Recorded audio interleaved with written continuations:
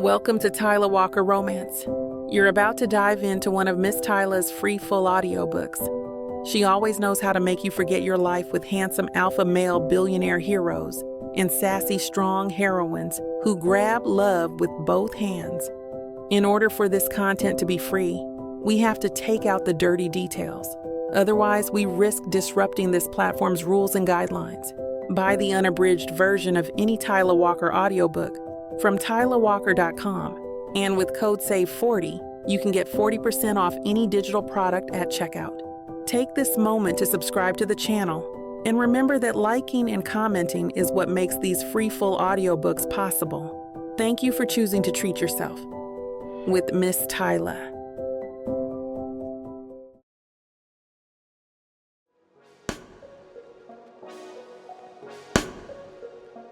Chapter 1. Joseph? The silence I have paid for is absolute. It is a tangible presence in the rented sedan, pressing in on me as I navigate the final turn onto a gravel road that is more suggestion than fact. Here, in the dying light of a New England December, the world is rendered in charcoal and bone. The trees are skeletal, a fine black lace of dormant branches against a bruised purple sky. Their limbs reach for one another, but never touch. I understand the impulse. Solitude. A word that sounds like a balm, but feels like a blade. The cabin is precisely as the listing promised. Isolated. It is a simple, dark wooded structure that appears to have surrendered to the encroaching forest. It does not look cozy. It looks final. Good. I park the car, the crunch of gravel under the tires and obscenity in the quiet. For a long moment I just sit, my hands resting on the cold steering wheel. The engine ticks as it cools, a mechanical death rattle. This is what I wanted. A place where the world ends so that something new, something true might begin on the page. Inside, the air is thick with the scent of cold stone and something else, something like the ghosts of old books. Dust motes dance in the single beam of anemic light slanting through a tall window. I do not bother with the overhead lights. I prefer the gloom. My movements are economical, devoid of wasted energy. I place my single suitcase on the Spartan bed, my laptop bag on the heavy wooden table that will serve as my desk. There is a fireplace, a black mouth full of ash. I have no intention of lighting it. Warmth feels like a lie my body is not prepared to accept. I unpack. 3 gray sweaters, identical, 4 black shirts, jeans, the necessities. I place my leather-bound journal and a single fountain pen beside the laptop. The tools of the trade, or in my case, the instruments of torture. The screen of the laptop glows, a sterile, unforgiving white. Untitled. Document 1. It is a judgment, a pristine, empty field of snow where I am expected to build a cathedral to my mother's memory, and I've arrived with no tools, no blueprint, only the hollow echo of her laughter in my head. I open the journal first. My handwriting is a tight, black script. The silence is a pressure, not an absence. A good first line, perhaps. For a different book. Not for hers. My mother was never silent. She was a symphony, a cacophony, a whirlwind of color and sound and the scent of cinnamon. She was everything this place is not. I turn to the laptop. My fingers hover over the keys. I type. Eleanor Tierney was a proponent of relentless optimism. The sentence lies there, clinically dead. It is a coroner's report. It is the truth, but it holds no life. I delete it. The backspace key is a small, precise execution. I try again.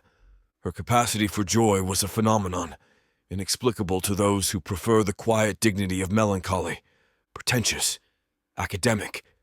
The sentence of a man describing a rare species of bird, not the sentence of a son remembering his mother. I am a cartographer of sorrow, and I am being asked to map the sun. The geography is alien to me. My hand lifts, my fingers finding the tense cords in my neck. I need the muscle there, a familiar, useless ritual. The frustration is a physical thing, a tightening in my jaw, a hollowness that expands behind my ribs until it feels as though my own chest is a vacant room. The silence I craved now amplifies the roaring emptiness of the page. It is the disappointing sound of my own failure. I stand and walk to the window, peering through the wavering old glass. The sky has deepened to indigo. The skeletal trees are now just black cutouts against it. My gaze drifts to the only other sign of human life, another cabin, perhaps 100 yards away through the woods.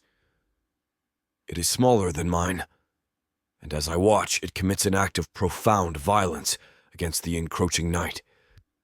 It lights up, not with a single welcoming porch light, but with a sudden, garish explosion of color. Red, green, blue, yellow.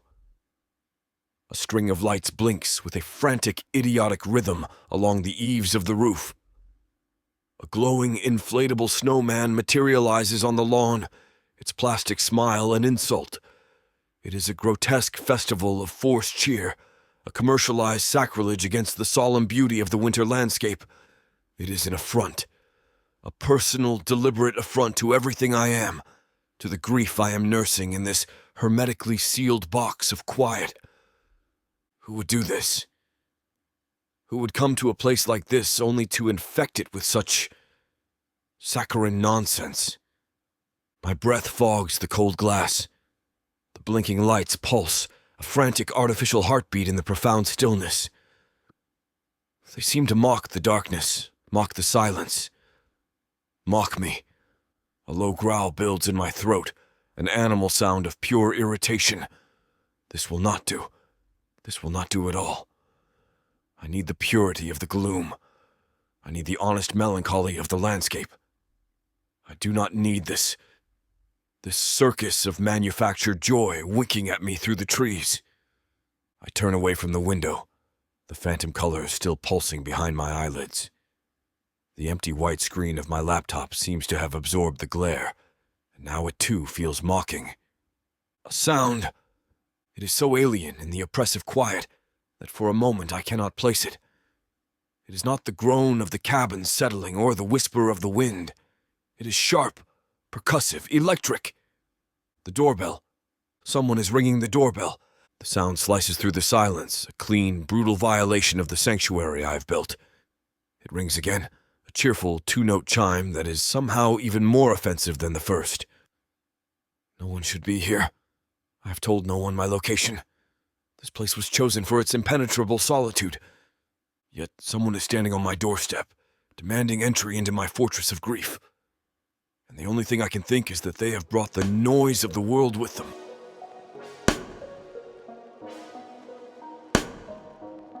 Chapter 2. Ruby. The words are flowing. It's that perfect magical state where the world outside my head fades to a low hum, and the story takes over. My fingers fly across the keyboard, a blur of motion. A soft, happy sound escapes my throat, a little tune that matches the rhythm of my typing.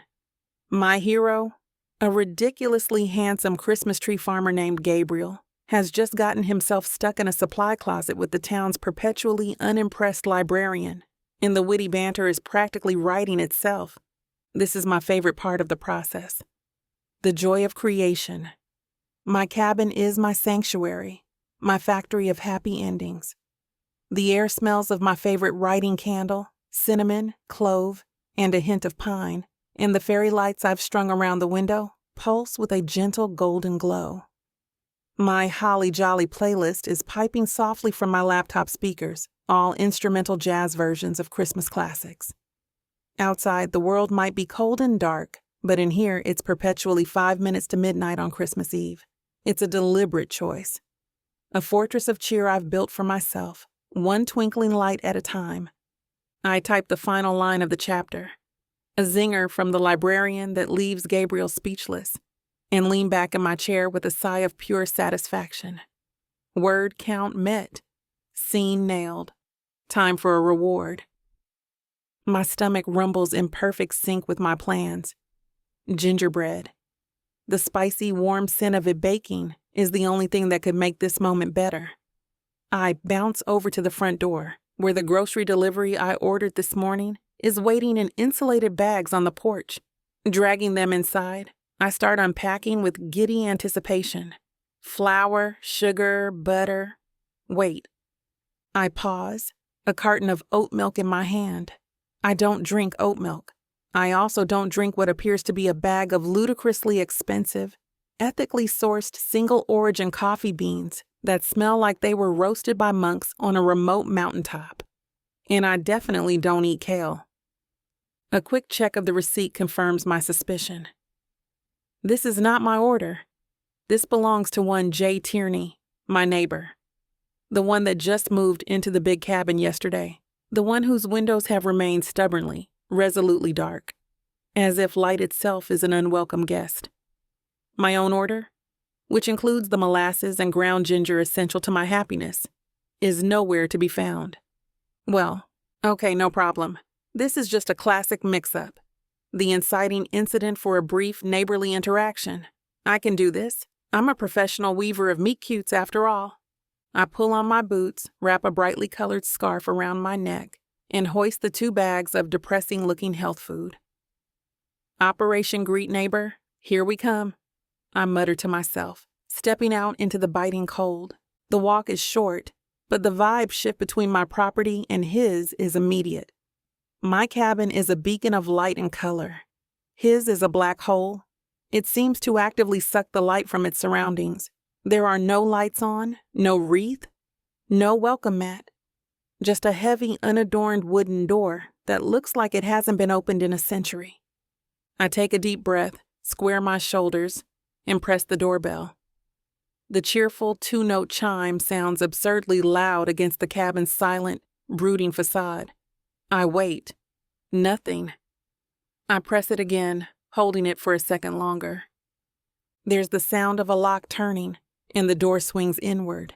And oh. My writer's brain immediately kicks into overdrive, the internal narrator taking copious notes. He looks like the tortured hero from a Gothic novel, all sharp angles, dark, unruly hair, and eyes the color of a stormy sea. A walking, talking cliché, but a well-written one.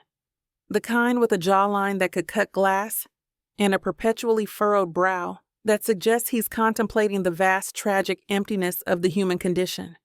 And not, a misplaced order of organic kale. He's wearing a soft gray sweater that looks expensive and comfortable and utterly joyless. He fills the doorway, a solid, intimidating presence of pure grump. His stormy eyes flick from the grocery bags in my hands up to my face. They hold no welcome, not even a flicker of curiosity, just weary impatience. Can I help you? His voice is a low rumble, gravelly and deep. It's a fantastic hero voice, the kind that could narrate an audiobook and make 1,000,000 women swoon. Too bad the man attached to it looks like he'd rather be wrestling a bear. Hi, I give him my brightest, most disarming smile. It usually works on everyone, from grumpy toddlers to stern-faced librarians. On him, it does nothing. Sorry to bother you. I think there was a mix-up with the grocery delivery. I'm Ruby Clark from the cabin over there. I gesture with my head toward my twinkling home. I believe you have my molasses, and I have your sadness. I peer into his bag. And kale. He doesn't crack a smile. His gaze sweeps over my festive sweater, my colorful scarf, and then past me to my cabin with its cheerfully blinking lights. A corner of his mouth ticks down. It is the opposite of a smile. I don't have your order, he says flatly. Are you sure? I'm missing a whole bag. It's probably right inside your door. I hoist his bags a little higher. This is definitely yours. J. Tierney? He gives a stiff, reluctant nod. He still hasn't moved to take the bags. What are you doing out here? The question is blunt. Not a friendly, getting to know the neighbors question. It's an accusation. Same as you, I imagine, I say, keeping my tone light. A writing retreat. His eyes narrow. The stormy sea gets a little stormier. You're a writer? The way he says it, writer, Makes it sound like a dirty word, like I've just confessed to being a professional sewer rat. Among other things, I say, one of my locks has escaped my scarf, and I find myself gently twisting it around my finger. But yes, that's the main gig. What do you write? Here we go. I know this line of questioning. I know the intellectual condescension that's usually coiled up behind it, ready to strike. The happy stuff, I say, my smile turning a little brittle at the edges. Romance, Christmas novels, specifically. His expression is exquisite. It's a perfect, unholy blend of pity and disdain. He looks at me like I've just told him I write instruction manuals for toasters. His gaze flicks back to my lit-up cabin. That explains the decorations, he says, the single word dripping with judgment. And there it is. The snobbery. The automatic assumption that because something is cheerful, it must be simple, unsophisticated. My spine stiffens. Okay, sunshine with a spine. Time to shine. It does, I say, my voice still sweet as sugar.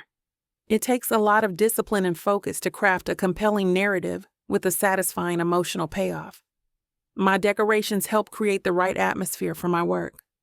I meet his stormy gaze without flinching. What about you? What kind of bleak, soul-crushing epics are you crafting in your void of seasonal cheer? The flicker of surprise in his eyes is deeply satisfying. He clearly wasn't expecting me to bite back. He rubs his neck, a gesture that seems oddly vulnerable on such a formidable man. I have my groceries inside. He finally clips out, turning away from the door. He returns a moment later with my missing bag, the scent of ginger, and molasses a welcome promise. He thrusts it at me as he takes his own. Our fingers brush. An unexpected jolt. A tiny spark of static electricity in the cold air zings up my arm. His eyes meet mine, and for a split second, the weary impatience is replaced by something else. Something focused. Aware. Then it's gone.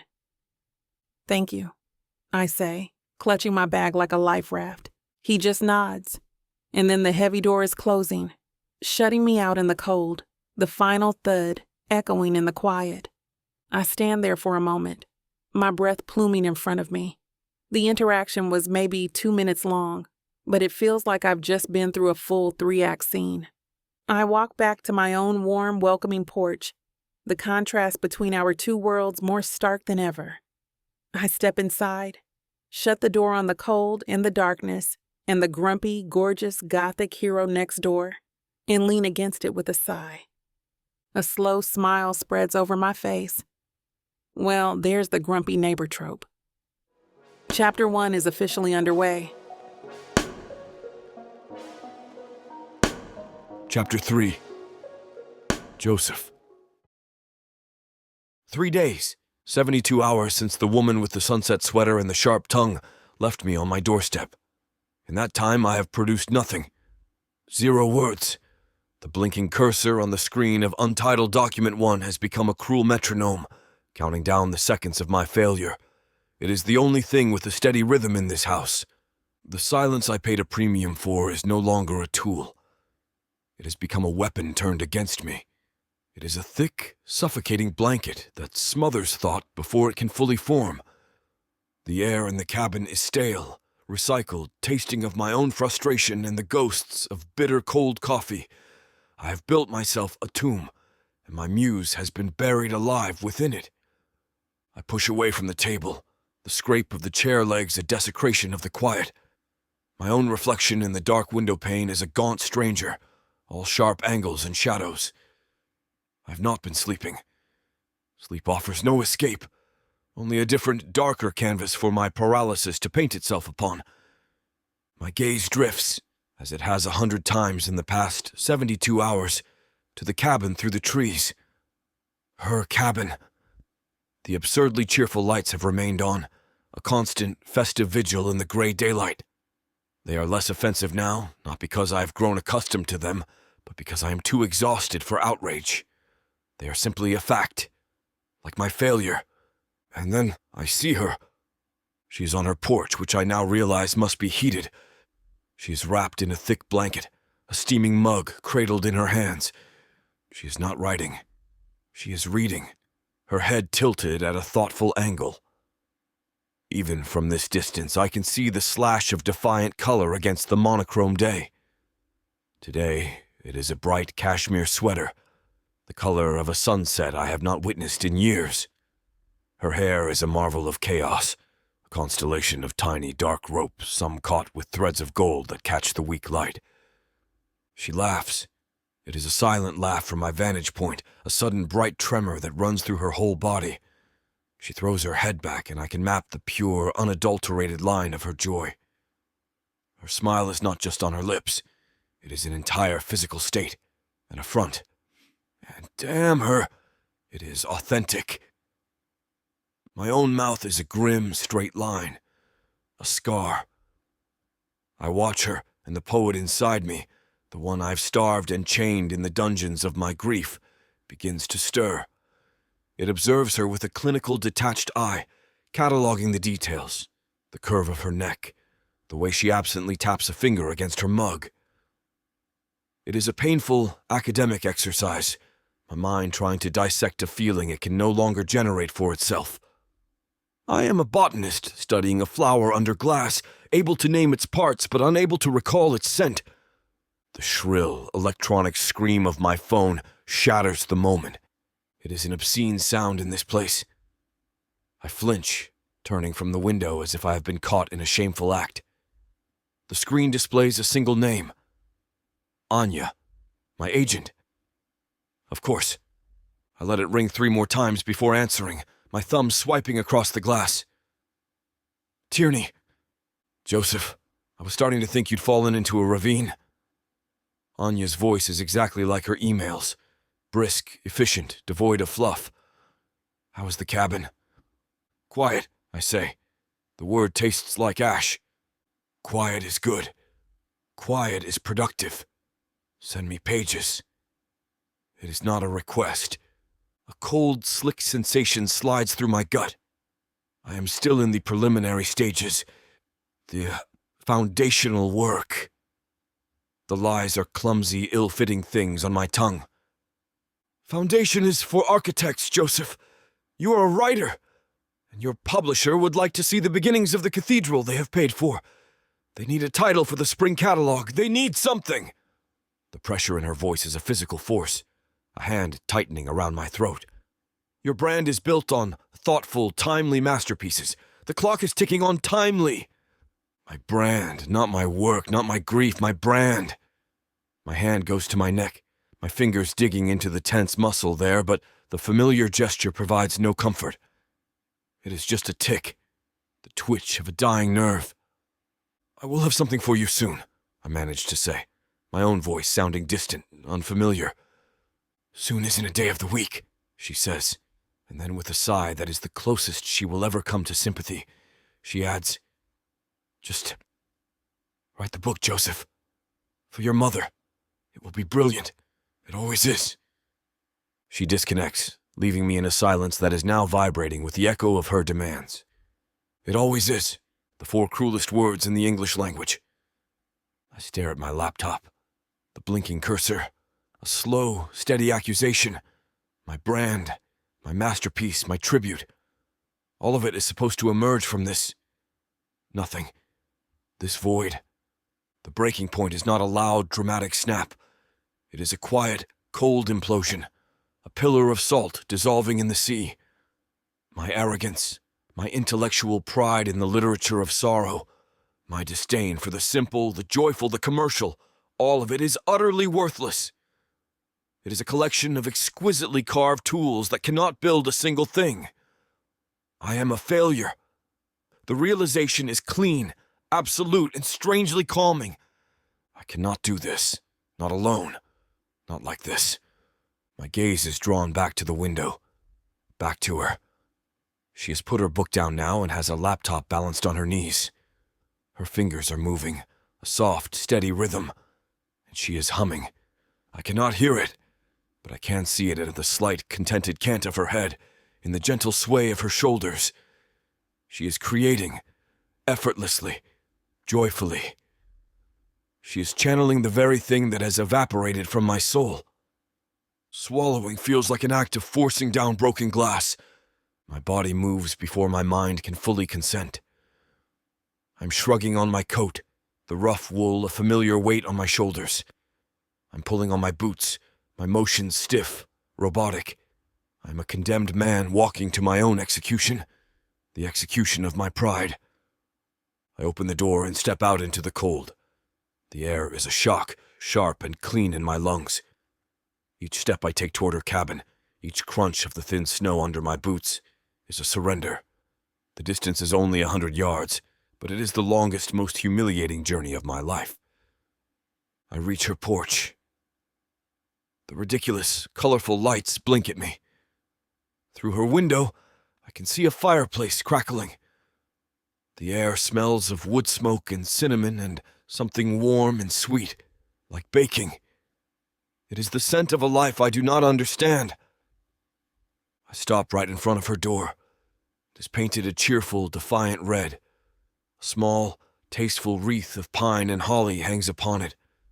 It is a door that promises warmth, welcome. It is a door I have no right to knock upon. My hand lifts. It feels impossibly heavy, a dead weight at the end of my arm. I raise it to knock. My knuckles are an inch from the wood. And there I freeze, my breath a white cloud in the frigid air, my heart a cold, heavy knot in my chest.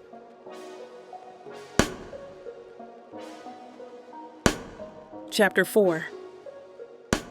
Ruby. I'm in the middle of a perfect gingerbread baking groove. The kitchen is warm, fragrant with molasses and spice. The first batch of cookies is cooling on the rack, and my jazz playlist has moved on to a smooth instrumental version of Have Yourself a Merry Little Christmas. My fingers are lightly dusted with flour, and I'm humming along, completely in my element. This is my happy place, tangible and real. That's when I hear it. Not the cheerful chime of the doorbell, but a soft, hesitant rap on the doorframe. Thump, thump, thump. It's so quiet I almost think I imagined it. I wipe my hands on my apron, the hum dying in my throat.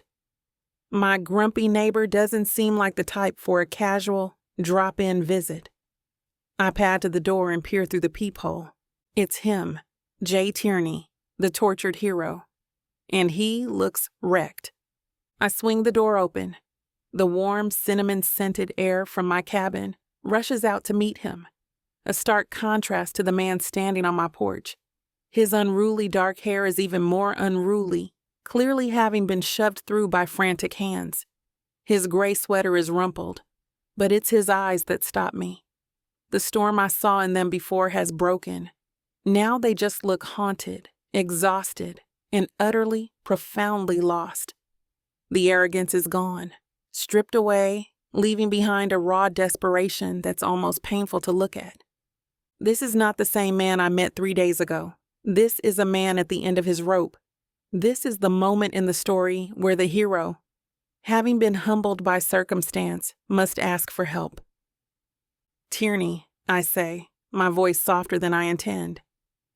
Is everything okay? He flinches at the question, as if the concept of being okay is a foreign language. He won't meet my eyes.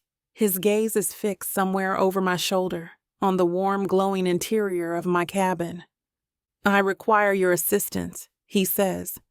The words are stiff, formal, like he's reading them from a script written by a 19th century butler. I lean against the doorframe, crossing my arms. You require it? That's a strong word. Last I checked, you required kale, and you weren't very polite about it. His jaw tightens. He shoves a hand through his hair, the frustration rolling off him in waves. I apologize for my behavior. I was not myself. Who are you now, then? The question seems to genuinely stump him. He finally forces his gaze to meet mine, and the raw panic in them makes my breath catch. I am a writer who cannot write. The confession hangs in the cold air between us, stark and brittle. It's the most terrifying sentence any writer can utter. and he says it like he's confessing to a murder. My own defensiveness begins to melt away, replaced by a flicker of something dangerously close to empathy. "I saw you," he says, his voice dropping to a low, rough murmur. "From my window. You were writing. It looked easy for you. It looked like breathing." "It's not easy," I say quietly. "It's work, like anything else." "No," he shakes his head, a sharp, violent motion. "No, it is not just work. For you, there is joy in it. I can see it. It radiates from you, from this place." He gestures vaguely at my cabin, at the lights, the warmth. "I have none. It is gone, and I need to get it back." I stay silent, letting him get there on his own. This is his scene. He needs to own it. He takes a shaky breath. "I have a proposal, a deal. You teach me. Teach me how you do that, how you access that facility, that joy. And in exchange, I will be your editor, for free, for a year. I will read every word you write. I will give you notes, structural analysis, line edits. I will connect you with my agent, my publisher, whatever you need." My writer's brain is spinning, analyzing the offer, the stakes, the character motivation. He's a critically acclaimed, award-winning author. Offering his editorial services for a year is the professional equivalent of a king offering to personally plow a farmer's fields. The desperation behind the offer is staggering. He is literally willing to trade his most valuable asset, his literary genius, for a spark of my light. It's the most romantic and the most tragic thing I've ever heard. But the sunshine has a spine, and his snobbery from 3 days ago still stings. "Let me get this straight," I say, my voice even. I begin twisting a lock around my finger, slowly, deliberately. "You? Joseph Tierney, winner of the Penrose Prize for Fiction, want me, a writer of fluffy Christmas novels, to teach you about joy?" I let the question hang there, letting him feel the full weight of his own condescension. A dull flush creeps up his neck. He has the decency to look ashamed. He rubs the spot, his primary tell. I file it away for future reference. "Yes," he says, the word choked. "Why?" I press, needing to hear it. "Why would you think I have anything to teach you? You write important, serious literature. I write about people falling in love in towns with names like Mistletoe Meadows." He finally looks me square in the eye. The vulnerability there is a raw, open wound. Because my serious, important literature feels like a lie right now. I have to write about my mother. She was like you. She was full of light. And my words are just gray. They are ash. I look at you and I see color. I see life. His voice cracks on the last word. I have none of that to give her. So yes, I believe you have something to teach me. And there it is. The truth. The raw, honest, beating heart of his desperation. It isn't just about writer's block. It's about love, about grief, about feeling inadequate in the face of a memory so bright it blinds him. The last of my defenses crumble. This isn't a snob trying to slum it. This is a drowning man asking for a lifeline. "Okay," I say softly. The relief that floods his face is so profound he seems to sag against the doorframe. "Okay? I'll do it, but I have a condition." He nods immediately. "Anything." "I'm working on a chapter right now. The heroine's father has just passed away, and she's trying to navigate her first Christmas without him. She's trying to hold on to joy while wrestling with this immense sadness." I look at him, really look at him. I can write the joy, the grief. The grief is harder. I want it to feel real. I want it to be honest. I take a breath. "You help me write the sad stuff, and I'll help you write the happy stuff. That's the deal." It's a perfect exchange. a collaboration of opposites. We will trade our strengths to fill the other's voids. It's symmetrical. It's narrative perfection. He stares at me for a long moment, the storm in his eyes quieting into a kind of weary wonder. He seems to be seeing me for the first time, not as a collection of festive decorations, but as a fellow craftsman. "Deal," he breathes. I nod, a sense of purpose settling over me. I'm in charge now. I'm the one with the lesson plan. A small, decisive smile touches my lips. "Fine, Mr. Tierney," I say, my voice crisp and clear. I pull back from the door, ready to close it. "Our first lesson is tomorrow at 10, my cabin." I give him a pointed look. "Don't be late." Chapter 5. Joseph.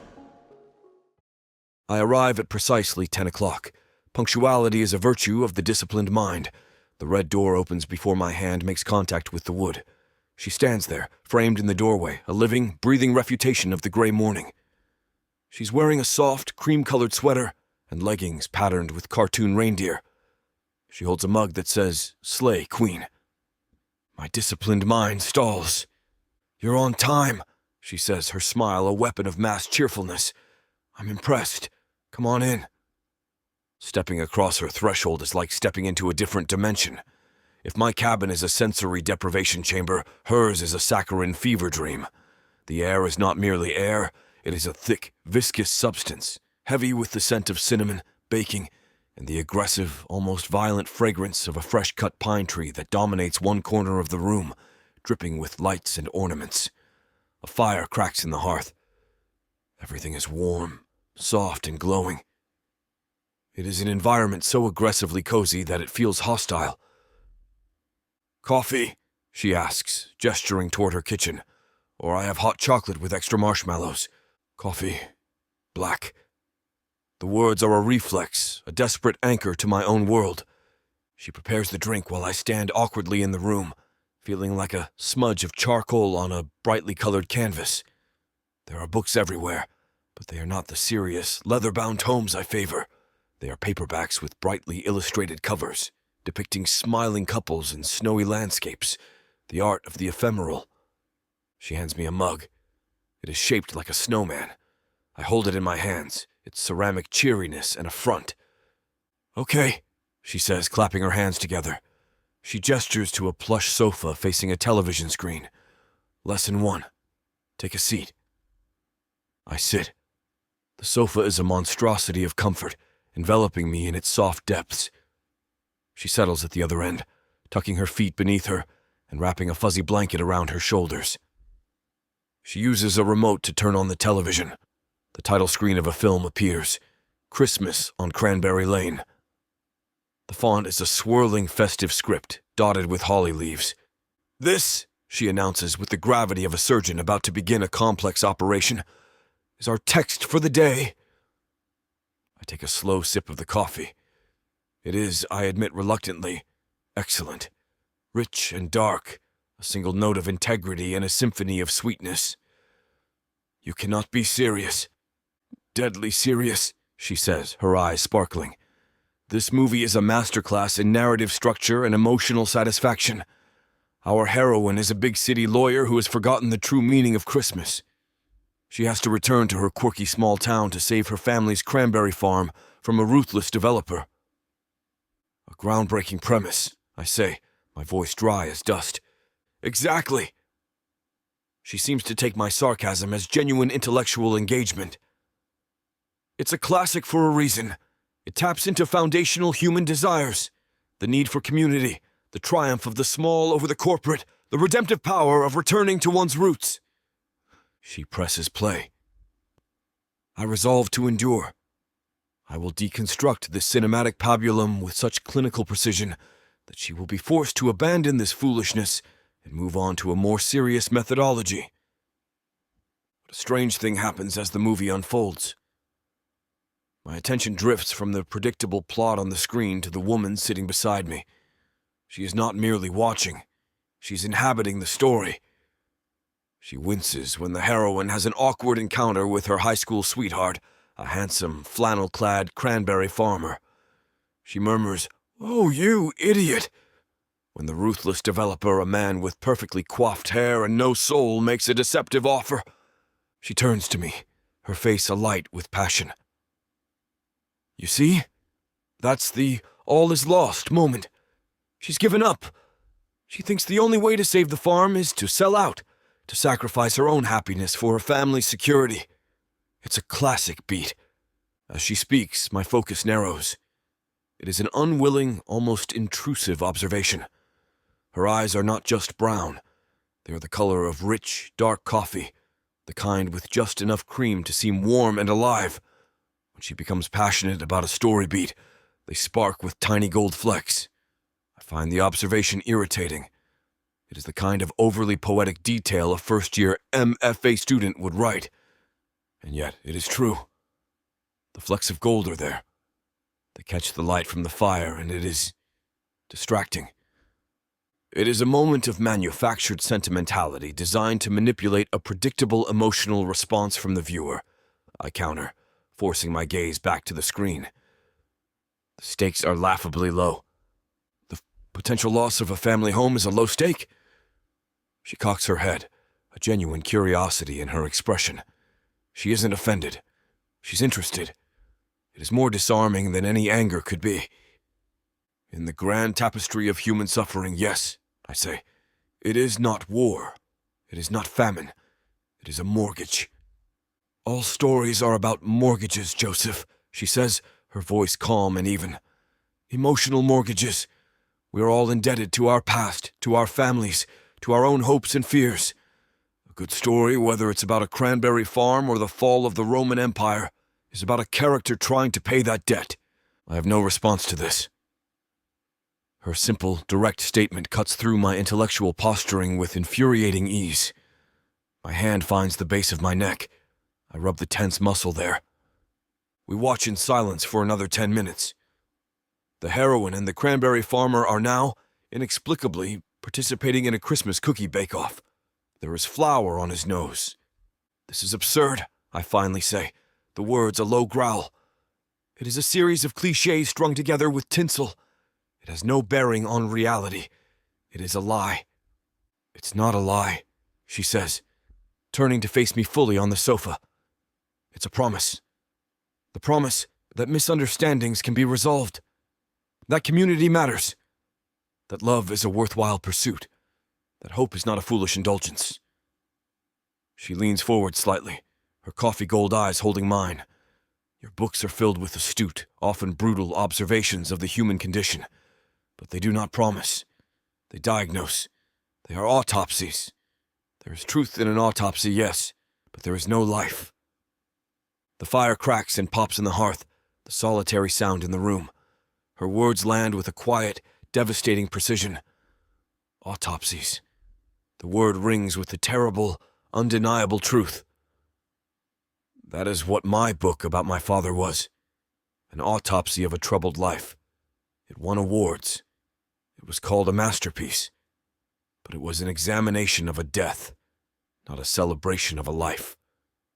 The frustration is a hot, tight knot in my chest. This is not helping.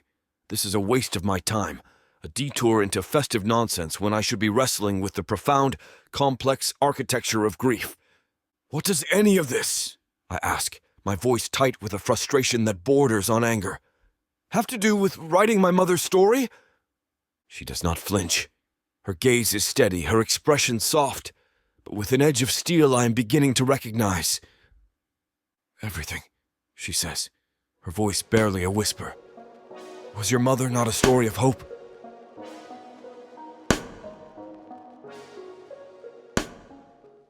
"You won't know what hit you, baby. I'm going to take you, break you, and make you mine. And when I'm done, you're..."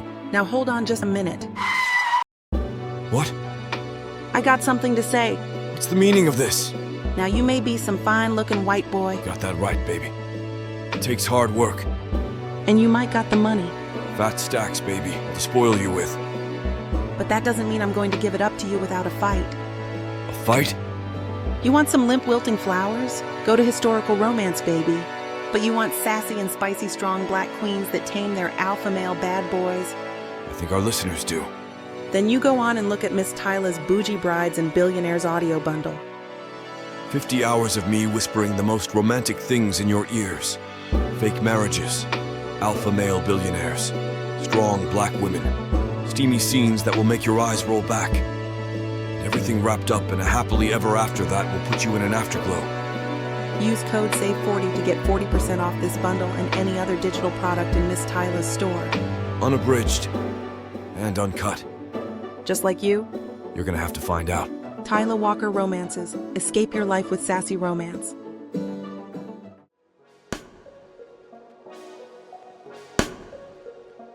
Chapter 6. Ruby. The next day, I swap my reindeer leggings for dark jeans and a plain black sweater. It feels like armor, like I'm visiting a foreign country, and I'm trying to blend in with the locals. When I knock on Joseph's door at 10 a.m. sharp, laptop in hand, I feel like a student walking into a final exam I haven't studied for. He opens the door and steps back to let me in without a word. If my cabin is a warm, spice-scented hug, his is a stern, silent library. The air is cool and smells of old paper, dust, and the faint, sharp tang of whiskey. There are no fairy lights, no festive mugs, no color, just dark wood, gray furniture, and books. Hundreds of them, lining the walls in severe alphabetized rows. It's intimidating as hell, a monument to serious, important literature. "Have a seat," he says, gesturing to the stark wooden table where his own laptop sits closed, like a sleeping predator. "Okay, Ruby, you're a professional. You've had notes from editors who could make a sailor blush. You can handle this. This is the part of the story where the plucky heroine has to prove her worth to the skeptical master. Classic trope. I can work with that." I sit down, open my laptop, and navigate to the chapter file. My hands feel strangely clumsy. Okay, so this is the scene I mentioned. My heroine, Holly, is decorating her first Christmas tree without her dad. She's trying to make it feel normal, but everything just feels wrong. I turn the laptop toward him. He pulls it closer, his large, long-fingered hand resting near the trackpad. For a long moment, the singular sound in the oppressive quiet is the soft click of him scrolling. I hold my breath. I find a loose lock and begin twisting it around my finger, a nervous, repetitive motion. He is completely still, his head cocked slightly. His gray eyes move back and forth, consuming my words. The muscle in his jaw is a tight, hard line. He is not skimming. He is reading. He is seeing the sentences I've bled over, the structure I've built, the heart I've tried to stitch into the page. The silence stretches, pulling thinner and thinner until it feels like it's going to snap. He looks up. His face is unreadable. "It is competent," he says. Competent. The word lands like a small, perfectly polished stone in my gut. Not good, not bad, just competent. The damning praise of a man who was expecting nothing. "The prose is clean," he continues, his voice a low, analytical monotone. "The pacing is functional, but the emotional core is hollow. You are telling the reader she is sad. You are not making them feel her sadness." I brace myself for the condescension, for the lecture on the frivolous nature of my genre, but it never comes. Instead, he points a finger at the screen. "Here, you write." A wave of sadness washed over her as she held her father's favorite ornament. It is a cliché. It is meaningless. What did the ornament feel like in her hand? Was it cold from being in storage? Did the glitter feel rough against her palm? What did it smell like? Old cardboard and pine needles from Christmases past. Grief is not a wave. Grief is 1,000 tiny specific details that have become weaponized. I stare at him. My mouth is slightly open. He's right. He is absolutely, infuriatingly, brilliantly right. And here, he goes on, his voice gaining a low, intense energy. He's in the zone now. The editor, the craftsman. She starts to cry. A tear rolls down her cheek. This is lazy. Does her breath hitch first? Does the back of her throat ache with the effort of holding it in? Does the salt sting the corner of her mouth? Make it physical. Make it visceral. He looks at me, his eyes sharp and focused, and at last, he is not looking at a writer of fluffy things. He is looking at a fellow writer, and he is demanding more. A thrill, sharp and unexpected, zings through me. This isn't a critique of my genre. This is a masterclass in craft. But she's trying to be strong, I argue, leaning forward, my own passion ignited. She doesn't want to fall apart, for her mom's sake. Strength is not the absence of emotion, he counters, his gaze unwavering. It is the negotiation with it. Let her negotiate. Let the reader see the fight. That is where the story is. So she shouldn't cry? I am not saying that. I am saying that if she cries, it must be earned. Her tears must have a cost. We're not talking about Holly anymore. We're talking about everything. About art, about grief, about truth. The air in the quiet cabin is no longer oppressive. It's electric. We're leaning over the laptop, our shoulders almost touching. Our voices a low, intense volley of ideas. This intellectual sparring is more exhilarating than any first date I've ever been on. Okay, I see, I say, my mind racing. So instead of just sadness, I need to show the absence, the hole he left behind. Precisely. Grief is a phantom limb. You can still feel the thing that is no longer there. He pauses, his eyes losing focus for a second as he searches for a thought. He gets a flash of inspiration, and it transforms his face, lighting it from within. It is like she is in a room she has known her entire life, but someone has stolen the oxygen. She is breathing, but she is not getting air. Every familiar object, every memory is suffocating her. The metaphor hangs suspended in the air. Someone has stolen the oxygen. It's perfect. It's poetic and raw, and so painfully true it takes my breath away. It's a line I would kill to have written. It's a line that comes from a place of deep, authentic pain. A silence falls between us. Not the tense, awkward silence from before, but a new kind is. One filled with the hum of shared creation and a sudden, jarring awareness of him as a man, not just a grumpy archetype. He is still looking at the screen, but I know he is no longer seeing my words. He is seeing his own grief, the very thing he has been unable to write. He looks up from the page, his intense gray eyes locking with mine. The air feels thick, charged. You're a better writer than you let on, he says. His voice is quiet, a flat statement of fact, and I have no idea if it's a compliment or if it's an accusation. Chapter 7. Joseph. She is gone, but her voice remains. It is an echo in the stark silence of my cabin, a ghost that has taken up residence in the previously uninhabited space. The scent of her, cinnamon and something floral like a winter rose, clings to the air, an olfactory contaminant. I stand the room, and the quiet is no longer a tool for focus. It is a sounding board for her words, a story of hope. The phrase is an absurdity, a narrative fallacy. Hope is the gilded cage of the naive. And yet, the question she posed hangs in the air, shimmering and persistent. Was your mother not a story of hope? I walked to my desk, the heavy silence of the room pressing in on me. Her analysis of my work, her description of it as an autopsy, was a violation. It was a precise, surgical strike that bypassed all my intellectual defenses and laid the nerve bare. I want to be angry. I want to dismiss her as a purveyor of sentimental schlock, a peddler of cheap, unearned catharsis. But I cannot, because she was not wrong.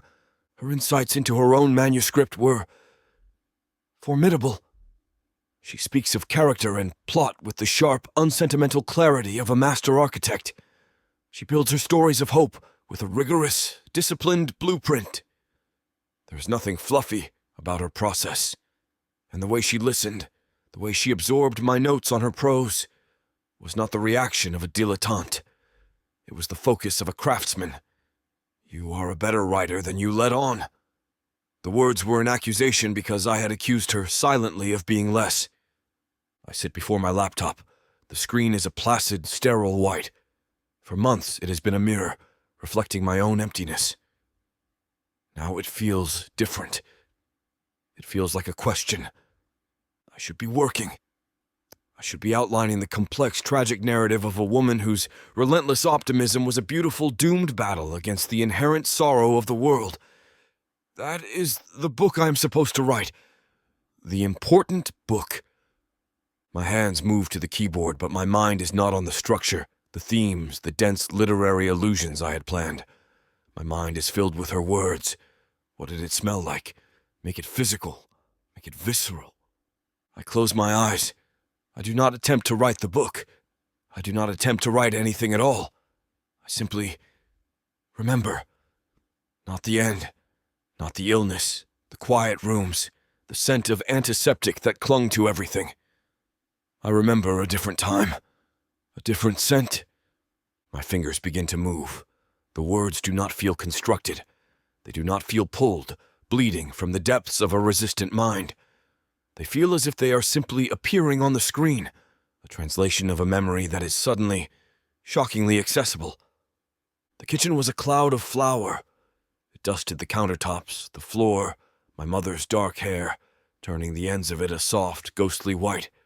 She always claimed it was her secret ingredient. A little bit of happy chaos, she would say. Her laugh a bright, bubbling sound over the hum of the electric mixer. The air was warm and thick with the scent of sugar and vanilla, a sweetness so potent it felt like you could taste it on your tongue.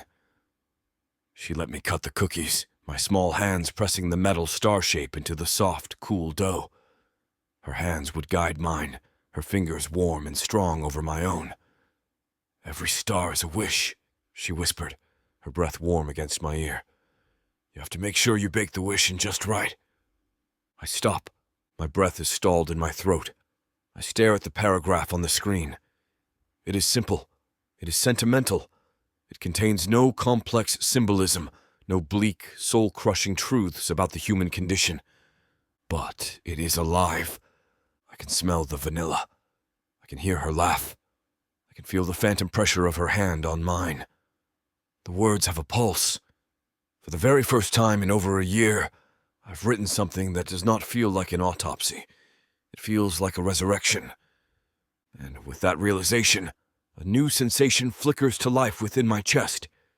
It is a fragile, unfamiliar thing, a tiny spark in the vast, cold darkness of the past year. It is a feeling so alien I can barely identify it. It is not despair. It is not frustration. It is not grief. It feels suspiciously like hope. The sensation is a terror. It is a betrayal of the grief that has become my most faithful companion. It is a crack in the foundation of the man I have become. Hope is a vulnerability I cannot afford. My hand moves, a reflexive spasm. My fingers find the backspace key. I press it and hold it down. The words vanish, one by one.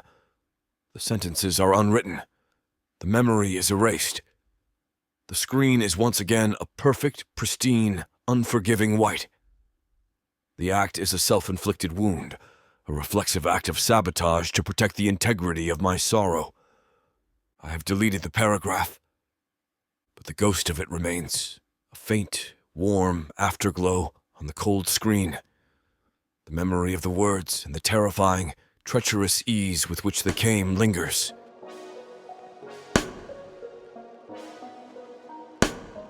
Chapter 8. Ruby. Today's lesson, I announce, holding up a wooden spoon like a scepter, is an immersive, full-body, sensory experience. Joseph, who is standing stiffly by my fireplace and doing a remarkable job of pretending my giant, sparkling Christmas tree doesn't exist, raises a skeptical eyebrow.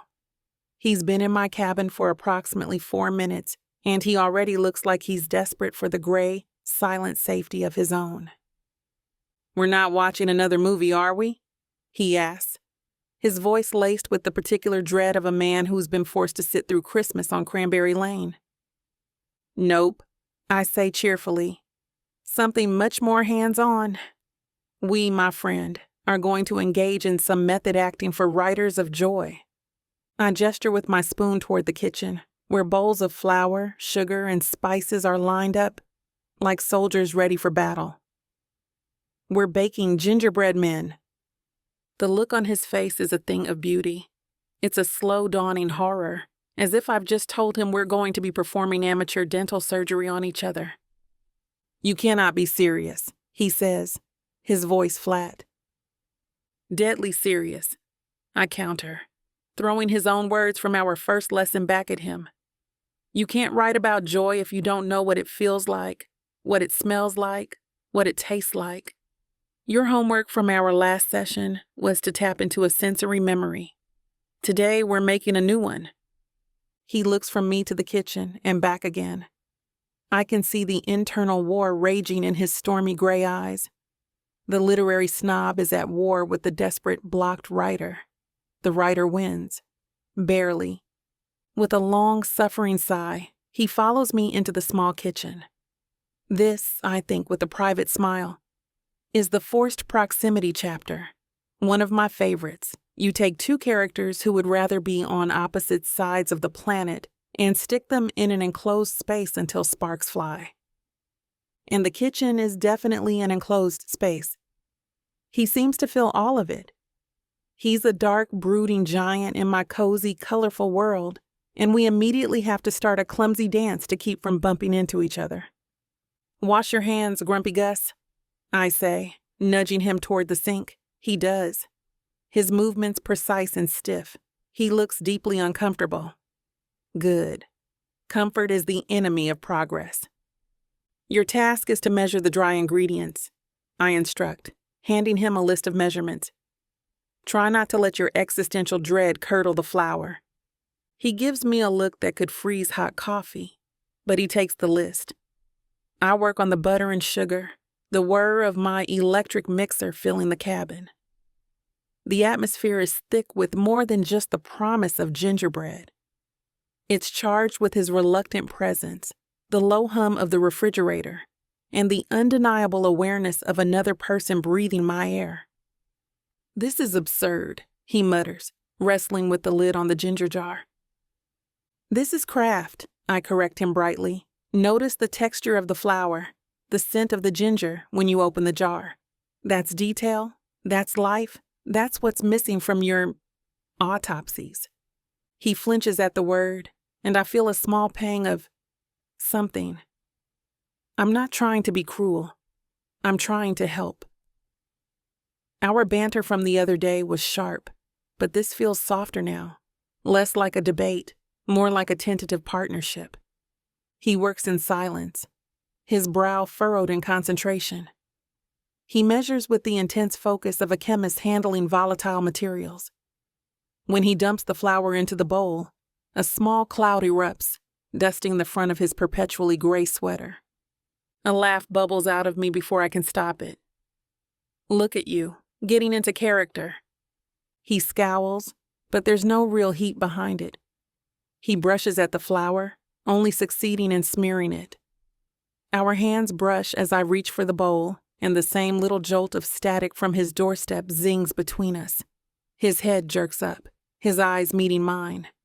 The whir of the mixer seems to fade away, and for a beat, all I can hear is the sound of my breathing. His gaze is intense, unguarded, and it makes the small space of the kitchen feel even smaller. He clears his throat and steps back, breaking the spell.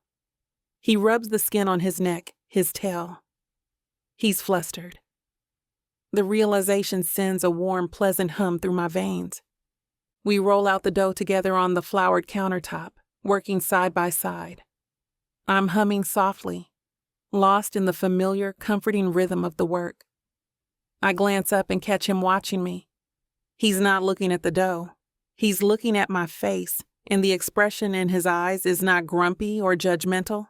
It's fascinated, like he's trying to figure out a complex puzzle. He looks away the second he realizes I've seen him, his attention snapping back to the gingerbread man he is meticulously cutting from the dough. Later, as I'm explaining the delicate art of decorating with royal icing, I see him do it. After I make a particularly ridiculous joke about giving one of the cookies a tragic backstory, he turns away, pulling his phone from his pocket. He holds it low, his thumb moving quickly across the screen. I catch the blue-white glow reflected in the shiny cabinet door. He's taking a note. He's recording an observation, a line, a flicker of an idea.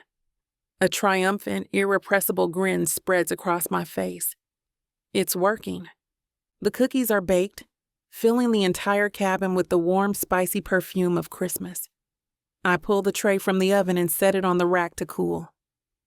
The moment of truth, I say, sliding a slightly imperfect, warm gingerbread man onto a plate and holding it out to him. The culmination of your labor? He eyes the cookie as if it might be poisoned. But after a long, drawn-out moment, he takes it. He holds it for a second, the warmth of it seeping into his fingers. Then he takes a small, tentative bite. I watch his face. His eyes close for a second as he chews. I see the muscles in his jaw work. And then it happens. A small, genuine smile touches his lips. It is a tiny, fleeting thing, gone almost as soon as it appears, quickly suppressed and hidden away. But I saw it. I saw the way it transformed his entire face, chasing the shadows from his eyes and hinting at a man I haven't met yet.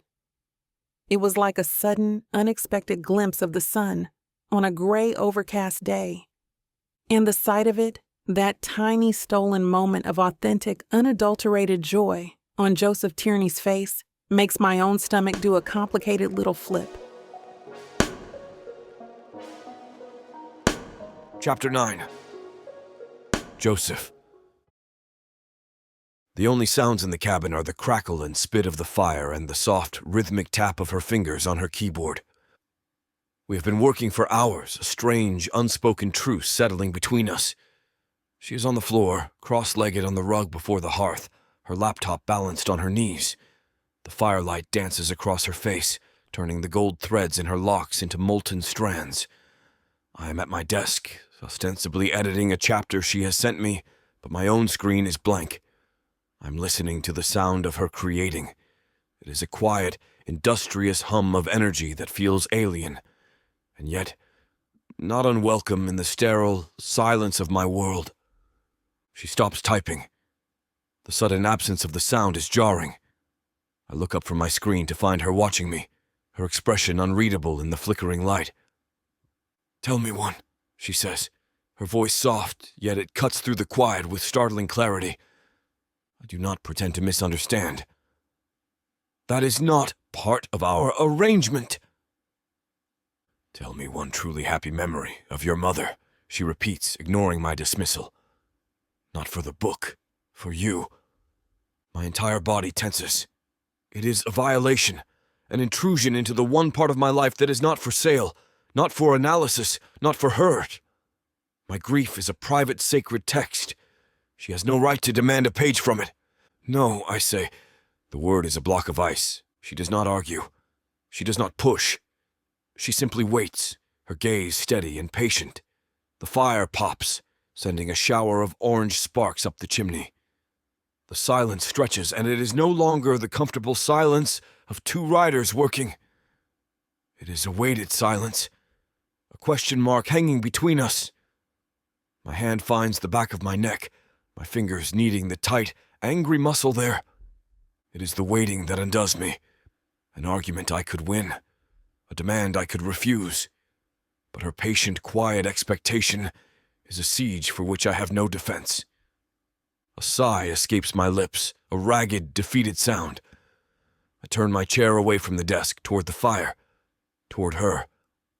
There was Flour, I begin, my voice becoming a low, rough thing, unused to shaping these particular words.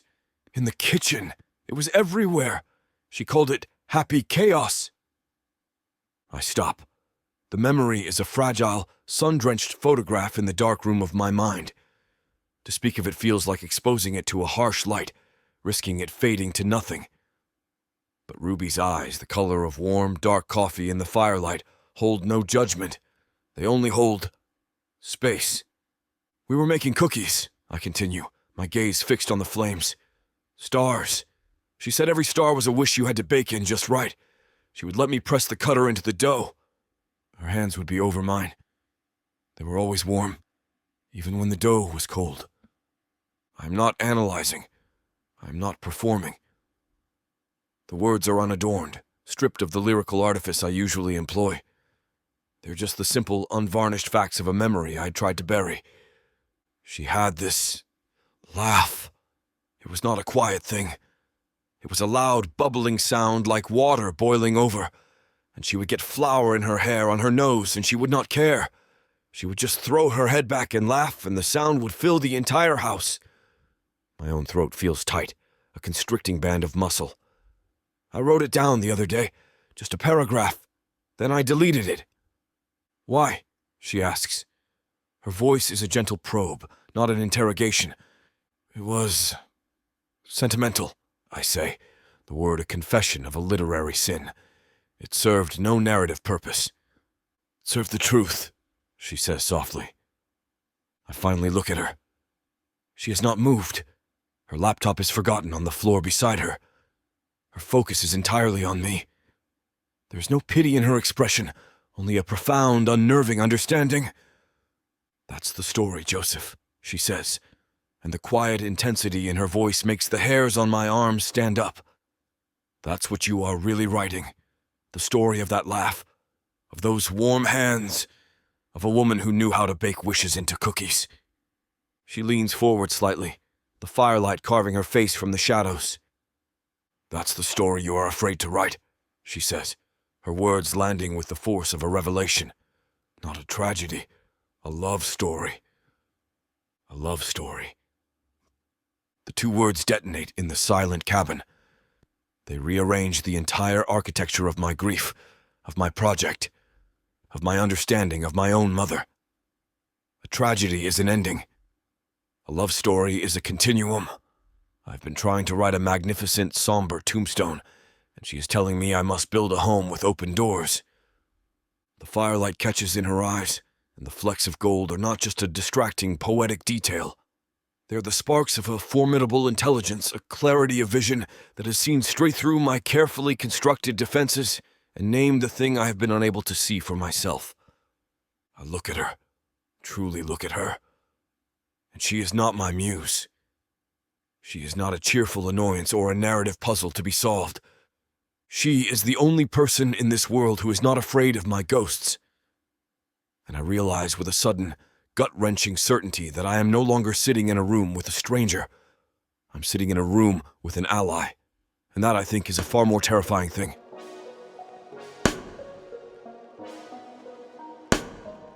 Chapter 10. Ruby. The fire crackles, a hungry sound in the sudden vast quiet of the cabin. It's the only thing that dares to move. Joseph sits across from me, motionless, a statue carved from shadow and regret. He has just shown me the soft, vulnerable underbelly of his grief, a beautiful, fragile memory he tried to destroy.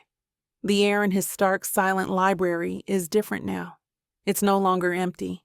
It's full of his mother's laugh, the phantom scent of vanilla, the ghost of a small boy making wishes with a star-shaped cookie cutter. My own carefully constructed narrative for us, the grumpy, sunshine trope, the witty banter of our writer's bargain, suddenly feels like a flimsy first draft outline. This is a new scene, an unexpected turn. This is the moment where the heroine realizes the grumpy hero's armor is forged from real profound pain. And in stories, as in life, a gift of vulnerability must be met in kind. It is the narrative law of reciprocity. He has offered a piece of his shattered heart. The price of admission to this new, deeper chapter is a piece of my own. My breath catches in my throat. I could deflect. I could offer a professionally comforting platitude, a gentle smile, and we could retreat to our respective corners, our business arrangement cleanly intact. It would be safer. It would be easier. But it would be a lie, a betrayal of the raw, aching truth he just laid at my feet. The sunshine has a spine, I remind myself, and a spine is for standing tall, not for backing away when things get real. My turn, I guess, I say. My voice is a small, unfamiliar sound in the stillness, stripped of its usual bright, witty varnish. He looks up, his gray eyes shadowed and questioning, like a man emerging from a deep, underwater place. I pull my knees up to my chest, wrapping my arms around them, making myself a smaller target. My fingers find the end of a familiar lock and begin to twist, the repetitive motion a mantra, a prayer for courage. You wanted to know how I access the joy? Why I write what I write? He just watches me, his focus absolute. He doesn't nod, doesn't speak, doesn't shift his gaze. He simply listens. It is a powerful, unnerving form of attention, and it makes me feel more seen than I have in a very long time. My Christmases? They weren't like the ones in my books. I begin, my gaze dropping to the hypnotic dance of the flames. There was no big, boisterous family, no cozy cabin in the snow, no handsome, flannel-clad tree farmer waiting to be saved from his own emotional constipation. A small, watery smile touches my lips, but it vanishes just as quickly. My mom was a nurse, a damn good one, which meant she worked nights, holidays, double shifts, whatever she could get to keep our tiny apartment warm and the lights on. Most Christmas mornings, it was just me and a microwave sausage patty. I risk a glance at him. There is no pity on his face. Pity would be unbearable. There is only that same still, quiet focus, a stillness that makes space. It gives me the courage to go on. I remember one year, I must have been 8 or 9. A blizzard had shut down the whole city. But of course, the hospital never closes. Mom had been gone for what felt like days. The apartment was quiet, smelling of her leftover coffee, and the antiseptic scent that always clung to her scrubs. I had opened the one big present she'd left for me, a boxed set of a fantasy series, and I just disappeared. I lay on our lumpy sofa all day and read. I went to a world of magic and dragons and found families. And for those few hours, I wasn't a lonely little girl in a silent apartment on Christmas Day. I was a hero on a quest. The memory is so sharp, so clear. The feeling of the book's stiff spine in my hands, the scratchy wool of the Afghan on the sofa, the taste of the flat ginger ale I was sipping. That was the day I learned that stories aren't just stories. I say, the words a soft murmur now. They're doors, they're escape hatches.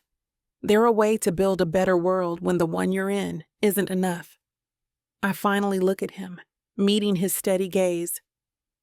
Holly Jolly, I say, the name feeling both foreign and deeply intimate on my tongue. She wasn't a marketing strategy. She was a survival tactic. Holly Jolly became my first successful act of revisionist history. She was the architect of the joy I craved, the creator of the communities I needed. I wrote the Christmases I wanted for the little girl who didn't get to have them. It started as a way to heal myself, to write myself a better past. The fact that other people wanted to live in those worlds with me, that was just a miracle I never saw coming. The story is out. The secret, fragile engine beneath all the glitter and holiday cheer is laid bare between us. My entire career, my entire brand, is built on a foundation of childhood loneliness. I hold my breath, waiting for the judgment, the subtle shift in his expression that will tell me he sees me as a fraud, peddling cheap sentiment because I can't handle the complexities of the real world. He is silent for a long, long time. The fire has burned low, and the shadows in the room have grown longer, deeper, wrapping around us. He seems to be processing my story, not as an editor analyzing a plot point, but as a man considering a truth. He moves. He uncoils from his chair in a single fluid motion and closes the distance between us, settling on the floor on the edge of the rug, just a few feet away. The shift is monumental. He has left his fortress of a desk, his throne of judgment, and entered my space. The air, already thick with confession, becomes charged with his proximity, his scent, old books and whiskey and the clean, sharp smell of the cold night clinging to his sweater, surrounds me. He reaches out. The movement is slow, deliberate. My heart gives a single hard thump against my ribs. I could pull back, but I don't. His fingers, warm and surprisingly gentle, close over my hand, stilling the nervous twisting of my lock. His thumb brushes over my knuckles, a slow, soothing stroke. The texture of his skin is slightly rough. A writer's callus at the tip of his thumb, and the small, simple touch is a shock to my entire system. A current of warmth spreads from that single point of contact, a quiet, insistent heat that has absolutely nothing to do with the fire. I look up, and his eyes find mine in the dim light. They are clear, the storm in them gone, replaced by a calm, steady light that seems to see straight through me. Creating hope is not an insignificant art form, he says, voice a low, rough murmur that vibrates through his hand into mine.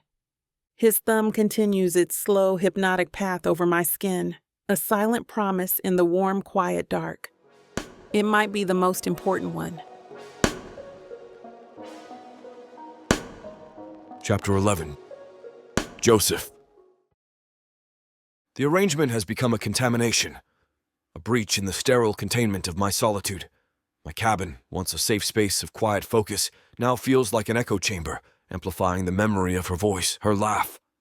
I have begun to catalog the details of her existence with the obsessive, unwilling precision of a naturalist studying an invasive and terrifyingly beautiful species.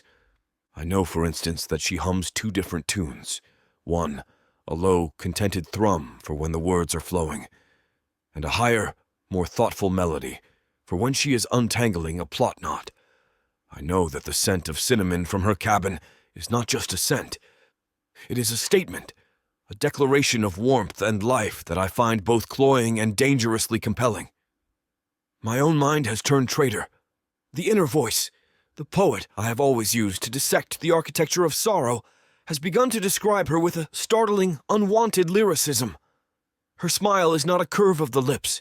It is a geological event, a slow tectonic shift that remakes her entire face into a landscape of light.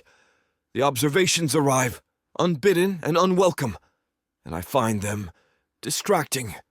We are in her cabin again. She insisted, claiming my void of seasonal cheer was actively murdering her muse.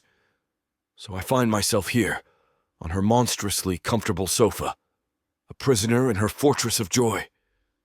We are supposed to be working on her manuscript. "Coffee?"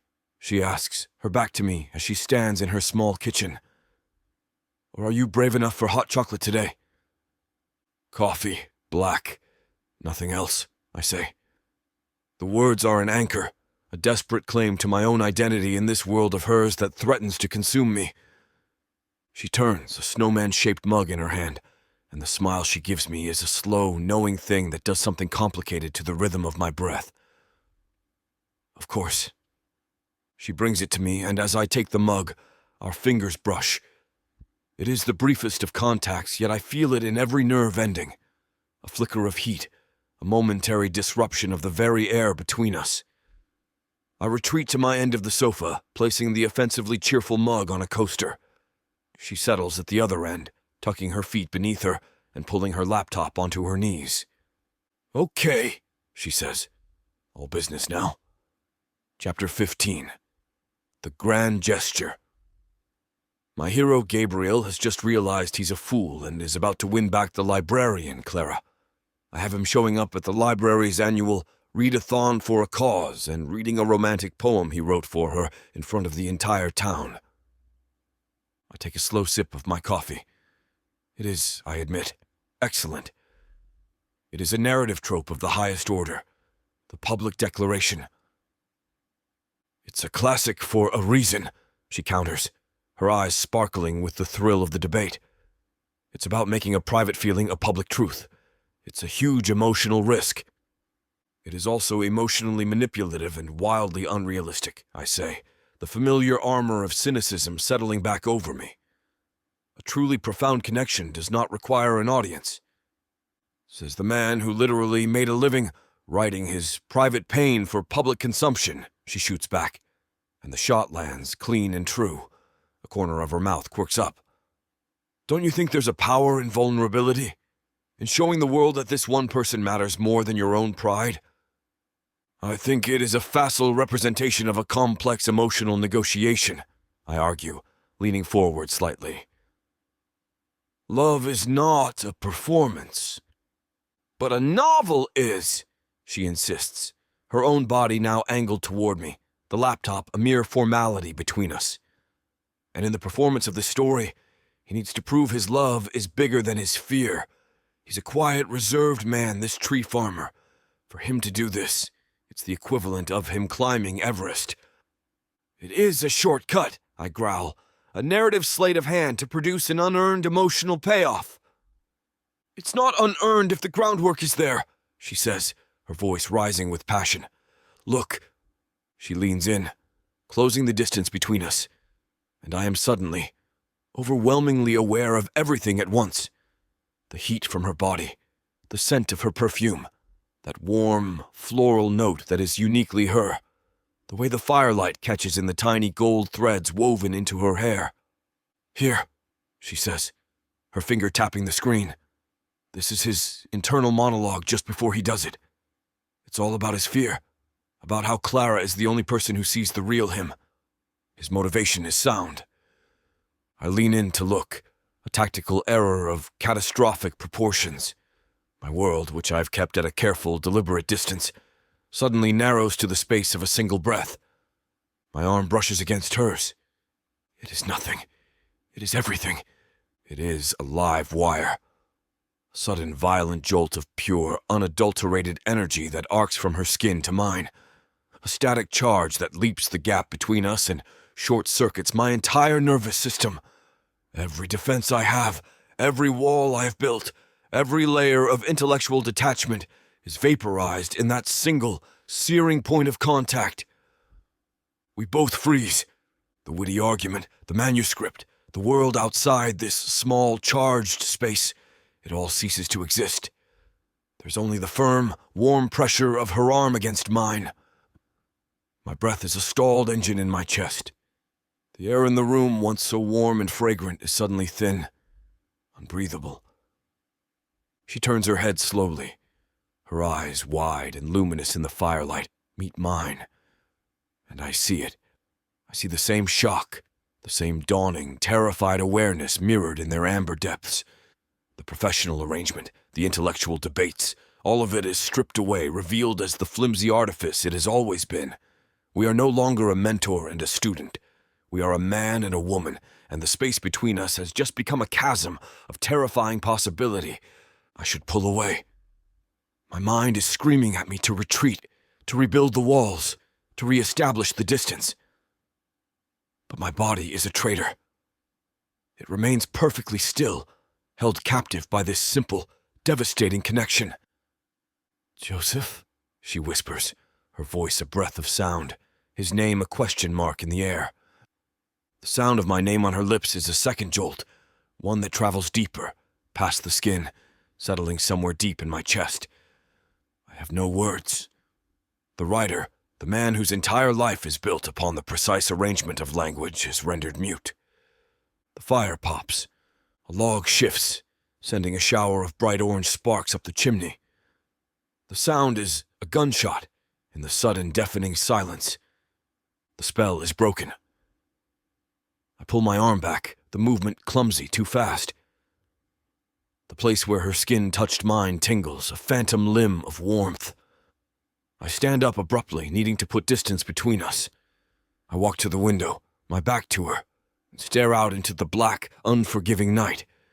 But the question of what just passed between us remains, a tangible thing in the air, unanswered.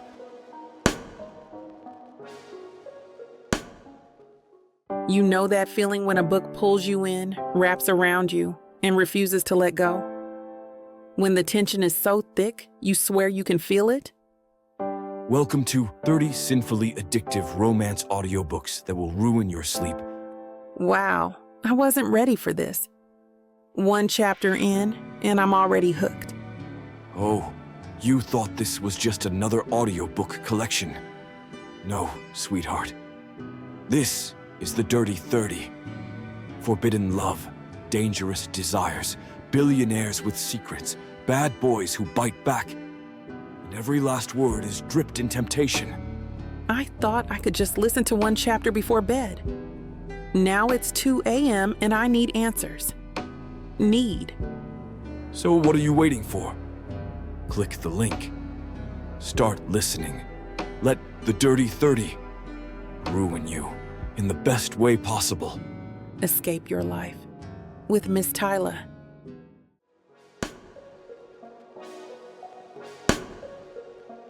Chapter 12. Ruby. The air between us for the past 2 days has been weird. After the great arm brush incident, Joseph has been wound tighter than a grandfather clock. He's been meticulously professional, keeping a careful physical distance between us. His critiques of my manuscript sharper than ever, as if he's trying to slice away any lingering softness from our late-night confessionals. It's classic emotional fallout. The characters have had a moment of unexpected, terrifying intimacy, and now one of them is trying to shove the entire experience back into a neatly labeled box. I know this trope. It usually requires a catalyst to break the tension, and my manuscript is happy to provide one. I'm stuck, I announce, throwing my head back against the sofa cushions with a groan. Joseph looks up from the pages he's editing, his expression of weary impatience firmly back in place. On what? Banter, I say. My hero and heroine, Gabriel and Clara, are decorating the town's Christmas tree. It's supposed to be this adorable, flirty scene where they're tossing witty one-liners back and forth like glittery ornaments, but it's falling flat. It feels staged. Perhaps because it is, he says, his voice dry. Okay, Professor Pretentious, that's not helpful. I shoot back. I sit up, a wicked, brilliant idea beginning to bubble in my brain. An idea that is part professional problem solving and part poking the grumpy bear just to see what happens. The problem is, I can't hear it. I can't hear their voices. I need to hear the lines out loud, feel the rhythm. I give him my most winning, innocent smile. We should act it out. He stares at me as if I have just suggested we reenact the entire Napoleonic Wars using gingerbread men. Absolutely not. Oh, come on, I wheedle, getting to my feet. It's a writing exercise. You can be Gabriel, the strong, silent tree farmer. It's not a stretch. He's also allergic to smiling. I grab a printed copy of the scene and thrust it into his hands. I'll be Clara, the brilliant, beautiful librarian who is about to verbally disarm him. This is ridiculous, he says, but he is looking at the pages. The writer in him is intrigued. I can see it in the slight tilt of his head. This is our job, I say, my voice firm. You are supposed to be helping me access creative joy. Right now, this scene is a joyless pit of despair. So chop chop, Farmer Joe. We're standing by the town Christmas tree. The dialogue starts here. I point to the top of the page. He lets out a long, suffering sigh that is so dramatic, it's almost a parody of itself. But he stands up. Victory. I clear my throat, getting into character. We are standing in the middle of my living room, the crackling fire our only audience. Try not to drop that one, I say, channeling my inner Clara. It's a vintage, shiny bright from the 50s. It's older and more valuable than you are. Joseph looks at his page, then back at me. He reads his line in a flat, joyless monotone. I am not going to drop it. I have a steady hand. Oh God, no, I say, breaking character and waving my hands. You have to say it. He's flirting with her. He's implying his hands are steady and capable and good for all sorts of things, not just hanging ornaments. Put some sap in it. He gives me a withering look. Sap. Yes, sap. You're a tree farmer. It's your native language. He rubs his neck, a flash of the flustered man from the other night, but he takes a breath and tries again. I am not going to drop it, he says, and this time, his voice is a low rumbling murmur that is 1,000 times more effective than I was prepared for. I have a steady hand. A little shiver goes down my spine. Okay, that's better. Much, much better. Is that a promise? I read, my own voice a little breathless. It is a statement of fact, he says, his eyes lifting from the page to meet mine. He takes a half step closer, just as the stage directions in my manuscript dictate. You should be more concerned about that piece of tinsel in your hair. My hand flies to my hair, just as Clara's would. Where? Allow me, he says, and the words are supposed to be Gabriel's, but his voice is his own, low and intense. He lifts his hand, and his fingers, warm and gentle, brush against my locks, pretending to pluck a piece of tinsel from my hair. His touch is feather light, but it sets off a fire alarm in my entire nervous system. We are no longer acting. I am not sure we ever were. You know, I say, my voice barely a whisper, forcing myself to read the next line. For a man who spends his days with pine needles, you clean up surprisingly well. And for a woman who spends her days with the dusty old books, you're surprisingly bright, he says, his gaze fixed on my face. He has gone off script. The line in the manuscript is, you smell surprisingly good. His version is better, more personal. The air in the room is thick, heavy. The cozy, firelit space seems to shrink until it's just the few inches of charged air between our bodies, the intellectual sparring, the witty banter. It was always this, a stand-in for this raw, terrifying, unspoken thing that is happening right now. The script says, this is where Clara is supposed to say, is that a compliment, farmer? But I can't speak. The words are gone. His eyes are on mine, searching, questioning. The pretend flirting has evaporated, leaving behind something potent and real. The scene we were reading ends with the line. He leans in, his gaze dropping to her mouth, and for the first time, Clara is utterly, completely speechless. Life imitates art. His gaze drops from my eyes to my mouth. The shift is a physical thing, a sudden, intense focus that makes my lips tingle. The rest of the world fades to a soft, blurry watercolor painting. There is only the static hum in the air, the scent of pine and his skin, the crackle of the fire, and the look on his face. He takes a breath, a small, sharp intake of air, and I know, with the absolute bone-deep certainty of a writer who has reached the end of a chapter, I know he is going to kiss me.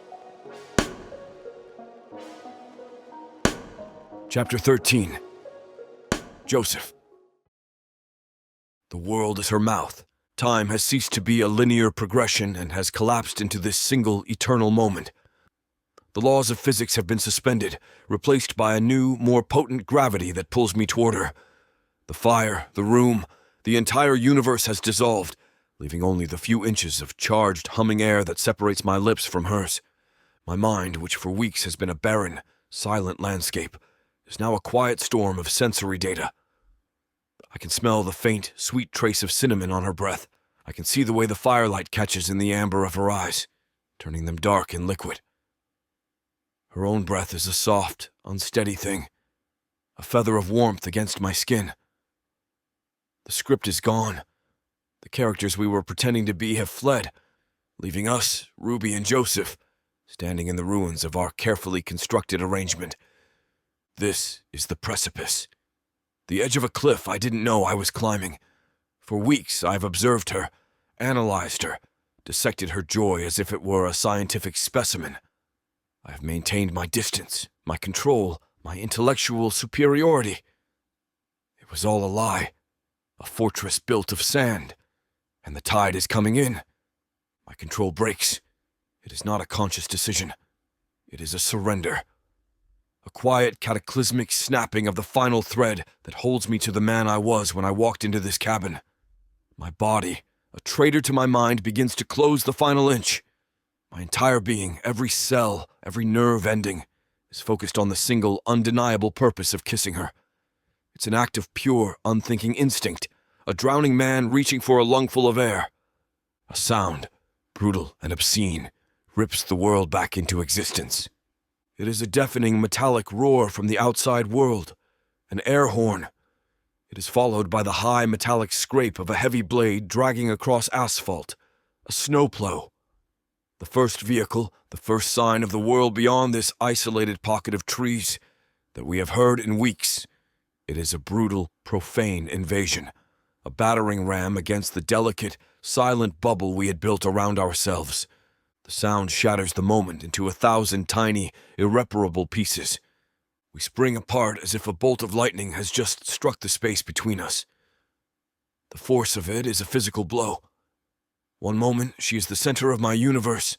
The next, she is 6 feet away, and the air between us is a cold, dead vacuum. Her cheeks are flushed, a deep, beautiful rose color against her dark skin. Her eyes are wide, dazed, as if she has just been woken from a profound dream. My own body is a thrumming engine of unspent adrenaline. My hands are clenched into fists at my sides. The ghost of her warmth, the memory of her scent, is a torment. The intimacy evaporates, sucked out of the room by the ugly, grinding sound of the plow as it recedes down the road. It leaves behind a thick, suffocating awkwardness that is more intimate than the kiss would have been. I should speak. I should say something. I am sorry. I should not have done that. Our arrangement is purely professional. The words are there lined up in my head, the formal, clipped excuses of a coward. But they will not come. The poet inside me is silent, struck dumb. The man is a fraud. Ruby finds her voice first. It is a small, unsteady thing. I should probably... The fire... She gestures vaguely toward the hearth, not looking at me. She's twisting a lock around her finger, a frantic, repetitive motion. It is late, I hear myself say. The voice is not my own. It is a stranger's voice, a clipped, formal automaton. I should go. I do not wait for her to respond. I turn and walk to her door, each step an act of clumsy, desperate escape. I am a thief, fleeing the scene of a crime I almost committed. I can feel her eyes on my back, but I cannot bring myself to turn around. To look at her now would be to confess everything. I pull open the door, and the cold night air is a welcome shock, a slap in the face. I step out onto her porch, into the welcome darkness.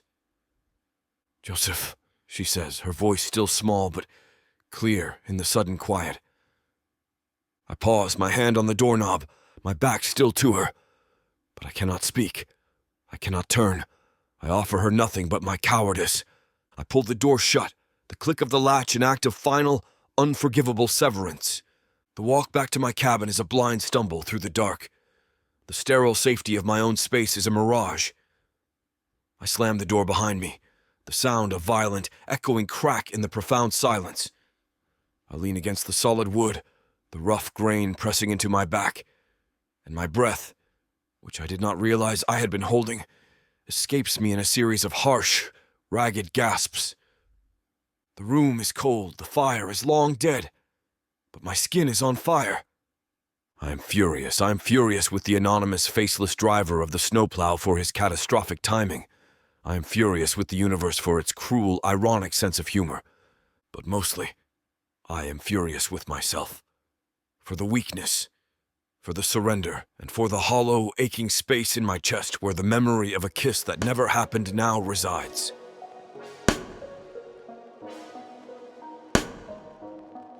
Chapter 14. Ruby.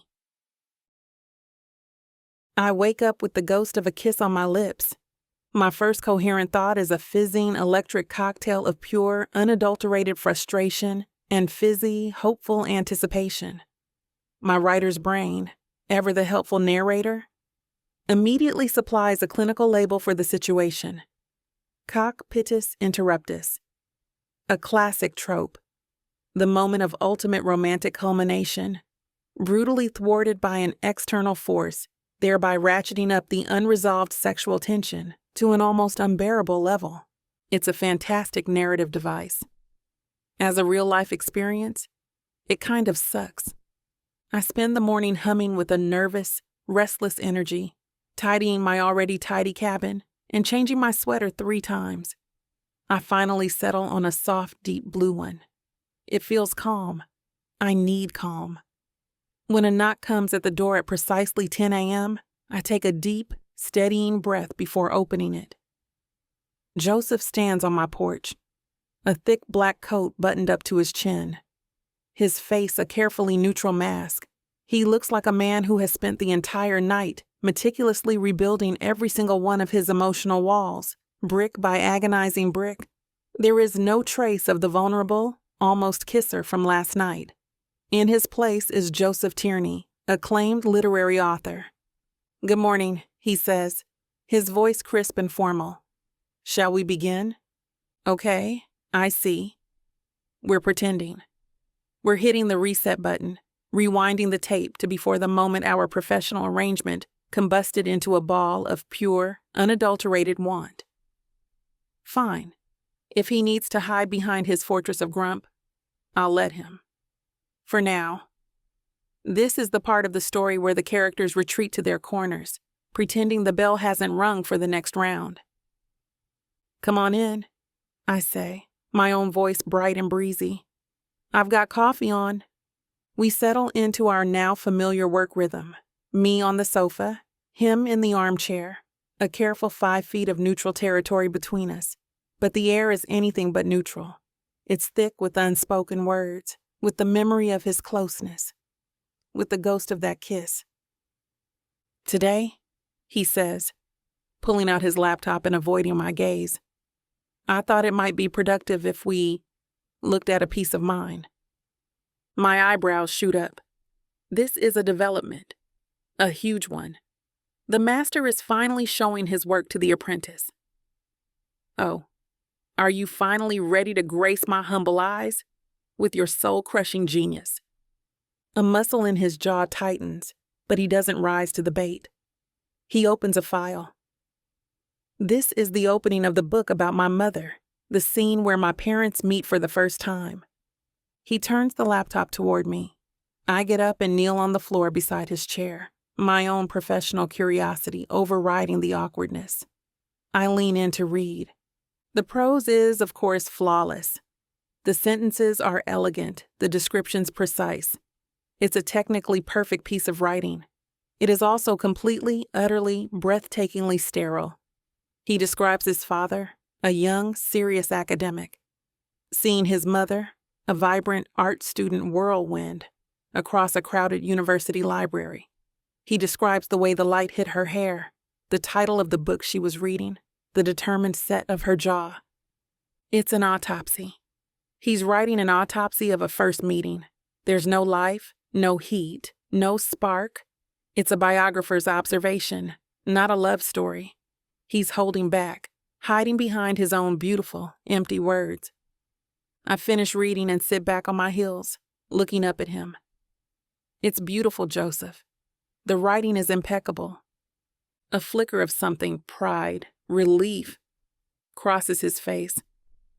But I continue, my voice gentle but firm. It's a lie. His face hardens. It is factually accurate in every detail. I'm sure it is, I say. But it's not true. You're writing about the moment your father's entire world tilted on its axis. and it reads like a weather report. You're telling me what he saw. You're not telling me what he felt. I tap the screen with my finger. You're writing this like a biographer, Joseph. Write it like a man who is falling in love. Write what it felt like to see her. Write the chaos she brought into his quiet, orderly world. Write what he felt, not just what you, the author, observed. The challenge lingers between us, a direct assault on the walls he has so carefully rebuilt. He stares at the screen, his jaw tight, his knuckles white, where he grips the arm of the chair. He is fighting it. He is fighting me. But the writer in him knows I'm right. After a long, tense silence that stretches for a full minute, he gives a single sharp nod. He turns the laptop back toward himself.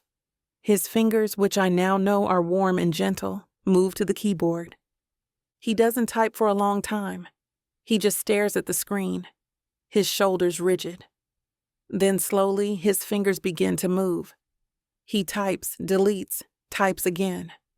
The quiet in the room is absolute, broken only by the soft click-clack of the keys and the crackle of the fire. He stops. He takes a deep, unsteady breath. He does not turn the laptop toward me. She was a disruption, he reads aloud. His voice a low, rough thing that vibrates through the quiet room, right through me. He had built his life on the quiet, solid foundation of logic and text, a world rendered in black and white. And then he saw her. She was a gash of defiant color, a line of poetry scrawled in the margin of a legal document. The air around her seemed to move differently, to bend to the rhythm of her own private music. And in that moment, looking at her across the hushed and sacred silence of the library, he felt a terrifying, exhilarating truth. His entire carefully constructed world was about to burn to the ground. And he knew with a certainty that defied all logic that he would gladly hand her the match. The words hang between us, a physical confession. He is not talking about his father anymore. He is not talking about his mother. He is talking about us, about the chaos I have brought into his quiet, orderly world, about the fire that is threatening to burn his careful life to the ground. He has taken my note, and he has written the truth. Our truth. He stops reading and slowly, finally looks up. His gray eyes, stripped of all their armor, search mine. "Is that better?" he asks. His voice is raw, vulnerable, and the question is clearly about more than the manuscript. It is about everything, about the undeniable, terrifying thing that is happening between us, and he is waiting for my answer. Chapter 15. Joseph. The words I've just read aloud hang in the air, a raw and shimmering confession. I would gladly hand her the match. My question is that better is a plea. It is not about the prose. It is about the terrifying, fragile truth I have just laid bare, and I am waiting for her to tell me that I'm not a fool for feeling it. The silence lingering in the room is no longer awkward. It is a living thing, a shared space of profound, terrifying intimacy. The professional arrangement, our so-called lessons, has been burned away by the heat of that paragraph. We are no longer editor and writer. We are the man with the match and the woman who is the flame. I look at Ruby kneeling on the floor beside my chair, her amber eyes wide and full of a light that has little to do with the fire. The ever-present stone of pressure in my throat, the one that has been lodged there for a year, seems to have dissolved. My own carefully constructed world is indeed burning to the ground. And the most terrifying truth of all is that I don't want to put out the fire. I want to feel the warmth. I cannot go back to the sterile silence of my own thoughts. Not yet. The thought of her leaving, of being left alone with this new raw emotion, is unbearable. A rare, unprecedented impulse breaks through the surface of my carefully controlled demeanor. The roads are clear, I say, the words sounding strange, disconnected from the intensity of the moment. The plow came through last night. She blinks, her focus slowly returning from the world of the page to the reality of the room. Oh, right. The Interruption. A faint flush rises on her cheeks at the memory of our near kiss. There is a place in town, I continue, forging ahead before my courage can desert me. A tavern. Their website claims they deliver.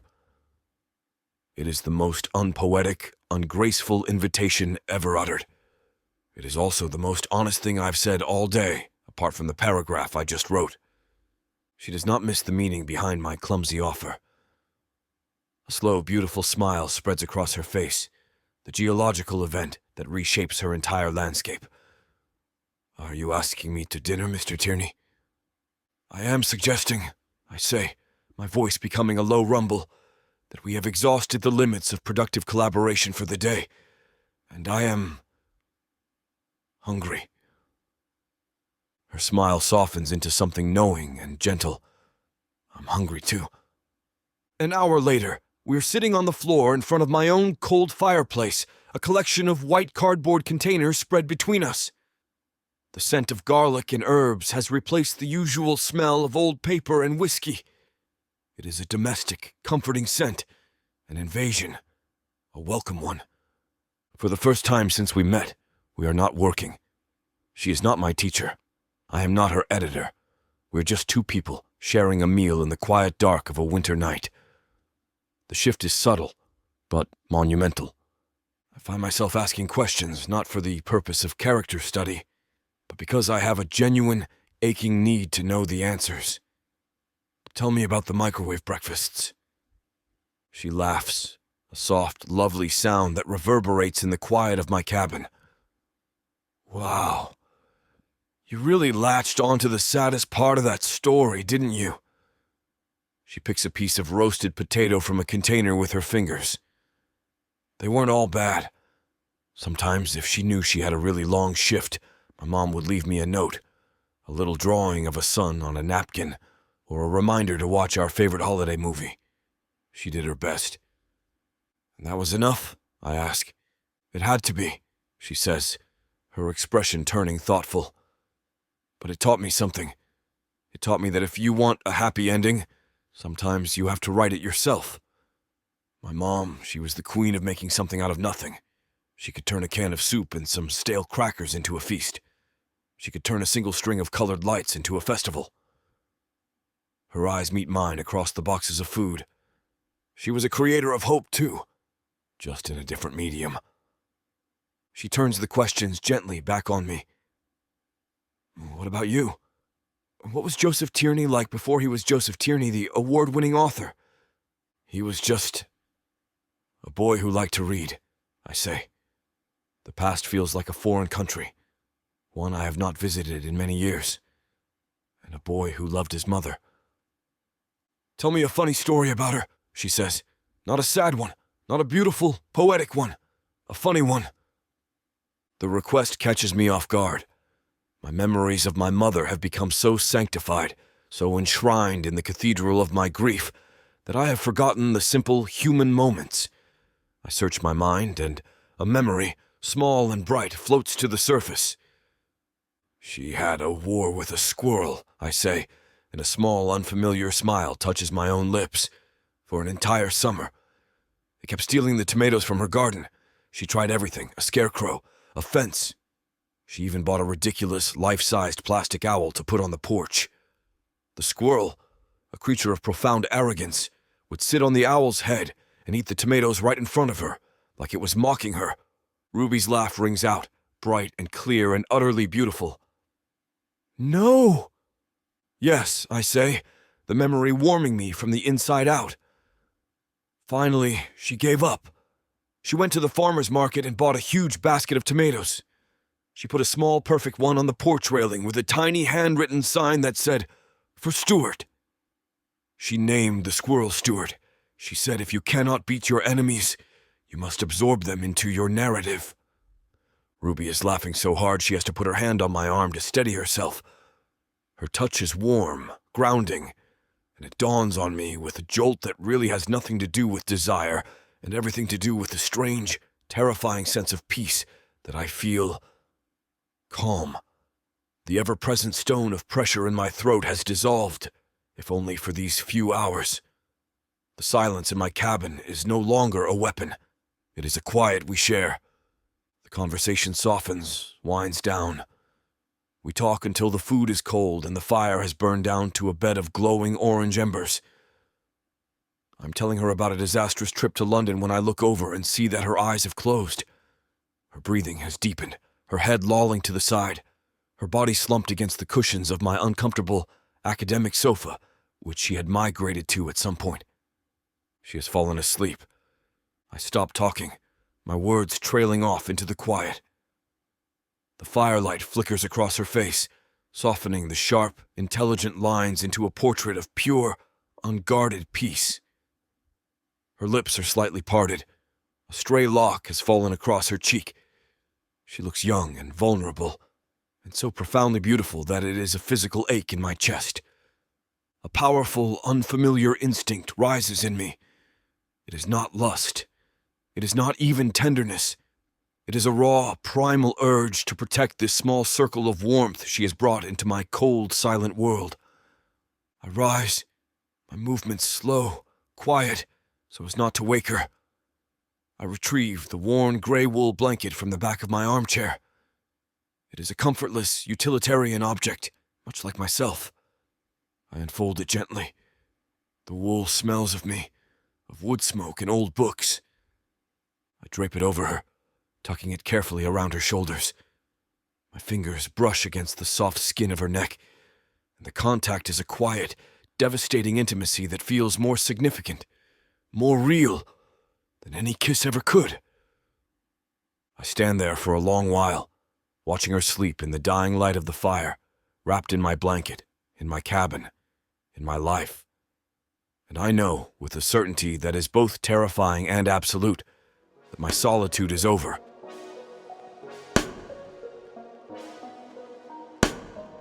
Chapter 16. Ruby. I wake up slowly, adrift in a sea of warmth and unfamiliarity. My first sensation is a rough, comforting weight over me, a wool blanket that smells of wood smoke, old paper, and something else, something uniquely, complicatedly Joseph. My cheek is pressed against a stiff, unyielding cushion. I peel my eyes open, and the world comes into focus in the dim pre-dawn light. I'm in his cabin, on his sofa. The fire has burned down to a soft, pulsing bed of embers, casting a faint orange glow across the room, and I'm wrapped in his blanket. Oh, my writer's brain, still fuzzy with sleep, scrambles to catch up. I fell asleep. Here, and he didn't wake me. He covered me. This is the hero tends to the sleeping heroine trope. It's a moment of quiet, unguarded tenderness, and the reality of it sends a warm, slow-moving current through my entire body. Then I see him. He's at his desk, his back to me, a silhouette against the pale gray light of the window. He's on the phone, his voice a low, tense murmur that is the only sound in the quiet room. From the rigid set of his shoulders and the way his hand is gripping his neck, I know this isn't a casual call. This is business. This is pressure. I stay perfectly still, not wanting to intrude, my body hidden in the shadows of the sofa and the heavy blanket. I understand the deadline, Anya, he says, his voice tight with a familiar frustration. But the process cannot be rushed. Anya, the agent he mentioned? My ears perk up. He listens for a moment, his posture growing even stiffer. No, I am not idling. The work is progressing. It's taking a different shape than I anticipated. I can't hear her side of the conversation, but I can imagine it. Brisk, demanding, all business. Joseph lets out a short, sharp breath of air that is the opposite of a laugh. I am not working entirely alone, no, he says, and my breath catches in my throat. I have been collaborating with a local writer. He pauses, and I find myself twisting the edge of his wool blanket between my fingers. This is it, the moment of truth, the scene where the hero has to describe the heroine to his fancy, big shot friends.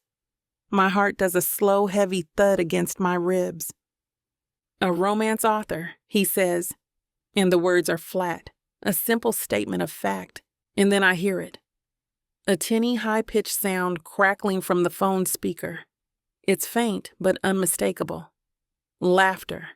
Sharp, condescending, and dismissive. A cold, hard knot forms in the pit of my stomach. Here it comes. I brace myself for his easy agreement, for the self-deprecating chuckle, I know it's ridiculous, but that will align him with his agent, with his world, and leave me on the outside, a silly, frivolous footnote in his serious literary process. I am suddenly very aware of the cartoon reindeer on the leggings I'm wearing under this blanket. But Joseph does not laugh. He goes utterly, terrifyingly still. The hand on his neck drops to the desk.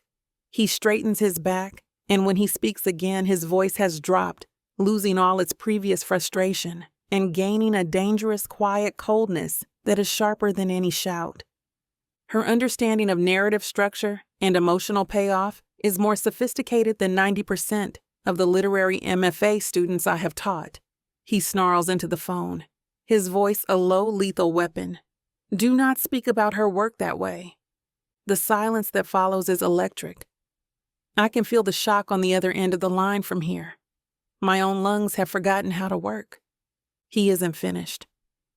She writes stories that promise that hope is not a foolish indulgence, and millions of people are hungry for that promise. They are hungry for it because life is hard and dark, and to create light in the face of that is not a weakness. It is a goddamn feat of engineering.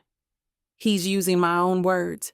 He's wielding them like a sword, his sword, in my defense. We are done here, Anya, he says, the words clipped, final. Send me an email when you have something productive to say. He ends the call without waiting for a reply. The abrupt silence in the room ringing with the force of his loyalty. He sits there for a moment, his back still to me, his shoulders a tight, angry line. He defended me. He didn't just defend me, he championed me.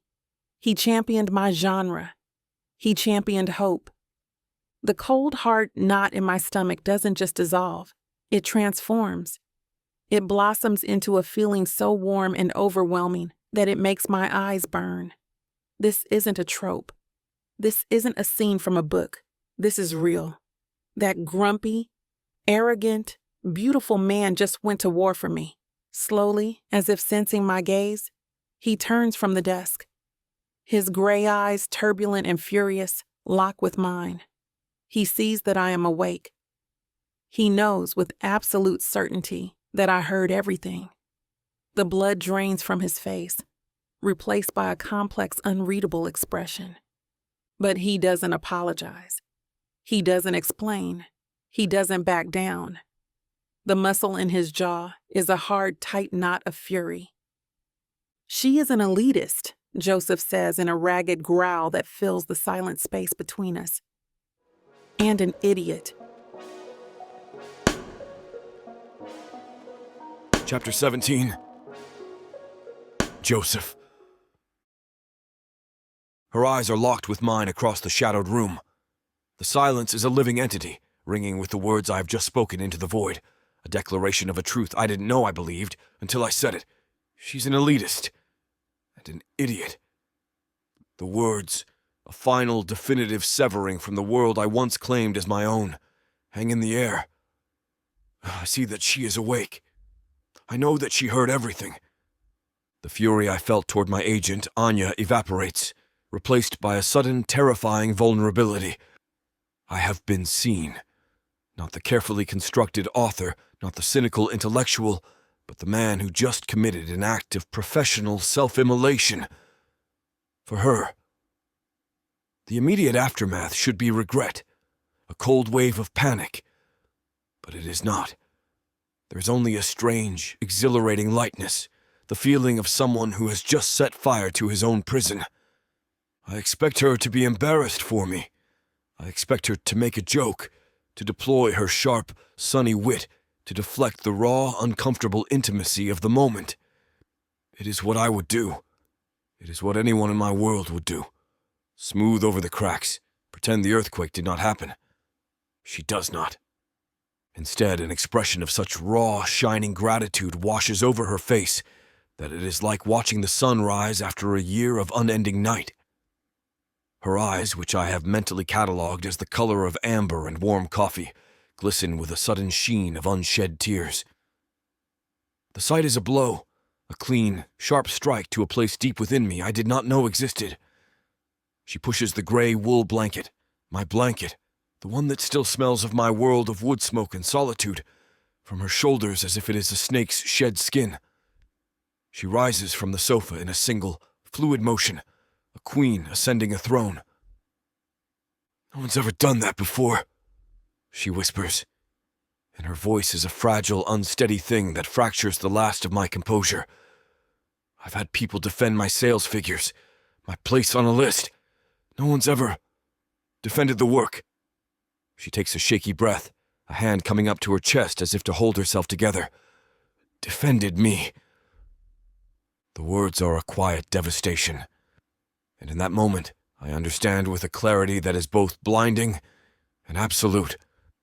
For all her success, for all her brilliant, defiant joy, she has been utterly alone in this fight. She has been building her fortress of light all by herself against a world of shadows, a world of men exactly like me, who were too arrogant and too blind to see the strength and the artistry in her creation. The professional pretext of our deal feels like a distant, flimsy memory from another lifetime. All that exists is this room, this fire, and the profound, undeniable respect and fierce, terrifying attraction between us. The last of my walls do not crumble. They are annihilated. They cease to exist as if they were never there at all. I cross the room. It is not 3 strides. It is a pilgrimage. It is the crossing of a Rubicon from which there is no return. My internal poet, the lyrical, melancholic observer who has been struck dumb by my own paralysis, suddenly floods my mind with a torrent of imagery, a deluge of sensory truth. The firelight catches the glistening track on her cheek, turning her tear into liquid gold. The line of her throat is a study in strength, a graceful, defiant column against the shadows. Her hands are clasped before her, not in supplication, but as if in prayer, and I can see the faint, rapid pulse beating in her wrist. She is looking at me not as her editor, not as her grumpy neighbor, but as if I am, finally, the hero of my own story, a man who has at last found something worthy of his sword. There is no hesitation left. There is no room for it. The intellectual gymnastics, the cynical deconstructions, the fear, it is all gone, burned away by the simple, profound truth of this woman standing before me, her heart in her eyes. I have defended her work. I have cared for her while she slept. I have shared the ghosts of my past with her. The only thing left to do is to show her how I feel. I stop, facing her, so close I can feel the warmth radiating from her skin. The scent of her is not just cinnamon. It is something deeper, more complex, like honey and night-blooming jasmine and the clean, intoxicating smell of a woman who is wholly, unapologetically herself. My hand lifts, an act independent of conscious thought, a pure extension of the magnetic pull that has been building between us for weeks. My fingers are steady as I cup her jaw, my thumb coming to rest on her cheek.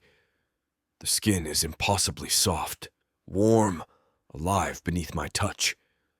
She gives a small, sharp intake of breath, and her eyes flutter closed for a single, surrendered second. I gently brush away the single perfect tear. "He was wrong, Ruby," I say, and my voice is thick with an emotion I no longer recognize, no longer fear. It is a synthesis of everything: respect, admiration, tenderness, and a deep, aching want that has become a part of my own anatomy. Her eyes open again, and they are dark, endless pools of trust. She is not afraid, and if she is not afraid, then I cannot be either. I look into her wide, waiting eyes. "You are not unimportant," I breathe, the words a vow, a creed, a final, unconditional surrender to the truth she has taught me. You are art. And then I lower my head to finally kiss her.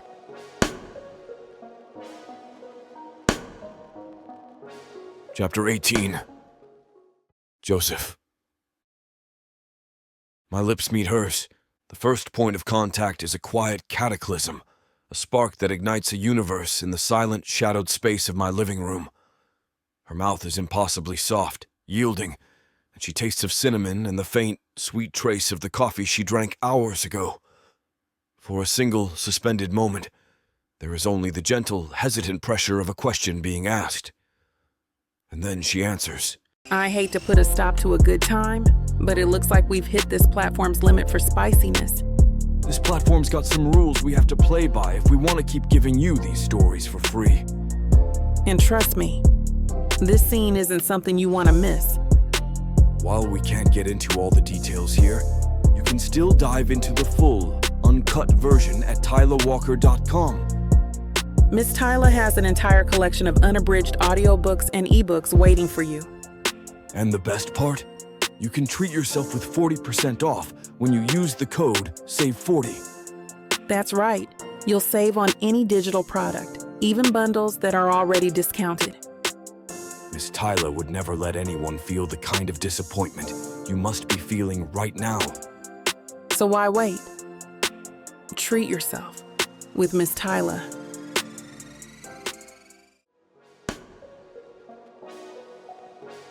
Chapter 19. Joseph. I wake to the silence, but it is a different silence than the one I've known for the past year. My old silence was a sterile, oppressive thing, the sound of a vacuum. This silence is a soft, breathing presence. It's the sound of another person's heartbeat in my quiet, solitary world. The first light of morning filters through the single, unadorned window of my bedroom, a pale, weak wash of gray. The light is the color of weak tea. It catches in the threads of Ruby's hair, which is a glorious, dark storm against the stark white of my pillowcase, turning the strands from black to a deep, warm sable. The silence in the room is not empty. It is breathing. She is asleep, turned away from me, one arm flung over her head in a gesture of pure, unguarded trust. Her scent, that impossible, intoxicating blend of cinnamon and honey and something that is just her, has permeated my sheets, my pillows, my air. My room, which has for so long been a cell, a place of monastic solitude, has been transformed. It has become a sanctuary. I lie perfectly still, watching the slow, even rise and fall of her shoulders. I feel unmoored, adrift from the rigid, predictable shoreline of my own routine.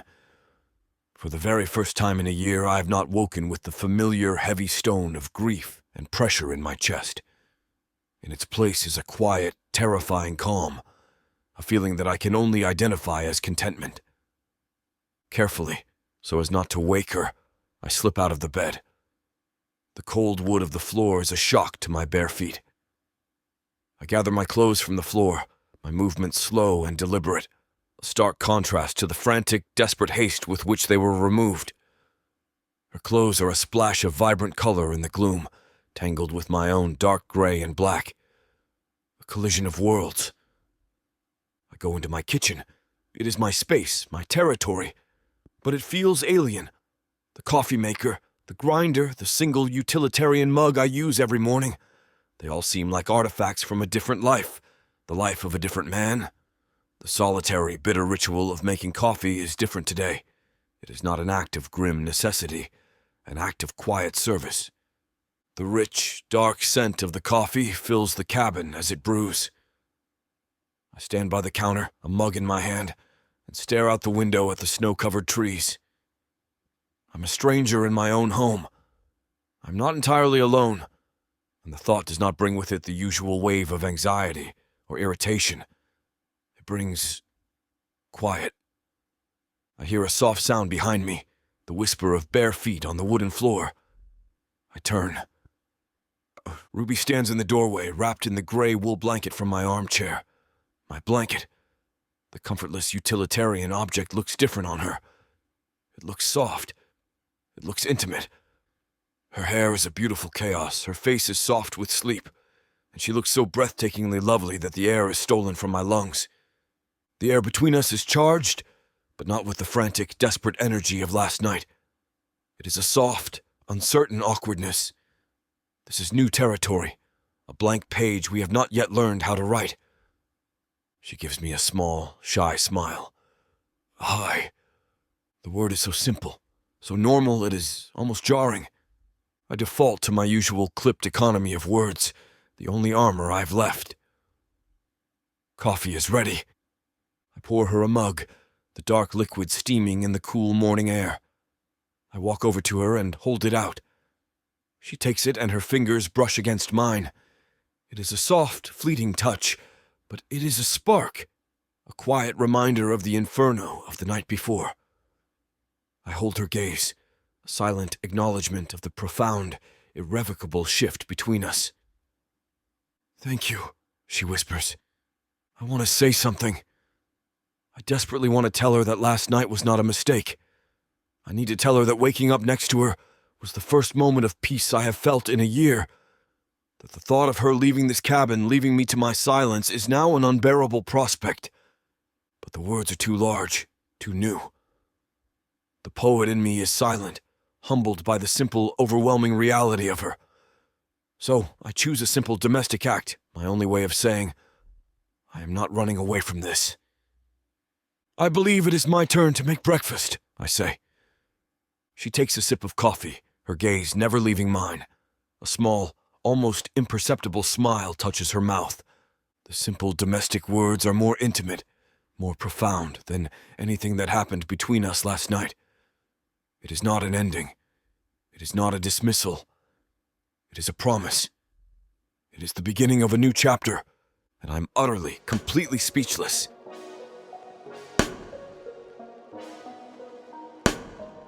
Chapter 20. Ruby. The words hang in the air of his stark, quiet kitchen. I believe it's my turn to make breakfast. It's the most romantic, most definitive, most earth-shatteringly wonderful thing anyone has ever said to me. My writer's brain, which has been scrambling for a foothold all morning, finally finds its place. This is it. This is the scene after the first night.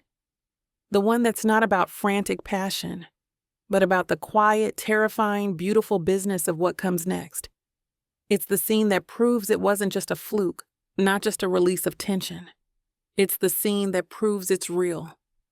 A slow, happy smile illuminates my face, and this time, it's not brittle or forced. It's real. Okay, Tierney, I say, voice a little shaky. Show me what you've got. But I should warn you, I have very high standards for breakfast. I am aware, he says, and the corner of his lip quirks up in that small, almost smile that makes my entire body hum. You are a woman of particular tastes. The next hour is a study in contrasts. His kitchen is a minimalist dream, stainless steel, bare counters, and a single perfect knife block where everything is aligned by size. It's the kitchen of a man who sees food as fuel, not fun. And into this sterile, orderly world comes me. He decides on pancakes, a choice so surprisingly domestic and un-Joseph-like that I have to bite my lip to keep from laughing. He pulls out a recipe from a serious, text-heavy cookbook. No pictures, of course, and begins measuring ingredients with the intense, focused precision of a scientist in a lab. You know, I say, leaning against the counter as I sip my coffee, most people just kind of eyeball the flour. Most people make mediocre pancakes, he retorts, without looking up from the measuring cup he is leveling with the flat edge of a knife. I can't help it. I laugh, a real happy sound that echoes through the quiet cabin. God, you're a snob about everything, aren't you? He finally looks at me, and his gray eyes are so soft, so full of a quiet, easy affection that my breath catches. Yes, he says, rumbling warmly. but I am beginning to see the value in certain populist traditions. He lets me help, reluctantly. My job is to whisk the eggs. I, of course, manage to get a bit of eggshell in the bowl, which he retrieves with a long-suffering sigh and the delicate precision of a bomb disposal expert.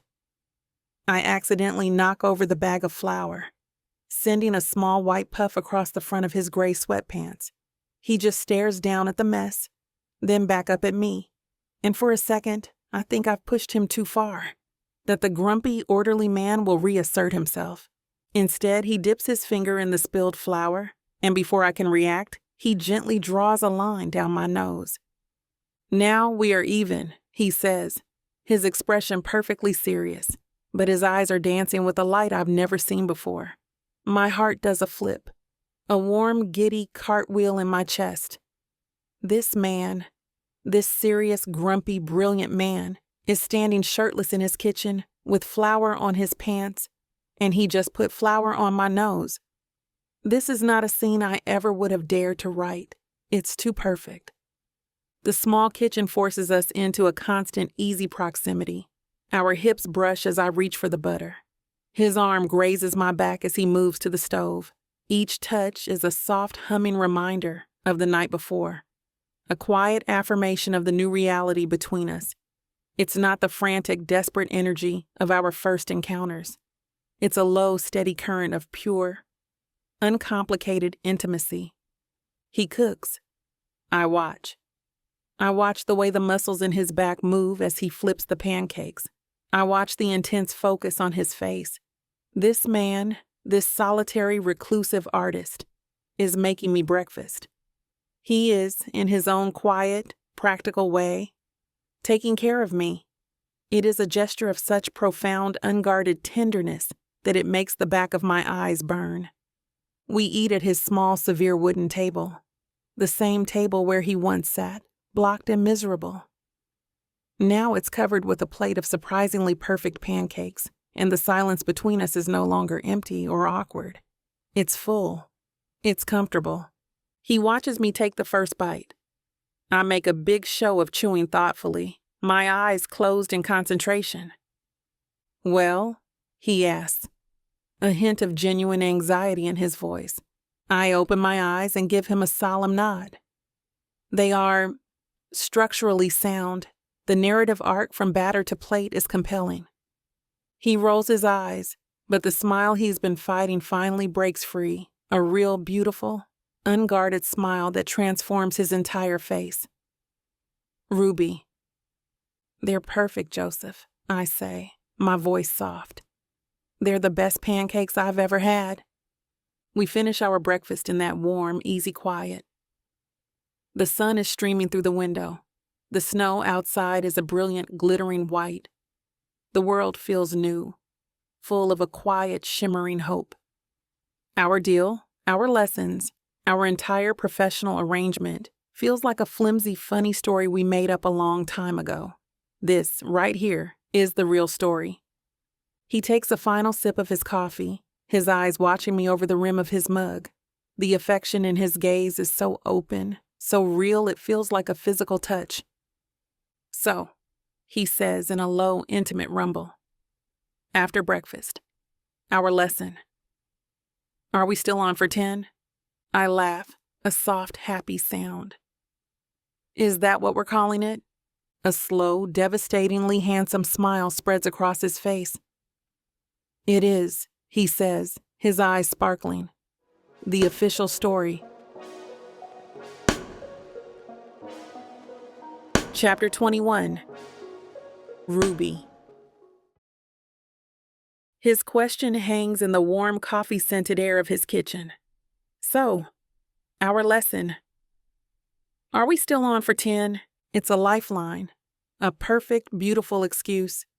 It's the narrative device our story needs to get from, 'Damn, we just slept together' to, 'Of course we're going to spend all day together, and the day after that.' The official story.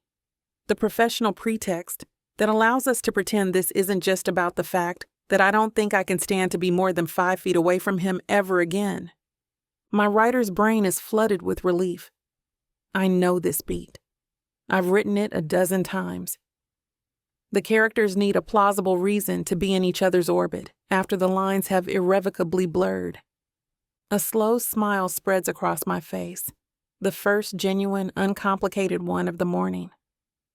"Of course, Mr. Tierney," I say, my voice laced with a teasing warmth. "My muse duties are non-negotiable. It's in our contract."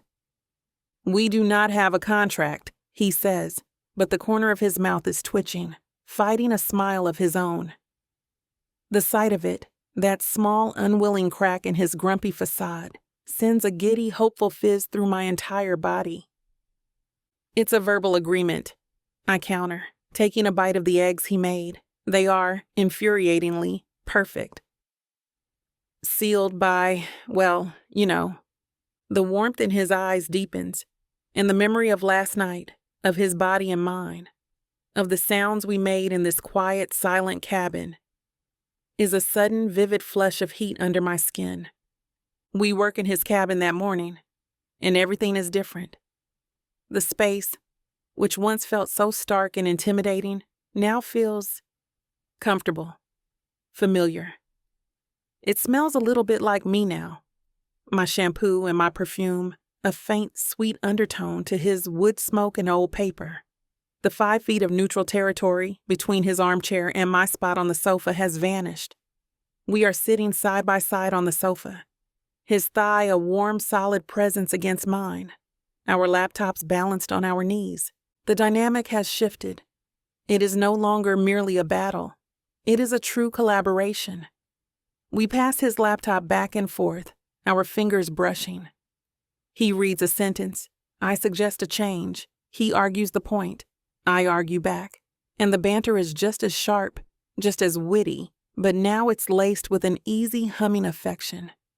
He is letting me into his process, into the sacred private world of his words. And I am watching him rebuild his story, one sentence at a time. It is the most intimate thing I have ever done. "Anya was not pleased with me this morning," he says, breaking a comfortable silence. He's staring at a sentence on his screen, his brow furrowed. "I can't imagine why," I say dryly. "You basically told the most powerful literary agent in New York to go screw herself."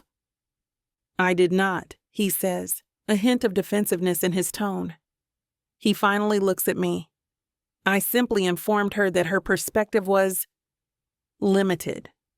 I laugh, a real happy sound that echoes in the quiet room. "That's Joseph Tierney for go screw yourself."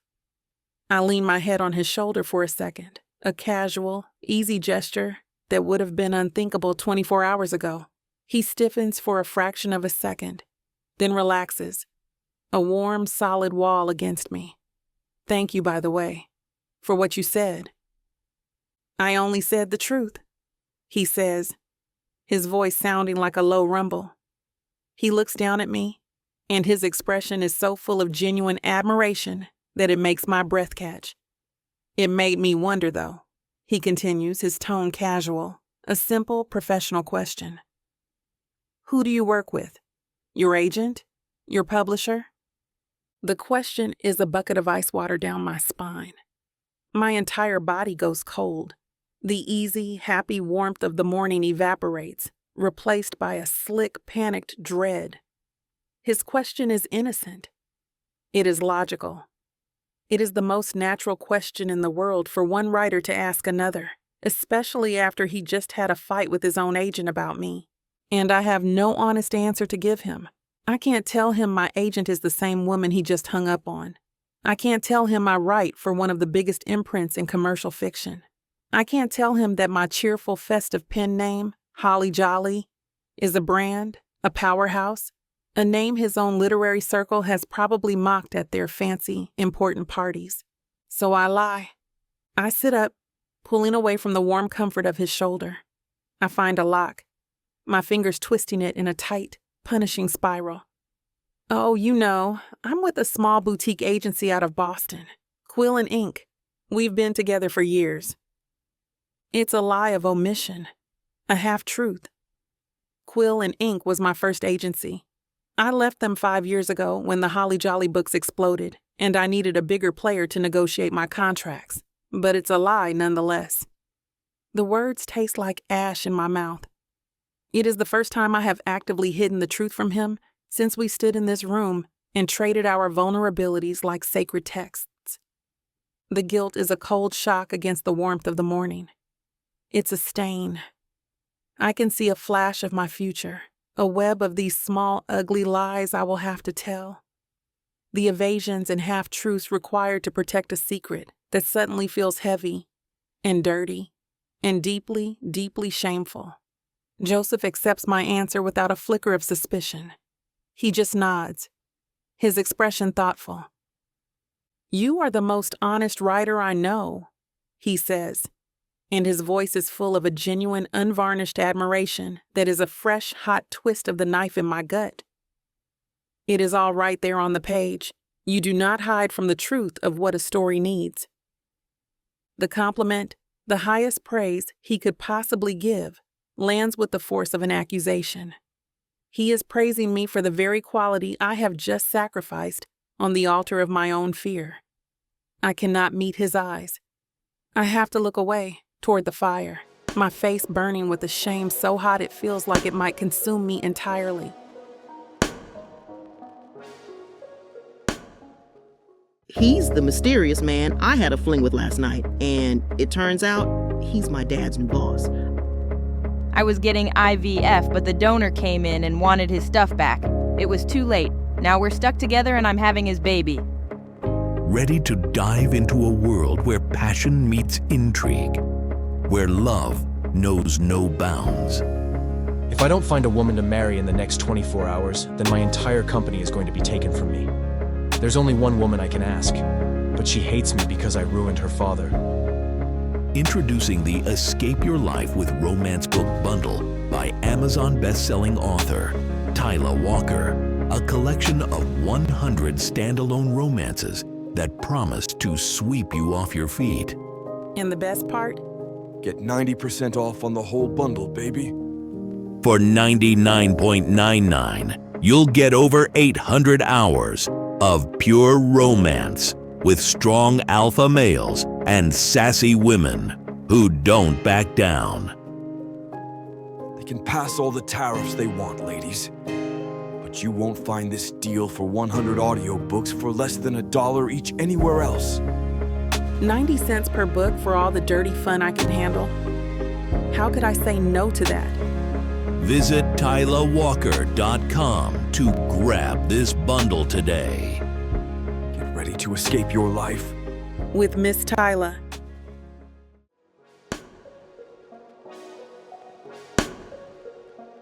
Chapter 22. Joseph.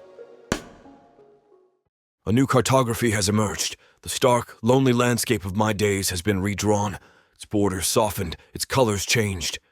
A routine has settled over us, an unspoken, effortless rhythm that feels more natural than the rigid solitude that preceded it. The mornings are for the silence of our own work in our separate cabins. But the silence is different now. It is not an emptiness. It is an anticipation. The afternoons are ours.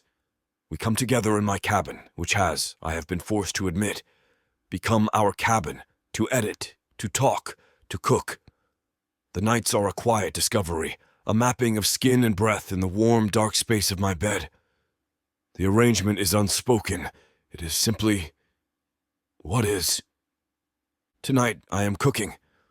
A simple pasta with garlic and oil. It is a task that requires little thought, which is fortunate, because my thoughts are otherwise occupied. They are on the woman curled on my sofa, a book open in her lap, her feet tucked beneath her. The firelight catches the gold threads in her hair. She is reading one of my books, my first one, the dark and complex story of my father. I find the fact both terrifying and deeply moving. Her brow is furrowed in concentration, and when a sentence pleases her, she bites her bottom lip, a small, unconscious gesture that I have come to recognize, to anticipate. The soft, papery sound of her turning a page is a more comforting sound than the silence I once craved. My internal poet, the one who once specialized in the bleak and the broken, is now a quiet observer of these small, perfect moments of contentment. I'm also writing again. Truly writing. The story of my mother is no longer an academic exercise in memorializing joy. It's a rediscovery, but the words are not always easy. I am stuck, I announce to the quiet room, the words of frustration. I'm stirring the pasta, watching it swirl in the boiling water. There is a transition. My mother has just had a terrible argument with my father. A rare thing. I want to move from her quiet anger in the aftermath to the moment she decides to bake a cake, an act of defiant joy. But the leap feels false, unearned. Ruby does not look up from her book. What does she say to herself right before she reaches for the flower? That is the problem, I say, turning from the stove to look at her. She says nothing. It is an internal, silent decision. No one's decisions are silent, Joseph, she says, her eyes still on the page. There is always a line of dialogue, the one that changes everything. She is quiet for a moment, and then she says, her voice soft, she says, well, I cannot fix him, but I can bake a goddamn cake. The words land in the quiet room, and they are perfect. They are so perfect, so simple, so profoundly, absolutely her. My mother, I mean, but also Ruby, the architect of hope, that it is not just a solution. It is an ignition, a key turning in a lock I did not know was there. The entire scene, the entire emotional arc of the chapter unlocks in my mind. A wave of pure, brilliant inspiration washes over me, so potent it is a physical sensation, a jolt of electricity that makes my hands tingle. I abandon the pasta. I abandon dinner. The only hunger that matters now is the hunger to write. I grab my laptop from the desk, sit on the floor by the fire, and I begin. The words do not just flow. They pour. They flood the page. I'm not just recounting memories of my mother's joy. I'm actively feeling a joy of my own, a fierce, protective, brilliant joy for this woman on my sofa, for this quiet, perfect life, and I'm infusing the pages with it.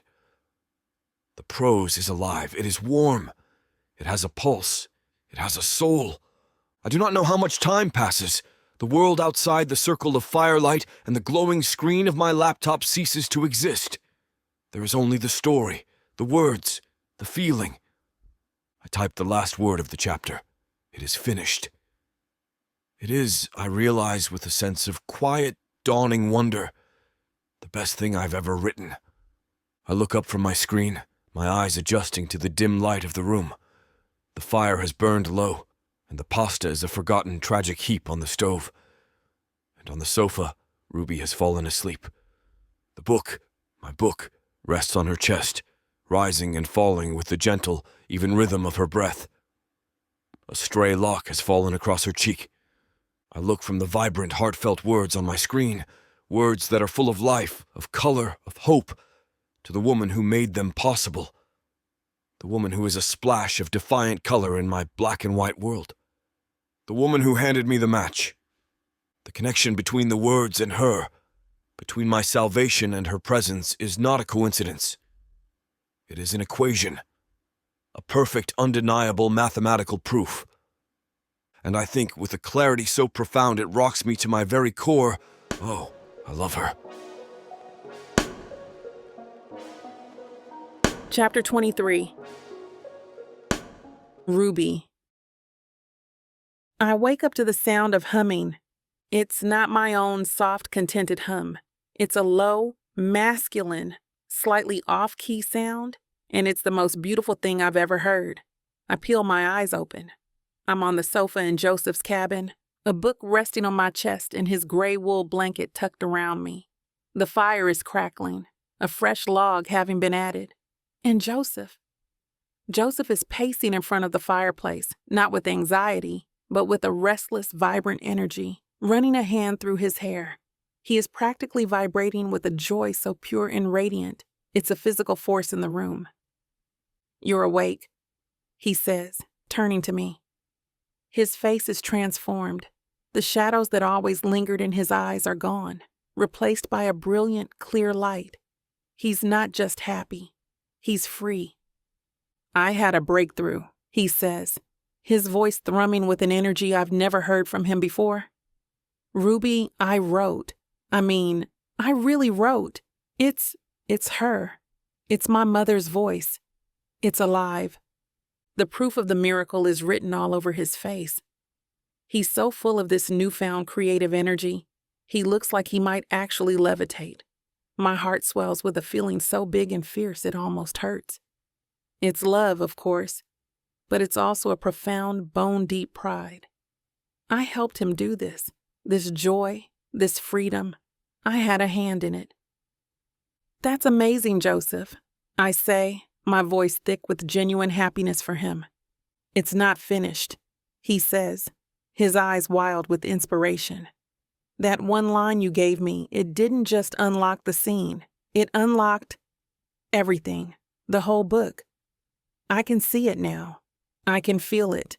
He gestures back toward his laptop on the desk. I have to get back to it before it disappears. And that's how the rest of the day goes as we work. It's a dream. It's the domestic bliss montage from one of my own books, only it's real, and it's 1,000 times better. Our professional pretext, the deal that brought us together, has become a running joke between us. We stay in his cabin, a comfortable, collaborative silence settling over us. He writes, possessed by a creative fervor I have only ever read about. He's completely in the zone, his fingers flying across the keyboard, a low, steady hum vibrating in his chest. I work on my own manuscript, but my focus is mostly on him. I am his muse, his editor, his anchor. Every so often, he'll pause and murmur a question without looking up. What was the name of that perfume she used to wear? The one that smelled like gardenias? Or, would a woman in 1985 use the word serendipity in casual conversation? I answer his questions, and he weaves my answers into the fabric of his story. We are not just sharing a space. We are co-creating, our two creative energies tangled together. At one point, I realize it's past 2 p.m, and neither of us has eaten since breakfast. I get up and make us sandwiches, and he eats his with one hand, his other hand still on the keyboard, not wanting to break the spell. The connection between us feels absolute, a solid, tangible thing I can almost hold in my hands. It is, without a doubt, the most perfect day of my life, and that is what tortures me. The perfection is a poison. Every time he looks up from his screen to give me a grateful, adoring smile, every time he reaches for my hand to squeeze it in a moment of shared understanding, the holly jolly secret sharpens its edges in my gut. It's no longer a secret. It's a lie. A ticking time bomb I have planted in the foundation of this beautiful, perfect thing we are building. This man, who values truth and authenticity above all else, is falling in love with a curated version of me, a lie of omission. And the guilt is a cold, slithering thing that taints every perfect moment. We're cleaning up after a dinner of leftover sandwiches, the easy silence filled with the clink of plates. The frantic energy of his writing has subsided, leaving him in a state of calm, glowing exhaustion. It is strange, he says, his voice thoughtful as he dries a plate. For so long, I believed that the only path to literary truth was through a kind of brutalist honesty, a stripping away of all artifice. I pause, a wet plate in my hand. And now? Now I believe the truth is more complex, he says, turning to look at me, his expression serious. But I still have a profound disdain for literary artifice, for the authors who hide, the ones who construct a brand, a persona, that has nothing to do with the work. It is a form of cowardice. The work should be the only thing that matters. He's talking abstractly about a philosophy of art. He is not talking about me, but he is. The words are a direct hit, a clean, sharp blow to my chest, a brand, a persona, cowardice. He is just, with no malice, with no idea of the damage he is inflicting, perfectly described my entire professional life. Holly Jolly is a brand, a carefully constructed persona designed to protect me, to keep the messy, complicated reality of Ruby Clark separate from the cheerful, commercial juggernaut of her creation. And in that moment, I know I cannot build a future on this lie, this perfect day, this perfect man. I am putting it all at risk. The fear of him finding out from Anya, from an article, from some random corner of the internet, is a cold, terrifying hand squeezing my heart. But the certainty of losing him, of losing this, by continuing to deceive him, that is worse. He is building his new life, his new book, on a foundation of authentic, hard-won joy. He deserves to build his relationship on a foundation of truth. He finishes drying the last plate and turns to me, his smile so full of a soft, easy love that it breaks my heart. The chapter is finished, the real one. He hesitates, a flicker of his old vulnerability in his eyes. I would like to read it to you, if you would let me. I nod, unable to say the words, and feeling like I'm deceiving him if I listen to him. Bear his art to me. How can I be such a coward when he's ready to face his? He deserves the truth.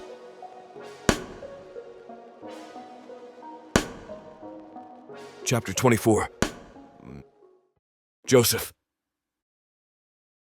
The final word of the chapter settles on the screen, and I feel flayed, stripped bare. The story of my mother, the one I feared I could never write, is here. It is not an autopsy. It is not a somber intellectual treatise on grief. It is a story of a woman who waged a joyful, relentless war against sorrow and named her enemy squirrels. It is a love story, and every word of it is imbued with the light of the woman sitting across from me. I look up from the laptop.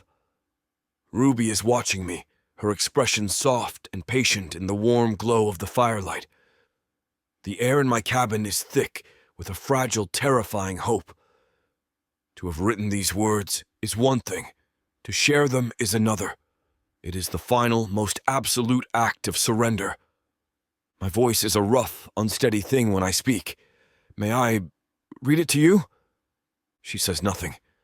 She simply uncurls from her spot on the sofa and comes to sit on the floor at my feet, her back against the armchair, her head resting near my knee. It is a simple act of profound trust. I begin to read.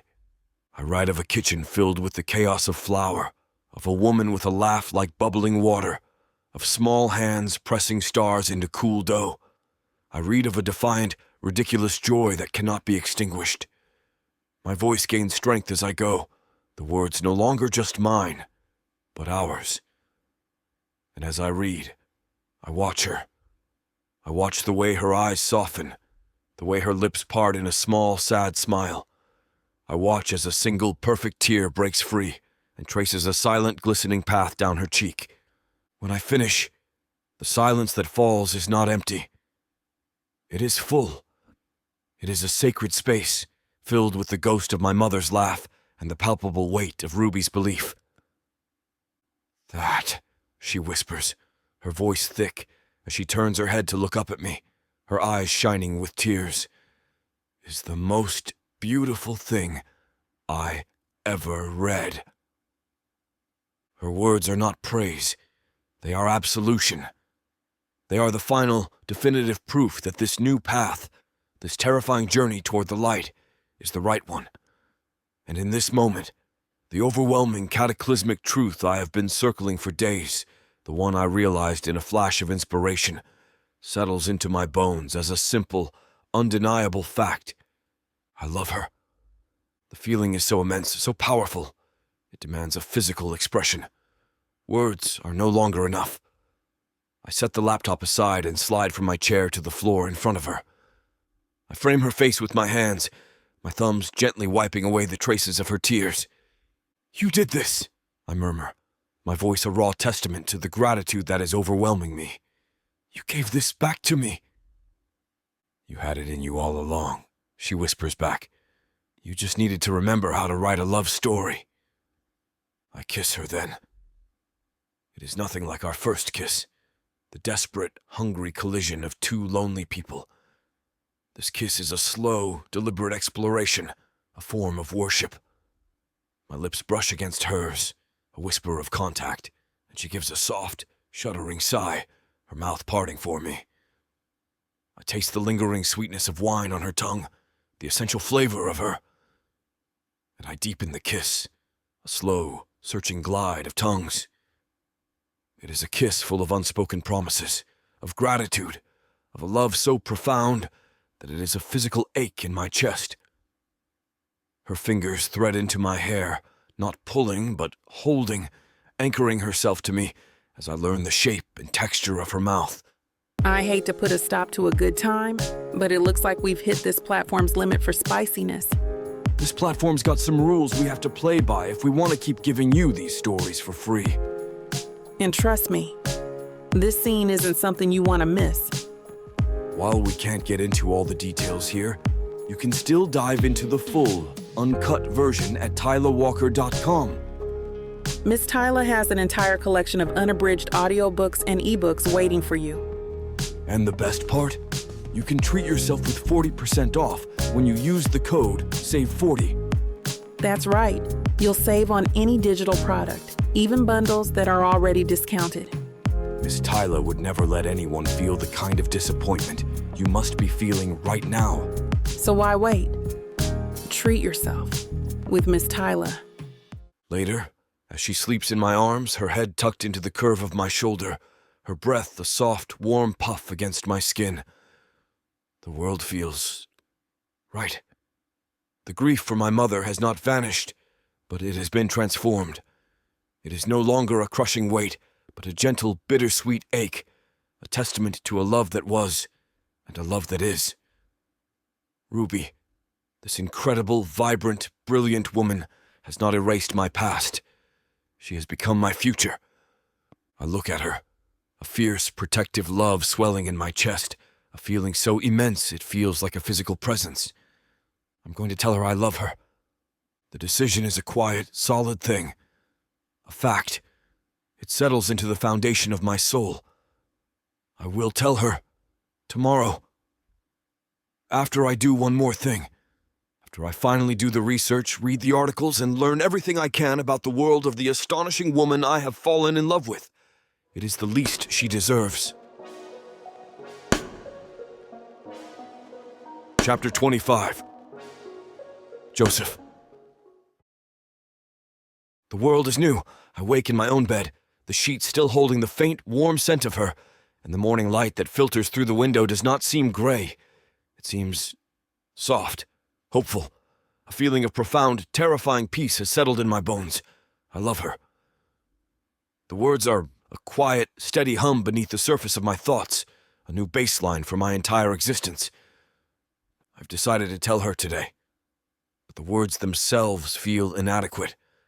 Before I can offer her my own heart, I feel a sudden, pressing need to understand hers.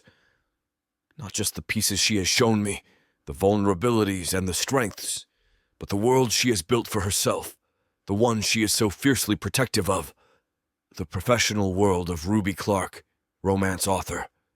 After she leaves for her own cabin, a mug of my coffee in her hands and a promise to return in a few hours, I sit at my desk.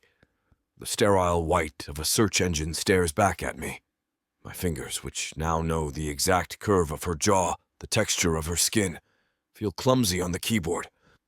I type best-selling contemporary romance authors. The results are a dizzying array of smiling headshots and brightly colored book covers. I scroll, a tourist in a foreign land. And then I see it. A name that appears on list after list, in article after article. A name associated with staggering sales figures and a rabidly devoted fan base. Holly Jolly. The absurdity of the name brings an unfamiliar smile to my lips. It is so perfectly, unapologetically cheerful. It is so... Ruby. I click on the name, and a cascade of information fills the screen. I read about the reclusive nature of the author, her refusal to do in-person events, the stylized, cartoonish illustration she uses in place of an author photo. A fierce spike of pride, of admiration, shoots through me. She has built an empire and protected her peace. It is a work of genius. I keep digging, driven by a new, insatiable curiosity. I find a fansite article titled, "Rare Holly Jolly Sighting." My finger hovers over the link, then clicks. The page loads, and there, in the middle of a gushing paragraph about a charity event in Boston last year, is a photograph. It is slightly blurry, a candid shot taken from a distance. It is a picture of a woman with a cascade of dark, beautiful locks, a bright, sunset-colored sweater, and a laugh so wide and radiant it seems to generate its own light. It is Ruby. My breath stalls in my throat. The room, the world, my own heartbeat. Everything goes completely still. Holly Jolly is Ruby. The reclusive, mega best-selling, beloved author is the woman who fell asleep on my couch, the woman who argued with me about narrative structure, the woman whose body I know as well as my own. The initial shock is akin to a sudden, sharp intake of air, and then it is replaced by a surge of pure, unadulterated awe. Of course, it is her. The brilliance, the discipline, the profound understanding of story. It all clicks into place. The woman I love is not just a writer. She's a giant in her field, hiding in plain sight. A surge of pride, so fierce and so potent it almost brings tears to my eyes, swells in my chest. I want to run to her cabin, to hold her, to tell her that her secret is safe, that it is magnificent, that she is magnificent. My eyes scan the rest of the page, a giddy smile on my face. At the bottom, under a related articles heading, a title catches my eye. Rising literary star Joseph Tierney on the state of modern fiction. I click on it, a vague, distant memory stirring. It is an interview I gave last year, after my book won the Penrose Prize. I remember the journalist, a young, sycophantic man who seemed to hang on my every word. I remember the arrogance I felt, the smug certainty of my own artistic superiority. I begin to read. I see my own name, my own face, a younger, colder version of myself staring back at me from the screen. And I see my own words. The genre has been diluted, replaced by a demand for easy catharsis, for commercially viable, artistically bankrupt sentimentality that promises a happy ending, but offers no real truth. The words are a string of venomous black characters on the white screen. My words, my smug, dismissive, arrogant words, and they are not about an abstract concept. They are about her work, about the very thing I've come to admire with my entire being. The memory of the interview comes rushing back, vivid and horrifying. I remember the taste of the expensive whiskey in my glass, the feeling of intellectual superiority as I pontificated on the death of real art. I remember dismissing an entire genre, an entire readership, an entire world of writers, her world, as a lesser, facile thing. A cold, sick feeling begins to churn in my gut. This is not just a differing opinion. This is a public declaration of contempt for the work that is the core of who she is, the work she has defended, the work I just hours ago defended myself. I'm a hypocrite, a fraud. My hand darts for the trackpad, a frantic, desperate need to erase this, to close the tab, to pretend I never saw it. She can never see this. My fingers are clumsy, shaking. I click, but instead of closing the window, I click the next button at the bottom of the article. The screen refreshes. Her candid, laughing photo is gone. It is replaced by the header of the next article in the series. My own arrogant, judgmental face, my own damning headline. I hear the crunch of boots on the snow outside, the soft, familiar sound of her footsteps on my porch. I frantically try to go back, to close the browser, to throw the laptop against the wall, but it is too late. The door is opening. I look up, my heart a cold, heavy stone of dread in my chest. Ruby walks in, a hopeful, radiant smile on her face, the beautiful, trusting smile of a woman who is ready to offer her whole heart. Her eyes are on me, full of love, and then her gaze drops to my laptop screen, where her own laughing, joyful picture has just been replaced by the headline of my scathing interview, with my face right beside it.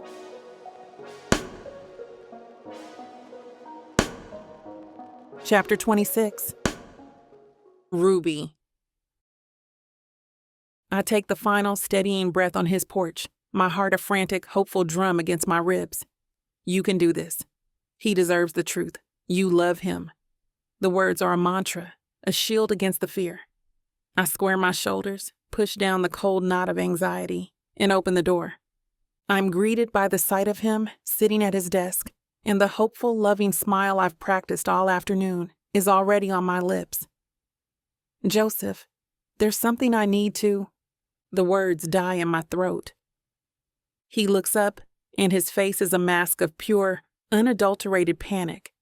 His gray eyes are wide, his skin is pale. He looks like a man who has just seen a ghost. His hands fly to his laptop, a clumsy, desperate motion to slam it shut, but it's too late. My eyes, drawn by his frantic energy, have already found the screen, and the world stops. It's a picture of me, a blurry, candid shot from a charity event last year.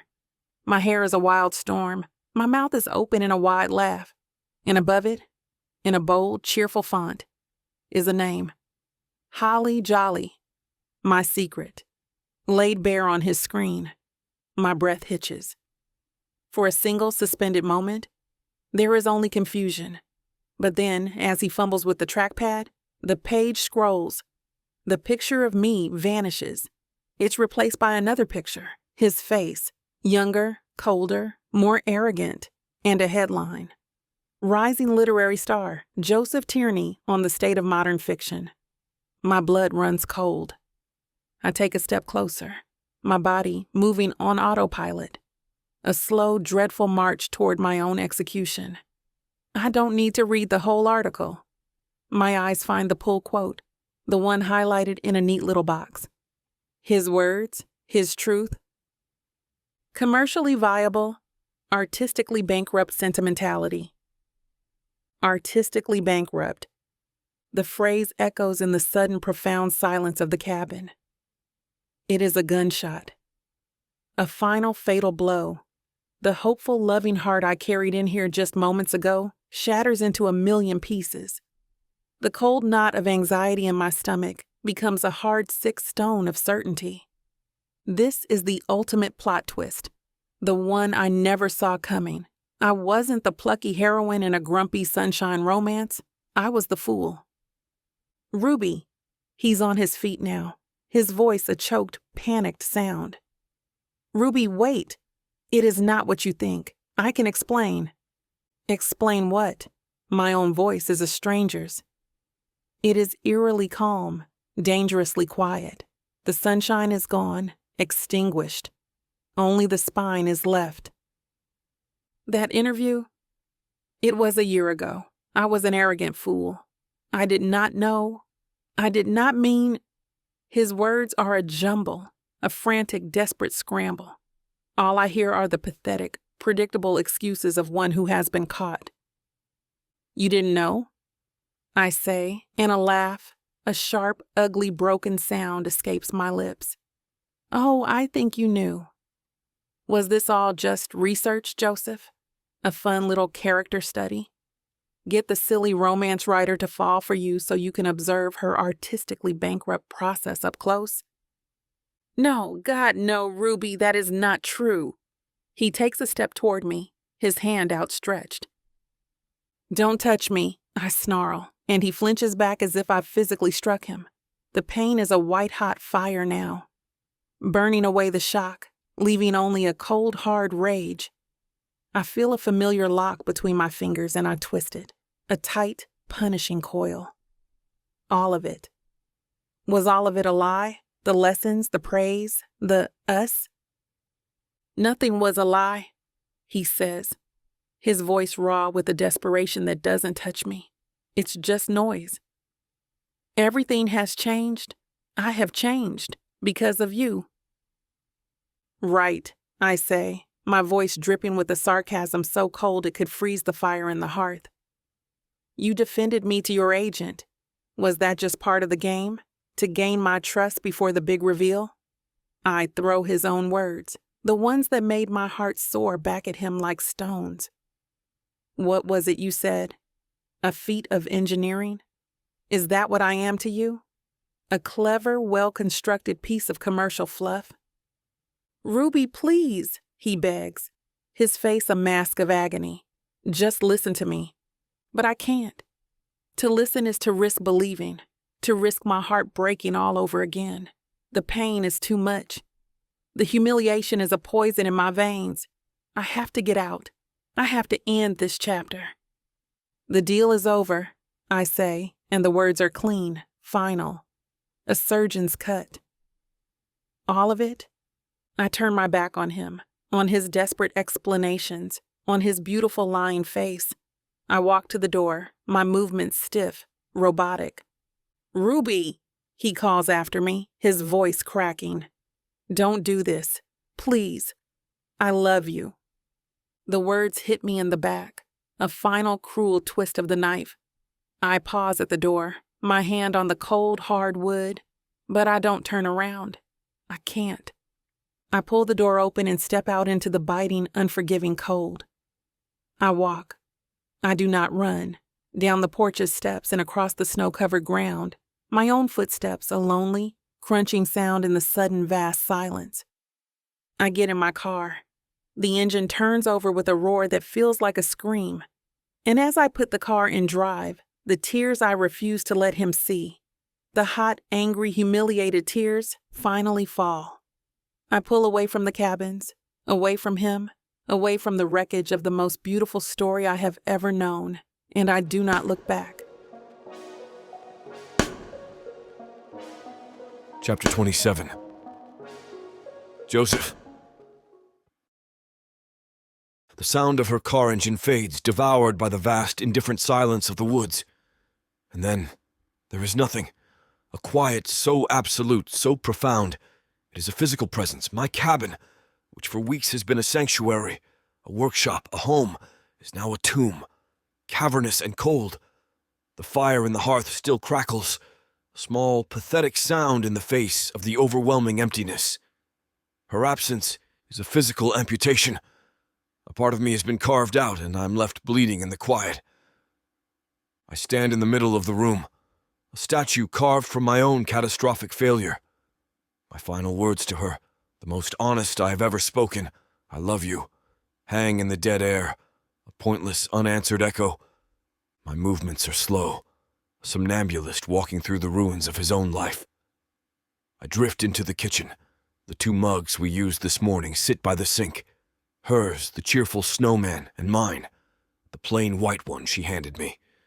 The air still holds the faint, rich scent of the coffee she brewed. I touch the snowman mug, its ceramic surface cold, and the memory of her hands, her smile, is a fresh, agonizing wound. In the living room, the gray wool blanket I draped over her is pooled on the floor where she left it. The indent of her body is still visible on the sofa cushions. I can see her there, curled up and asleep, my book resting on her chest. The image is so vivid, so real that my breath hitches, a dry, ragged sob that produces no tears. My gaze is drawn, as if by a malevolent force, back to the laptop on my desk. The screen is a monument to my own hubris. My own arrogant, younger face stares back at me, frozen in a moment of smug certainty. And the words, artistically bankrupt. I sit down and force myself to reread the interview. I consume every single, poisonously articulate word. I remember the journalist, a young man with a tape recorder and eyes full of a sycophantic admiration that I drank like fine wine. I remember the weight of the whiskey glass in my hand, the feeling of untouchable superiority as I pontificated on the death of real art. That man, that insufferable, arrogant stranger, is me. He is a part of my history I cannot delete. He is the man who judged Ruby before he even met her. He is the man who in the end proved her right to never trust him. That man could not have written the chapter about his mother. That man was a cartographer of sorrow, incapable of mapping joy. Ruby gave me the language, She gave me the light. She took the broken pieces of my grief and my talent and showed me how to build a cathedral of hope. She made me a better writer, a better man. And I, with the casual, careless cruelty of my past self, have destroyed it all. My hand, shaking, finds my phone. I pull up her name, Ruby. My thumb hovers over the call button. I press it. The phone rings, each electronic tone a spike of hope driven into my ear. It rings once, twice, 3 times. And then it goes to her voicemail. Her voice, her bright, cheerful, recorded voice, is a fresh torment. "Hi, you've reached Ruby. Leave a message and I'll get back to you with a happily ever after." A sound, a guttural noise of pure anguish, rips from my throat. I try to send a text. My thumbs, which know how to shape worlds, are clumsy, useless things. "Ruby, please. That man in the interview is not who I am anymore. You changed me." The words are inadequate. A pathetic, hollow defense that centers my own transformation over her pain. I delete them. "I love you. That is the only truth that matters. It is the truth. But it is a truth I've earned no right to speak. It is a gift I have no right to give." I delete that too. I'm left with a blank screen, a blinking cursor, a perfect mirror of my own soul. I walk back to my desk, to the chapter I wrote, the one she cried over. The words on the screen are a mockery. They are full of a light I can no longer access, a joy I no longer possess. I place my fingers on the keyboard, trying to write the next sentence, to continue the story of my mother's defiant joy. But there is nothing. The well is dry. The creative breakthrough, the brilliant, effortless flow. It was not mine. It was hers. It was a reflection of her light, her hope. And now that she is gone, I'm left in the dark. The writer's block comes crashing back, a familiar, suffocating weight. But it is heavier now, darker, laced with the sharp, acute, unbearable pain of a broken heart. The silence I once craved is now my tormentor, amplifying the sound of my own failure, my own loss. I cannot stay here. This place is not a sanctuary. It is a crime scene. Every surface holds the memory of her touch. Every corner holds the echo of her laugh. The quiet of these New England woods is no longer a peaceful balm. It is a mocking reminder of everything I have just lost. I move through the cabin like an automaton, my movements stiff, joyless. I open my suitcase on the bed. I begin to pack. 3 gray sweaters, identical, 4 black shirts. The uniform of the man I was, the man I've become again. There is no hope here. There is no light. There is only the long, cold winter ahead, and the certain, crushing knowledge that I am the author of my own goddamn tragedy.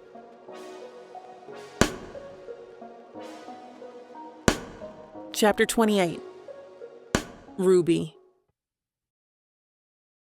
The world outside my car is a watercolor painting left out in the rain.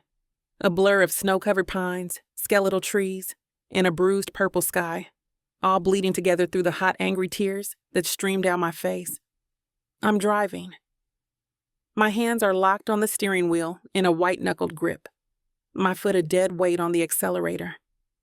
My writer's brain, my constant companion, my internal narrator that frames every experience in the neat, predictable beats of a story, is mercifully, terrifyingly silent. There is no trope for this feeling. This is not the dark moment before the happy ending. This is not the all is lost beat. Those are clean, structural terms for a pain that has a purpose, a pain that serves the narrative. This is just a jagged, raw, gaping wound. There is no story here. There is only the ugly, incoherent screaming of my own shattered heart. Artistically bankrupt. The words are a relentless, repeating refrain in my head, a cruel counterpoint to the steady hum of the engine. It was not just a criticism. It was a verdict, a judgment on my work, my soul, my very essence. And the man who delivered it, the man who I let see me, all of me, was the same man who looked at me with love in his eyes only hours before. The hypocrisy of it is a poison. After the first hour, the tears run dry, leaving a cold, hard numbness in their wake. My writer's brain flickers back online, but it is a different entity now. It is cynical, cruel, its observations sharpened to a razor's edge. It starts to deconstruct the last few weeks, not as a romance, but as a tragedy. I was the naive protagonist, the one who misread all the signs, who fell for the antagonist because he had a sad backstory and beautiful, tormented eyes. I see every intimate moment, every shared vulnerability through this new horrifying lens. I remember him reading his mother's story to me by the fire, his voice thick with an emotion I thought was real. Was that just a performance? A test to see if his new, sentimental style would work on its target audience? I remember him defending me to his agent, and what I took for loyalty now feels like an intellectual exercise. A man defending his interesting new pet project. I drive for hours. I don't know where I'm going, only that I am moving away. Each mile I put between myself and that cabin, between myself and him, is both a relief and a severing. I am escaping the crime scene, but I am also amputating a part of myself. I stop only once, for gas, at a brightly lit, soulless station. The cheerful holiday music piping from the station's speakers is a physical assault. The cashier wishes me a happy holidays with a bored, practiced smile, and I can only nod, the words trapped in my throat. It is late, dark, when I finally arrive back in the city. I pull into the pristine underground garage of my apartment building, a space as clean and orderly as the life I have so carefully constructed for myself. My apartment, when I finally unlock the door, is cold and silent. It is the home of Holly Jolly. It is all clean lines, soft, neutral colors, and tasteful, minimalist holiday decor. It is a professionally curated space of calm, cheerful success. It feels alien. It feels like a stranger's home. I walk through the rooms, a ghost in my own life. On the bookshelf in my office, a row of my own novels stands at attention, their festive, colorful spines a mockery. I see the name, Holly Jolly, and I feel a wave of nausea. A brand, a persona, cowardice. The contrast between this sterile, silent environment and the messy, cozy, firelit intimacy I just left, the intimacy of his cabin, of his arms, of his bed, is an agony so sharp, it steals the breath from my lungs. I drop my keys on the granite countertop, the sound a sharp, ugly clatter in the quiet. I'm numb. My phone, which I had tossed onto the passenger seat of my car and forgotten, buzzes against the smooth, cold leather of my purse. The screen lights up. It is a single, perfect, devastating word. Joseph. It's a call. I stare at it, at his name glowing in the dark of my silent apartment, and my heart, which I thought had shattered into a million irreparable pieces, gives a frantic, hopeful, stupid lurch. It is a trapped bird, beating its wings against the cage of my ribs, wanting to fly back to the hand that wounded it. Maybe he can explain. Maybe it was a misunderstanding. The thought is a seductive, dangerous whisper. My thumb hovers over the green answer button. For a single, insane, self-destructive moment, I want to hear his voice. I want to hear his excuses, his lies, his beautiful, poetic apologies. A sob, a sharp, angry, broken sound rips from my throat. No. With a shaking hand, I silence the call, the screen going dark. I will not be that girl. I will not be the fool in the final act who believes the villain's pretty words. But then, a new notification appears. A text message. From him. Ruby, please. Let me explain. I pick up the phone. I look at the words. At the pathetic, predictable plea. It is the exact line of dialogue a lying character would use at this point in the story. The irony is so bitter it makes me want to scream. And with a final cold clarity, I know what I have to do. To protect myself, to take back control, I have to end it. Completely. With a decisive, painful finality, I turn the phone face down on the cold, hard surface of the table. The silence of my perfect, empty apartment is absolute. The story is over. I am the one who gets to write the end. Chapter 29. Joseph. The final, decisive zip of my suitcase is a violent, ugly sound in the quiet cabin. It sounds like an ending, the sealing of a tomb. I stand in the middle of the room that has, for a few brief, brilliant weeks, been a home, and I am in exile. The silence roars in my ears, a physical pressure that makes the air feel thin. It is the same silence I once craved, the solitude I paid for. Now it is an unbearable punishment, a hollow space carved out by her absence. I do a final, agonizing walk through the ruins. My feet move without my consent, a condemned man's last tour of the world he is about to leave. In the kitchen, the 2 mugs we used this morning sit by the sink. Hers, the cheerful snowman, and mine, the plain white one she handed me. I touch the snowman mug, its ceramic surface cold, and the memory of her hands, her smile as she poured my coffee, is a fresh, agonizing wound. In the living room, the gray wool blanket I draped over her is pooled on the floor where she left it, a soft, woolen ghost. The indent of her body is still visible on the sofa cushions. I can see her there, curled up and asleep, my book resting on her chest, her face peaceful in the firelight. The image is so vivid, so real, that my breath hitches a dry, ragged sob that produces no tears. I'm hollowed out, a vessel scoured clean of everything but this aching loss. The drive back to the city is a descent into a familiar, monochrome hell. The snow-covered pines of the countryside give way to the slush-gray asphalt of the highway, the landscape bleeding from life into a state of urban decay. I pass a small town, its main street strung with Christmas lights that blink with a cheerful, relentless rhythm. Weeks ago, the sight would have filled me with a cynical, intellectual disdain. Now, it just feels like a broadcast from a distant, happier planet, a world of warmth and connection that I'm no longer a citizen of. My apartment, when I finally arrive, is exactly as I left it. Polished concrete floors, glass walls, a minimalist landscape of gray and black and chrome. The door closes behind me with a heavy, echoing thud, the sound of a vault being sealed. I once saw this place as a sanctuary, a testament to my own disciplined intellectual aesthetic. Now I see it with a new, horrifying clarity. It is a perfectly curated tomb, a place to display a life, not to live one. I walk through the silent, echoing rooms, and she is here too. The ghost of her has followed me. In the kitchen, I open a cabinet and see the bag of expensive, single-origin coffee beans. I bought them last week, after she told me about a similar blend she loved.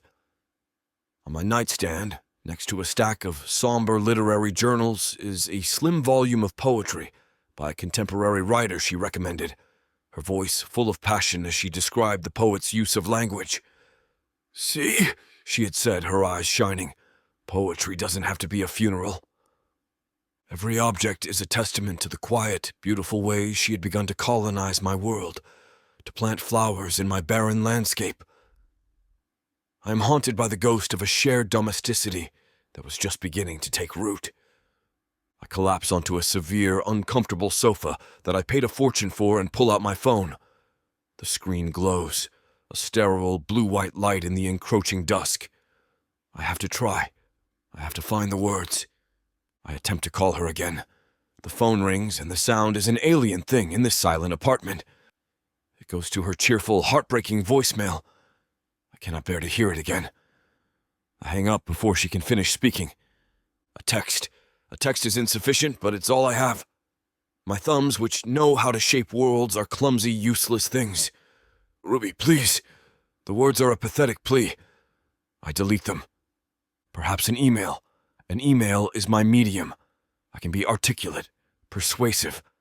I can build a logical, compelling argument for my own redemption. I open my laptop, the familiar weight a cold comfort in my hands. I begin to type, my fingers moving with a desperate academic muscle memory. Ruby, I know that no apology can suffice, but I feel compelled to offer a more complete intellectual and emotional context for the interview you saw. The man who gave that interview was operating from a place of profound artistic insecurity, a posturing common in literary circles that conflates cynicism with intelligence. My philosophical position on the role of art has, in the intervening year, and most particularly in the last few weeks, undergone a significant and fundamental evolution. This paradigm shift, prompted by your own formidable talent and perspective, has resulted in a complete aesthetic recalibration. I stop. I read the words on the screen. It is soulless. It is a dissertation on a feeling, not the feeling itself. It is the intellectual, academic posturing of the very man she has every right to despise. With a surge of self-disgust so profound it is a physical nausea, I highlight the entire pathetic paragraph and delete it. I am a writer, a man who has built his entire life on the power of words. I have no words left that are true enough for her. In a moment of pure, unthinking desperation, I call her one last time. I know she will not answer. I'm prepared for the voicemail. This time, I wait for the beep. My voice, when I speak, is a raw, broken thing, stripped of all its academic precision, all its poetic artifice. It is the voice of a man who lost everything. Ruby, I say, and the name is a wound. I am sorry, I was wrong. I hang up. The two simple sentences, the inadequate words, are the most honest and the most pathetic thing I ever wrote. They hang in the air of my perfect, polished tomb, and then they are gone, leaving only the crushing, absolute silence.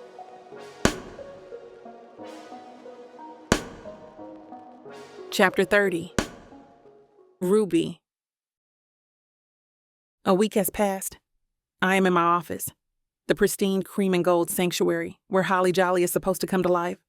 The Holly Jolly holiday playlist is piping softly from my speakers. A vanilla and peppermint scented candle is lit on the corner of my desk. My favorite fuzzy slippers are on my feet. I have performed every single one of my writing rituals with the grim, joyless precision of a priest performing a rite for a god they no longer believe in. My agent sent a cheerful, terrifyingly brisk email this morning. Hope the retreat was productive. The final chapters are due in 2 weeks. Can't wait to see how you land this plane. XOXO. I have been staring at a blank page for 3 hours. I try to write. I force my fingers to the keyboard. My characters, who have always felt like my closest friends, are standing under a sprig of mistletoe. It should be easy. Witty banter, a spark of attraction, a sweet, heart-stopping kiss. It is the scene I was born to write, but the words are hollow. The dialogue is flat, lifeless. Gabriel. Well, look at that. It appears we are narratively obligated. Clara. That is a very unromantic way of putting it. It is garbage. It is competent, functional, and completely, utterly dead. All I can hear is Joseph's voice in my head, a low, intense murmur from a lifetime ago. You are telling the reader they are flirting. You are not making them feel it. My own joy, the bright, bubbling wellspring that has been the engine of my entire career, has vanished. He did not just break my heart. He broke my ability to write. He showed me a deeper, more authentic way to access that joy. And then he revealed that his entire philosophy was built on the belief that my joy was worthless. And in doing so, he stole it. I push away from the desk, the frustration a hot, tight knot in my chest. I walk to the window and look down at the bustling city streets, at the people bundled in coats, their arms full of shopping bags. They all look like characters in a story I can no longer write. My phone, which has been lying face down on the kitchen counter for 7 days, is a silent, ominous presence. I have not looked at it. I have not touched it. But I know it is there. I know his text message is still waiting. And I know, with a sick, dreadful certainty, that there is also a voicemail. The call came through right after I silenced the first one, before I turned it over. I saw the notification for a split second. Voicemail from Joseph. In a moment of pure self-destructive weakness, I walk to the kitchen. I pick up the phone. It feels cold, heavy, a dangerous object. My hands are shaking as I navigate to the voicemail. I press play. There is a moment of silence, the sound of a ragged, unsteady breath, and then his voice. It is not the voice of the arrogant intellectual from the interview. It is not the voice of the sharp, brilliant editor. It is a raw, broken, unfamiliar sound, stripped of all its artifice. Ruby. He says my name, and it is the sound of a wound. I am sorry. I was wrong. That is it. 2 simple sentences. 3 words, and they bypass the high, impenetrable wall of my anger and hit me directly in the heart. The dam does not just break. It is annihilated. A sob, a huge, ugly, gasping sound, is ripped from my throat, and I am crying. I am finally, truly crying, not with anger or humiliation, but with the pure, absolute pain of a broken heart. I slide down the kitchen cabinets until I am a crumpled heap on the cold, hard floor, and I cry until I am empty, until there is nothing left inside me but a vast, hollow ache. Later, I do not know how much later, I call Maya, my best friend, my agent of chaos and the only person on earth who knows the truth about Holly Jolly. So, she says, after I have told her the whole sordid, ridiculous story, my voice a hoarse, shaky mess. Let me get this straight. You went to a cabin in the woods and fell in love with a grumpy, sexy, emotionally constipated, literary snob who turned out to be a grumpy, sexy, emotionally constipated literary snob? That is a very unhelpful summary, I croak. Honey, I'm sorry your heart is broken. I truly am, she says, and her voice is full of a genuine warm sympathy that makes my eyes well up again. He sounds like a magnificent bastard, but also, were you really that surprised by what he said in that interview? That was his entire brand. You knew who he was when you met him. Her words are a dose of pragmatic, unwelcome truth. I saw the red flags.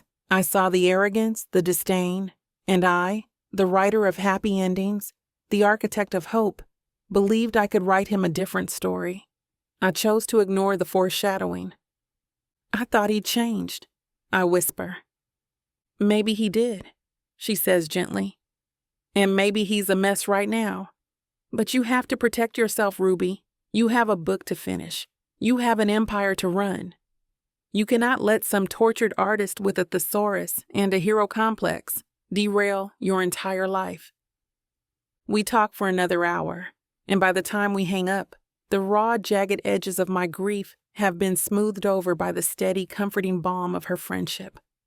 I feel clearer, emptier but clearer. She is right. I cannot let him derail me. To heal, to write again, I need to cut the cord. I pull up his contact. My thumb hovers over his name, over the picture I secretly took of him one afternoon as he was staring into the fire, his face all sharp angles and soft, thoughtful shadows. My heart gives a final, painful clench. I press block. The confirmation message appears on the screen. This number will no longer be able to contact you. It feels less like an act of power and more like a desperate, necessary act of self-preservation. A surgery to remove the thing that is killing me, even if the thing is a part of my own heart. Chapter 31. Joseph. 3 weeks, 21 days of a silence so absolute it has become a roaring in my ears. I exist in a state of perpetual twilight in my perfectly curated tomb. The polished concrete floors are now littered with empty takeout containers and whiskey glasses that hold nothing but the ghosts of melted ice. My carefully constructed world of order has devolved into a landscape of pure, unadulterated squalor. It is a perfect reflection of my own internal state. My texts to her go undelivered, a string of pathetic, one-sided pleas vanishing into a digital void. My emails have received no reply. My single, desperate voicemail has not been returned. The silence from her is a definitive, brutal statement. It is a door locked and barred, and I have no key. I am adrift. The writer's block is no longer a block. It is a continent, a vast, frozen wasteland where no words can grow. The story of my mother is a distant, mocking memory of a creative joy I can no longer access. It was a gift from Ruby, and with her departure, the gift has been rescinded. In a fit of self-loathing, I pull my own award-winning novel from its pristine spot on the bookshelf. The cover, with my own severe, authorial photograph, is a stranger's face. I open it to a random page, to a paragraph the critics lauded for its chilling precision and unflinching intellectual rigor. Grief is not an emotion, but a geometry, a series of immutable angles and lines that reconfigure the architecture of the self, leaving behind a structure that is both familiar and irrevocably alien. The words are cold, elegant, and completely, utterly dead. They are the words of a man performing an autopsy on his own soul, a man so terrified of the messy, chaotic truth of feeling that he has encased it in the sterile, intellectual ice of his own prose. I feel nothing but a profound, violent revulsion for the cold, detached man who wrote them. With a roar of pure, frustrated anguish, I hurl the book against the far wall. It hits the polished concrete with a sick, satisfying thud, the spine cracking, the pages splaying out like a broken wing. The sound echoes in the silent apartment, a grimly fitting echo of my own internal state. I sink to the floor, my back against the uncomfortable, expensive sofa, and survey the wreckage of my life. My gaze falls on the small, leather-bound journal I once carried everywhere, now discarded on the coffee table. It is another relic of my former self, a catalogue of my own bleak, self-important observations. I pick it up. I flip through the pages, through the dense, black script of a man who believed sorrow was the only authentic truth. And then I find them, the entries from my time at the cabin. The handwriting is looser, the observations less constructed. And I find the line I jotted down one afternoon after watching her bake gingerbread, her face smudged with flour, her whole body shaking with a laugh that filled my entire world with sound and color. She laughs. For a moment, the whole room is warm. The 7 simple words are a key. They unlock everything. I see, with a sudden, devastating clarity, the chasm between the cold man I performed for the world and the observant, feeling man she had uncovered. The man who could write about the geometry of grief, and the man who could write about the warmth of a laugh. And I realize with a certainty that is a cold, hard stone in my gut that I cannot tell her I have changed. I cannot send her another pathetic text, another rambling, intellectual email. My words are my currency, and I have proven them to be counterfeit. She has no reason to trust them. She has no reason to trust me. I have to show her. I have to write the proof. My body moves, a new, desperate energy surging through my veins. It is not hope. Hope is a fragile, sunlit thing. This is different. This is purpose. This is the grim, determined resolve of a man who has absolutely nothing left to lose. I sit at my laptop, its screen a single point of light in the growing dark of the apartment. I open a new document. At the top of the page is the working title for the book about my mother, a somber, pretentious phrase I once thought was profound. An elegy for Eleanor. My fingers find the backspace key. I delete it. The 2 words vanish, taking with them the last remnant of the man who threw his own book against a wall. And in its place, I type a new title. The 2 words she gave me. The 2 words that are my only way back. A story of hope. I thought I was getting a fake marriage, but I didn't know my story was being told by Miss Tyler. This isn't just any fake marriage now, is it? No.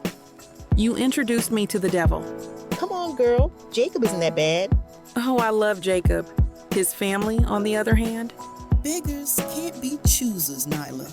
You should be grateful I even let Jacob Stone look your way.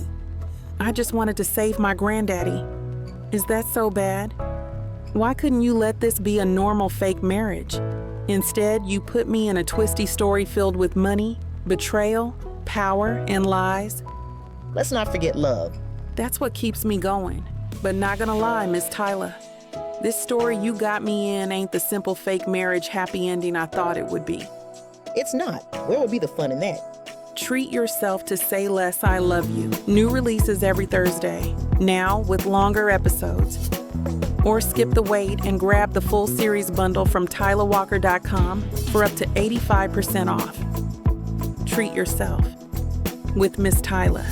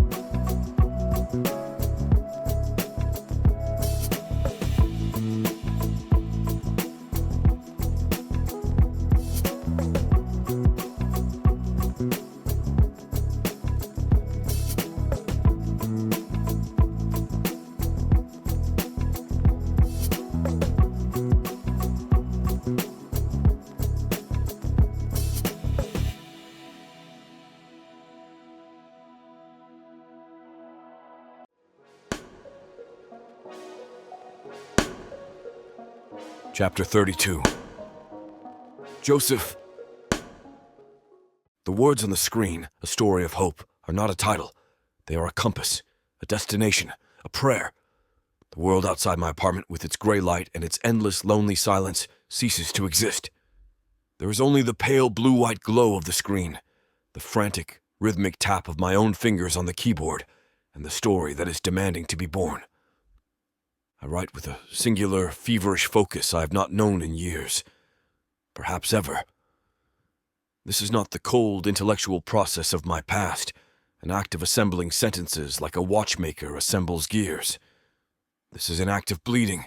The story pours out of me, a torrent of all the things I was too proud, too scared, too blind to say. It is a penance. It is a resurrection. I do not shy away from my own ugliness. The protagonist of my story, the gloomy man, is a brutally honest self-portrait, a vivisection of my own soul. I write his arrogance, his intellectual snobbery, his profound, crippling fear of feelings he deems beneath him.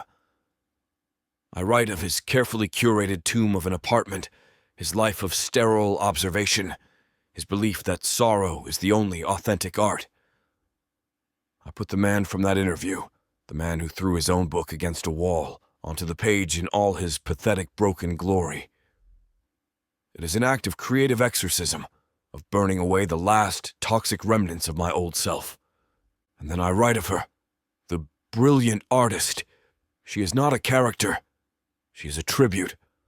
I pour all of my awe, my admiration, my reverence, my love into the ink.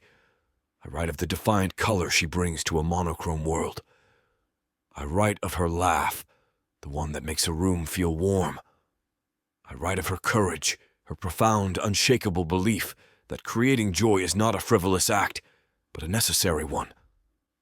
I write a love story, not just for my mother, but for the woman who taught me what a love story is. The act of writing is physically and emotionally draining. Time becomes a fluid, meaningless concept. The sun rises and sets outside my glass walls, and I do not notice. I forget to eat.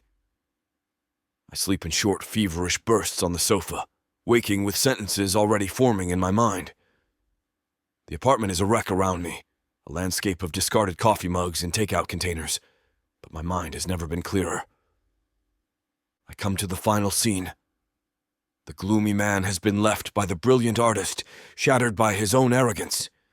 He's alone in his tomb, just as I am.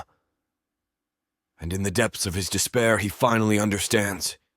I write the paragraph that is my thesis, my apology, my entire heart, distilled into its purest form. He saw then, with a clarity that was a physical pain, that he had spent his life worshipping at the altar of a false god. He had believed that art must be an autopsy, a clinical examination of a wound. He had not understood, until she was gone, that the truest, most courageous art is not in the dissection of the wound, but in the stubborn, defiant, miraculous act of healing it. To create hope in a world of shadow, to build a fortress of light, with nothing but the sheer force of one's own belief. There was not a lesser art form. It was the only one that mattered. I finish. My fingers fall away from the keyboard. The silence of the apartment rushes back in, but it is different now. It is not an empty, roaring silence. It is a quiet, finished space. I read the story from the beginning. It is short. It is simple. It is the best, most honest thing I have ever written. Without hesitation, my hands move with a new, steady purpose. I open a web browser. I navigate to the online submission portal for the American Literary Review, the country's most respected and most notoriously selective literary journal. The journal that celebrated my first novel. The journal that is the heart of the world that scorns everything Ruby represents. I attach the file. The upload is complete. In the optional comments box for the editor, a space for a brief professional biography, I type only one sentence. The dedication must read, for Ruby Clark, who taught me that the happiest endings require the most profound depth. I stare at the words, my message in a bottle, my final desperate prayer. My finger hovers over the submit button. There is no fear. There is no doubt. There is only this one true thing. I click. The page confirms that my submission has been received. I close the laptop. The blue-white light vanishes, plunging the room into the soft, gray gloom of the evening. I lean back in my chair, my body utterly, completely spent. I have sent my final, desperate message into the vast, silent ocean of the world. And now there is nothing left to do but wait. Chapter 33. Ruby. 3 months. 3 months of a quiet, orderly, joyless existence. I am back in the pristine, minimalist cage of my city apartment, the home of Holly Jolly. The Christmas decorations came down weeks ago, leaving the space feeling even more sterile, more empty. I finished the book. I typed the end, sent the manuscript to my agent, and felt nothing. No triumph, no relief, just a hollow, echoing quiet where the joy used to be. The book is competent. It is functional. It has a happy ending, but it is a lie. The joy in it is a ghost, a memory of a feeling I no longer know how to access. Joseph didn't just break my heart. He took my muse with him when he left. My life is a series of well-managed routines. I wake up, I drink my coffee, I stare at a blank page for a new project, I talk to my best friend Maya, who has been a rock of pragmatic, loving support. I go to sleep. It is a life, but it is not living. My phone buzzes on the kitchen counter, a sharp, intrusive sound. It's a text from Maya. Maya, you need to stop whatever you're doing and read this, now. Below the text is a link. My first instinct is to ignore it. Maya is a notorious purveyor of celebrity gossip and literary hot takes, and I have spent the last 3 months meticulously avoiding any and all news from the literary world. I do not wish to see his name, nor do I want to see his face. But the urgency in her text is a hook. I sigh, pick up my phone, and tap the link. The page loads. It is the online portal for the American Literary Review. My entire body tenses. This is his world, the holy grail of the serious, the important, the pretentious. A cold knot of dread forms in my stomach. Is this an article about his new book? A fawning interview? I scroll down, my eyes scanning the page for his name, bracing myself for the hit. I see a title of a short story, a story of hope. The words are a soft, unexpected blow.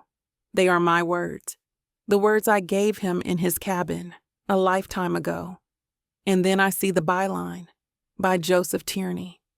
And beneath it, a single italicized line of text for Ruby Clark, who taught me that the happiest endings require the most profound depth. My heart does not stop.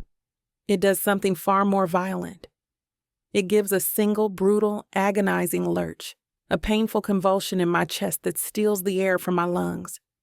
The world narrows to the glowing screen of my phone, to my own name, printed there for the entire world to see, inextricably linked with his. My hand is shaking so badly I almost drop the phone.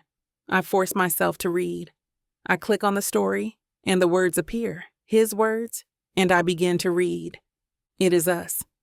It is unmistakably, undeniably us. He has taken our story, our arguments, our connection, our heartbreak, and he has laid it bare. The story is about a gloomy, lost man who lives in a world of black and white, a man who believes that sorrow is the only authentic truth, and a brilliant artist who moves in next door, a woman who is a slash of defiant color, who teaches him about light. I recognize my own words, my own philosophies, woven into the artist's dialogue. I recognize his arrogance, his fear, his profound, aching grief in the gloomy man's internal monologue. He has not spared himself. He has painted a brutal, unflinching portrait of his own flaws, of his own blindness. And he has painted me as a queen. The artist in his story is not a purveyor of fluffy things. She is a warrior, a creator of light, a woman whose joy is a conscious, courageous act of rebellion in a dark world. The anger I have been nursing for 3 months, the cold, hard shield I built around my heart, begins to crack. The hurt is still there, a deep, resonant ache, but it is being flooded by something else, something I have refused to feel, something overwhelming and undeniable. He sees me. He truly, finally sees me. The story ends with the gloomy man, alone in his sterile apartment after he has driven the artist away with his careless, cruel words. He realizes that her art, the art he once scorned, was the only thing that ever made him feel alive. And he sits down to write, not an autopsy of his sorrow, but a testament to the color she brought into his world, a story of hope. It is his apology. It is his confession. It is his love letter. It is the most profound, most beautiful, most honest thing I have ever read. I finish the last sentence, and the tears I thought I had no more of are streaming down my face. They are not the angry, humiliated tears from the day I left. They are tears of grief, of love, of a profound, heartbreaking recognition. I close the article, my phone falling from my numb fingers onto the counter. The silence of my perfect, empty apartment rushes back in. But it is different now. It is filled with a new, urgent, terrifying purpose. This is the grand gesture, the final, third act, run through the airport moment. My own happily ever after is on the line. And I know, with a certainty that is a fire in my veins, that I have to see him.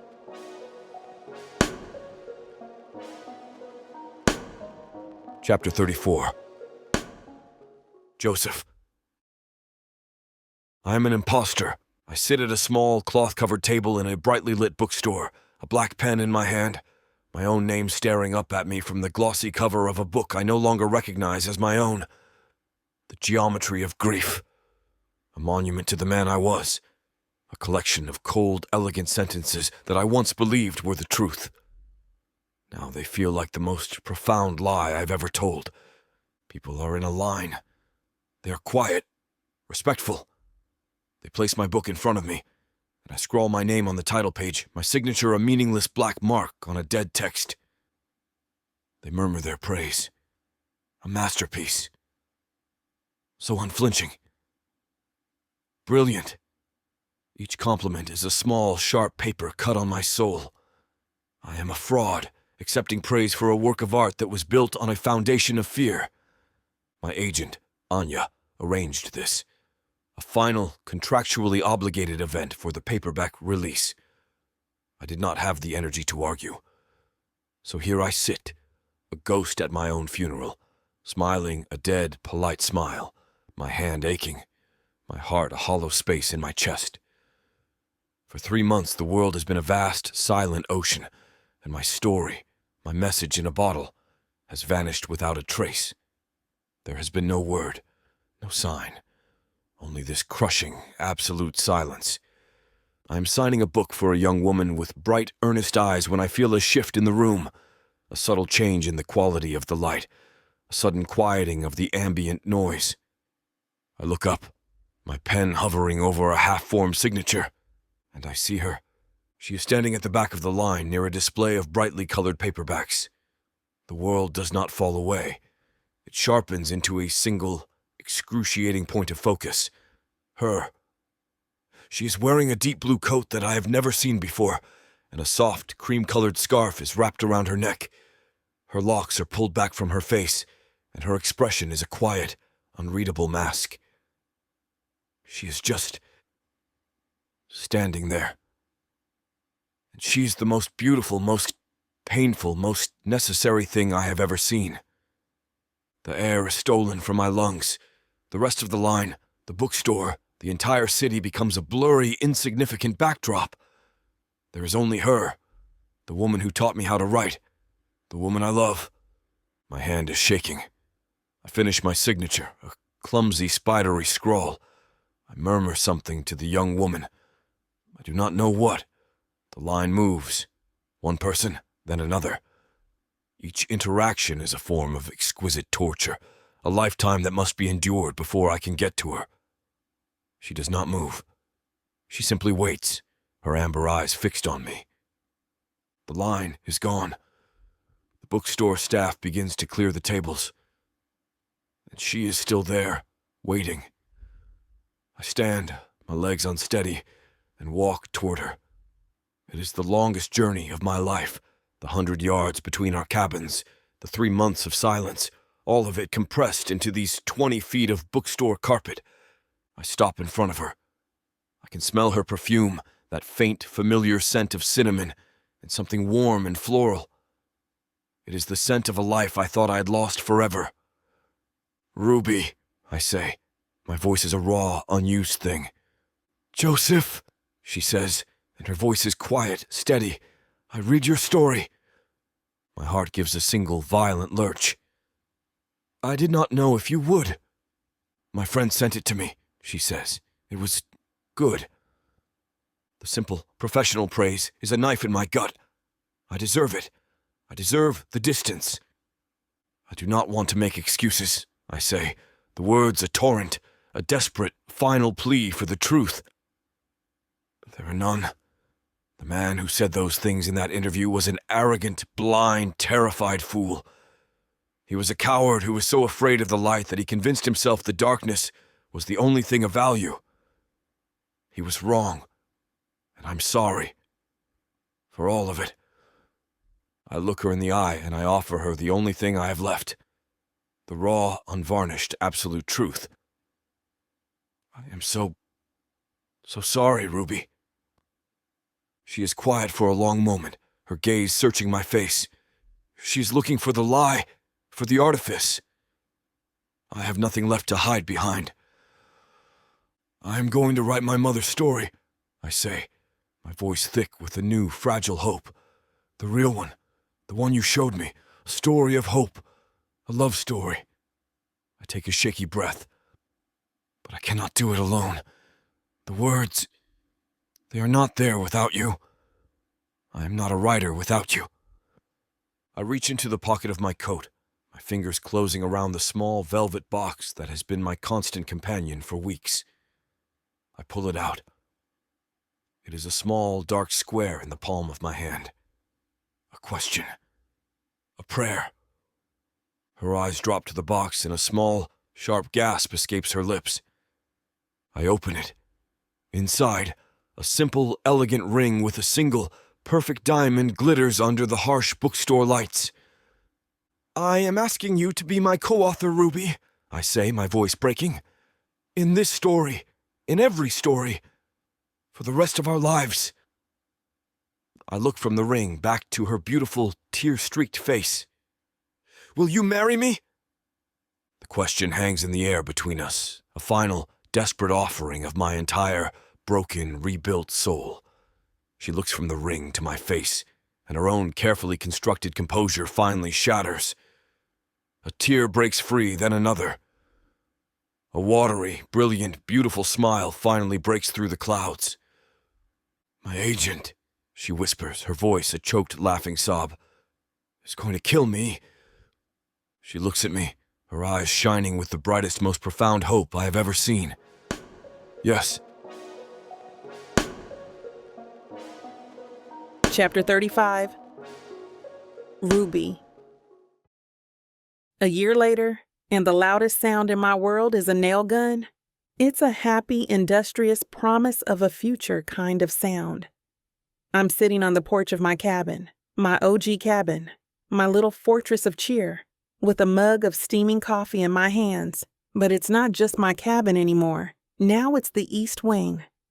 100 yards away, Joseph's cabin, the former fortress of gloom, is the West Wing. And between us, rising from the snow-dusted ground, is the skeleton of our future, a stunning glass-walled library that will soon connect our two worlds, our two lives, our two stories, into one. My writer's brain, which has spent a lifetime analyzing the architecture of romance, has to admit, this is a pretty damn good metaphor. Joseph is out there with the construction crew, pointing at a blueprint, his brow furrowed in that familiar, intense way. But the tension is gone. He's not the grumpy, haunted man I met nearly 2 years ago. He's just my Joseph. His dark, unruly hair is dusted with sawdust. His worn gray sweater has a smudge of something that looks suspiciously like paint on the sleeve, and he keeps rubbing the back of his neck, not out of frustration, but because he's trying to figure out the optimal placement for the built-in reading nooks. He catches my eye and gives me a small private smile that still, after all this time, makes my entire body hum with a quiet, happy energy. This is it.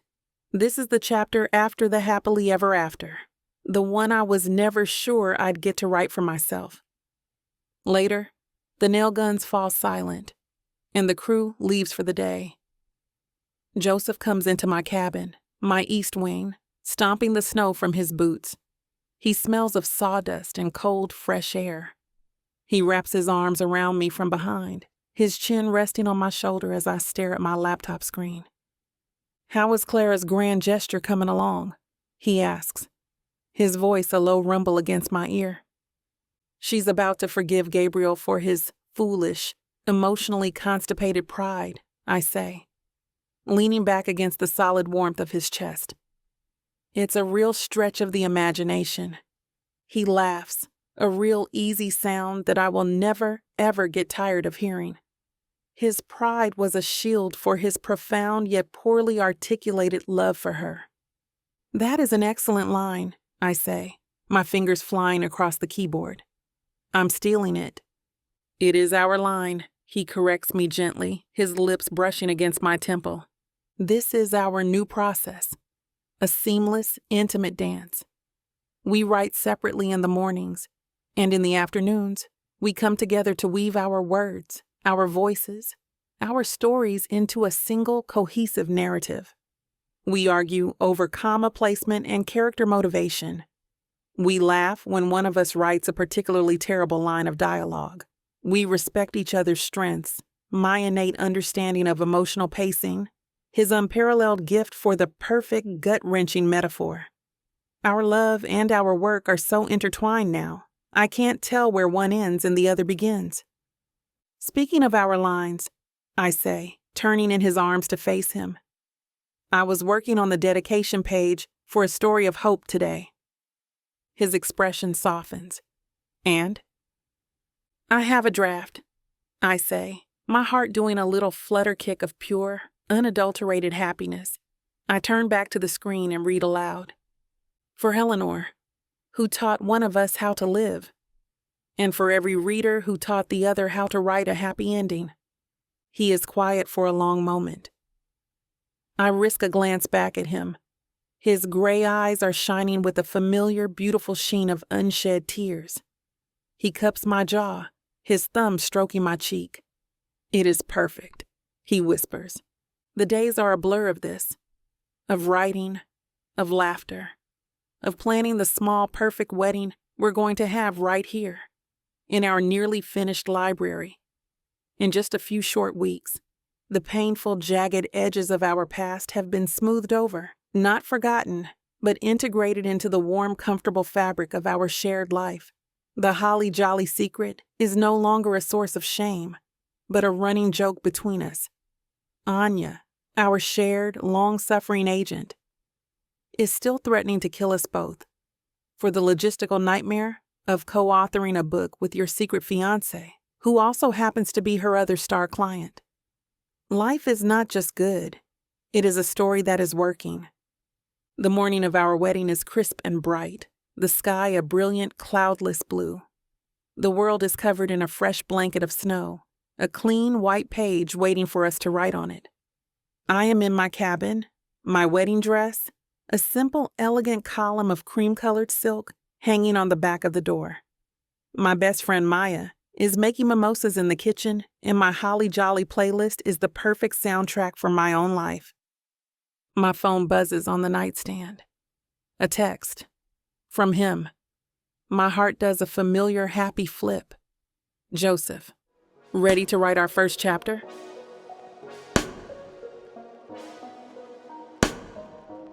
Chapter 36. Joseph. The air in our nearly finished library smells of fresh-cut pine, sawdust, and champagne. Winter light, pale and pure, streams through the massive glass walls, illuminating the dust motes dancing in the air like tiny, joyful sprites. A small group of our closest friends and family are gathered, their faces a warm, blurry backdrop. My entire universe, my past, my present, my future, has narrowed to the woman standing in front of me. My wife! Ruby is a vision in a simple, elegant column of cream-colored silk. Her locks are woven with tiny, delicate pearls that catch the light. She is looking at me, her amber eyes shining with a love so profound, so absolute. It is a physical force that rearranges the very atoms in my body. I say my vows, and the words are not the cold, intellectual constructions of the man I was. They are simple. They are true. I was a story written in black and white, I say, my voice becoming a raw, unsteady thing. You are the color. You are the light. You are the hope. I promise to be the author of your joy for all the chapters of my life. She says her vows, and her voice is a warm, steady flame. I write happy endings for a living, she says, a tearful, brilliant smile on her face. Joseph, you are the happiest, most beautiful, most unexpected ending I could have ever imagined. And you are my best beginning. I promise to love the grumpy, poetic, magnificent man you are, forever. We are pronounced husband and wife. I kiss her, and it is a kiss that seals a contract, that signs a title page, that begins a story that will never end. Later, the guests are gone. The library is quiet. We are alone for the first time in our cabin, our home. Ruby stands in the midst of the living room, a glass of champagne in her hand, her silk dress shimmering in the firelight. She is my wife. The words are a quiet, reverent prayer in my mind. The grieving, arrogant man who arrived at this cabin a lifetime ago is a ghost, a stranger from a different story. I am a new man, resurrected by the love of this incredible, brilliant woman. I have never known a peace this profound. I take the glass from her hand and set it on the mantelpiece.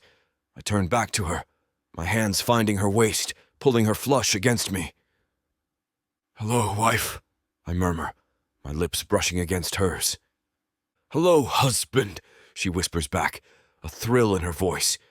The kiss is deep, possessive, a celebration of this new, unbreakable bond between us. It is a perfect blend of the raw, desperate passion of our first time and the profound, soul-deep tenderness of our second. It is a promise of a lifetime of nights just like this. I begin to unbutton the long row of tiny, silk-covered buttons that run down the back of her dress. Each one is a deliberate, reverent act. The dress pools at her feet, leaving her in a simple, cream-colored slip. I slide the thin straps from her shoulders, my lips following the path of the silk, tasting the warm, honeyed skin of her collarbone, her neck. She is a work of art, my work of art. "You are so beautiful. You are a wound in my heart," I whisper against her skin, the poet in me finally speaking the language of joy. She shudders, her hands fisting in my shirt. We stumble toward the bedroom, our bedroom, a clumsy, laughing dance of tangled limbs and hungry mouths. In the soft light of the room, I pull off my tie, the last remnant of my formal wedding attire. An idea, a primal, possessive need to mark her as mine takes hold. And that's where we're going to put a pause on pleasure. It looks like the rest of this chapter is just too naughty to put on the air. As much as we love to share every little detail, we've got to stick to this platform's guidelines to keep these free audiobooks coming. They've got some rules about what we can show, and we wouldn't want to risk losing the chance to bring you more content. As frustrating as it is to build the tension only to be interrupted, Miss Tyla always knows how to make it up to you. You can find the full, uncut scene over at tylawalker.com. With an entire library of unabridged audiobooks and ebooks, Miss Tyla's collection is waiting for you. And if you use code SAVE40, you'll get 40% off any digital product, even on bundles that are already discounted. So don't let the fun stop here. Head over to tylawalker.com and treat yourself with Miss Tyla. We collapse, a tangled, sweating, blissful mess. For a long time, the only sound is our ragged, gasping breaths. I'm still buried deep inside her, our bodies slick, our hearts pounding against each other in a frantic, syncopated rhythm. I am home. As our breathing returns to normal, she rests her head on my chest, her fingers tracing idle patterns on my skin. The silence is perfect, full of a quiet, profound peace. She shifts, tilting her head to look up at me in the dim light, her eyes sparkling with a familiar, witty mischief. She whispers, "So, what happens in Chapter 2? Epilogue. Ruby. 2 years later, and I'm standing in the heart of our story. The library is everything we dreamed it would be. A long, beautiful room of glass and warm, honey-colored wood. It stitches our two little cabins together, the east and west wings of our own private literary universe. It smells of old books, new lumber, and the faint, ever-present scent of cinnamon from the kitchen in my wing. Outside, the world is a perfect, silent snow globe. Fat, fluffy flakes drift down, blanketing the New England woods in a layer of pristine, glittering white. It's Christmas Eve. From the massive window, I can hear them before I can see them, faint at first, then growing stronger, the sweet, clear voices of carolers making their way up our long, winding driveway. Silent night, holy night. A low hum vibrates in my chest, a soft, happy sound that is purely my own. The book, our book, A Story of Hope, sits on a small display stand in the room. It's a beautiful, solid thing, the cover a perfect, elegant blend of his minimalist aesthetic and my love of color. The critics called it a revelation and a groundbreaking fusion of literary depth and romantic hope. The readers just called it a love story. It has been on the bestseller list for 52 consecutive weeks. Our second, The Geometry of Joy, is due to our agent, our shared, perpetually stressed-out agent, Anya, in a month.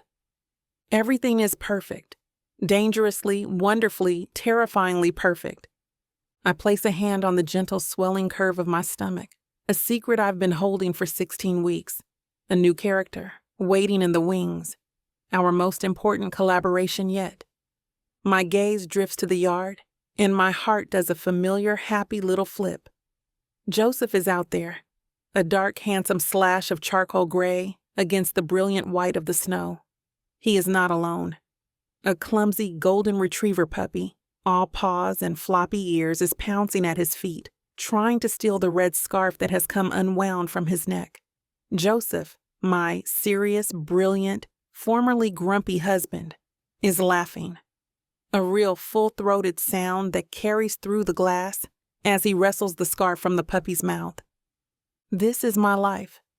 This is the happy ending I was always too afraid to write for myself.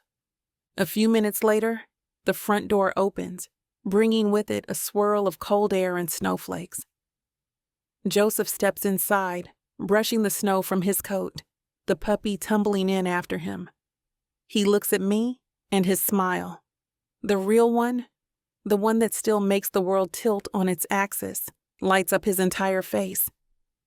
It is a scene of pure, unadulterated Yuletide cliché out there, he says, his voice a low, warm rumble. Carolers, a puppy. I believe I just saw a reindeer peeking from behind a pine tree. You love it, I say, walking toward him, my hand still resting on my stomach. I am developing an appreciation for the narrative traditions of the season, he concedes, wrapping his strong, warm arms around me. He kisses me, a slow, sweet, lingering kiss that tastes of snow and cold air and the quiet, steady love that is now the foundation of my entire world. Hello, wife. Hello, husband, I murmur against his lips. Stuart II was giving you some trouble, I see. He is a creature of profound arrogance, Joseph says, looking down at the puppy, which is now happily chewing on the leg of a priceless antique reading chair. He requires a firm, authorial hand. We stand there for a long moment, wrapped in each other's arms, listening to the faint, sweet sound of the carolers as they reach our porch. The fire crackles in the hearth. The puppy gnaws on the chair. The world is quiet and safe, and full of a light so bright it feels like it might just last forever. He pulls back slightly, his gray eyes so full of a soft, endless love, dropping to my hand on my stomach. He places his own hand over mine, his large, warm palm a gentle, protective weight. He looks from my stomach to my eyes, and his smile is the most gorgeous thing I have ever seen.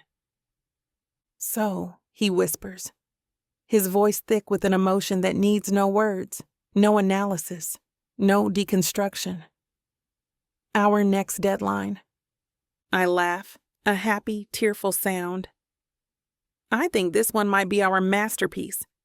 He leans in and kisses me again, a promise of 1,000 more chapters, 1,000 more happily ever afters, 1,000 more stories yet to write, and in the heart of our library, surrounded by books and love and the soft, quiet fall of snow, I am finally, completely home.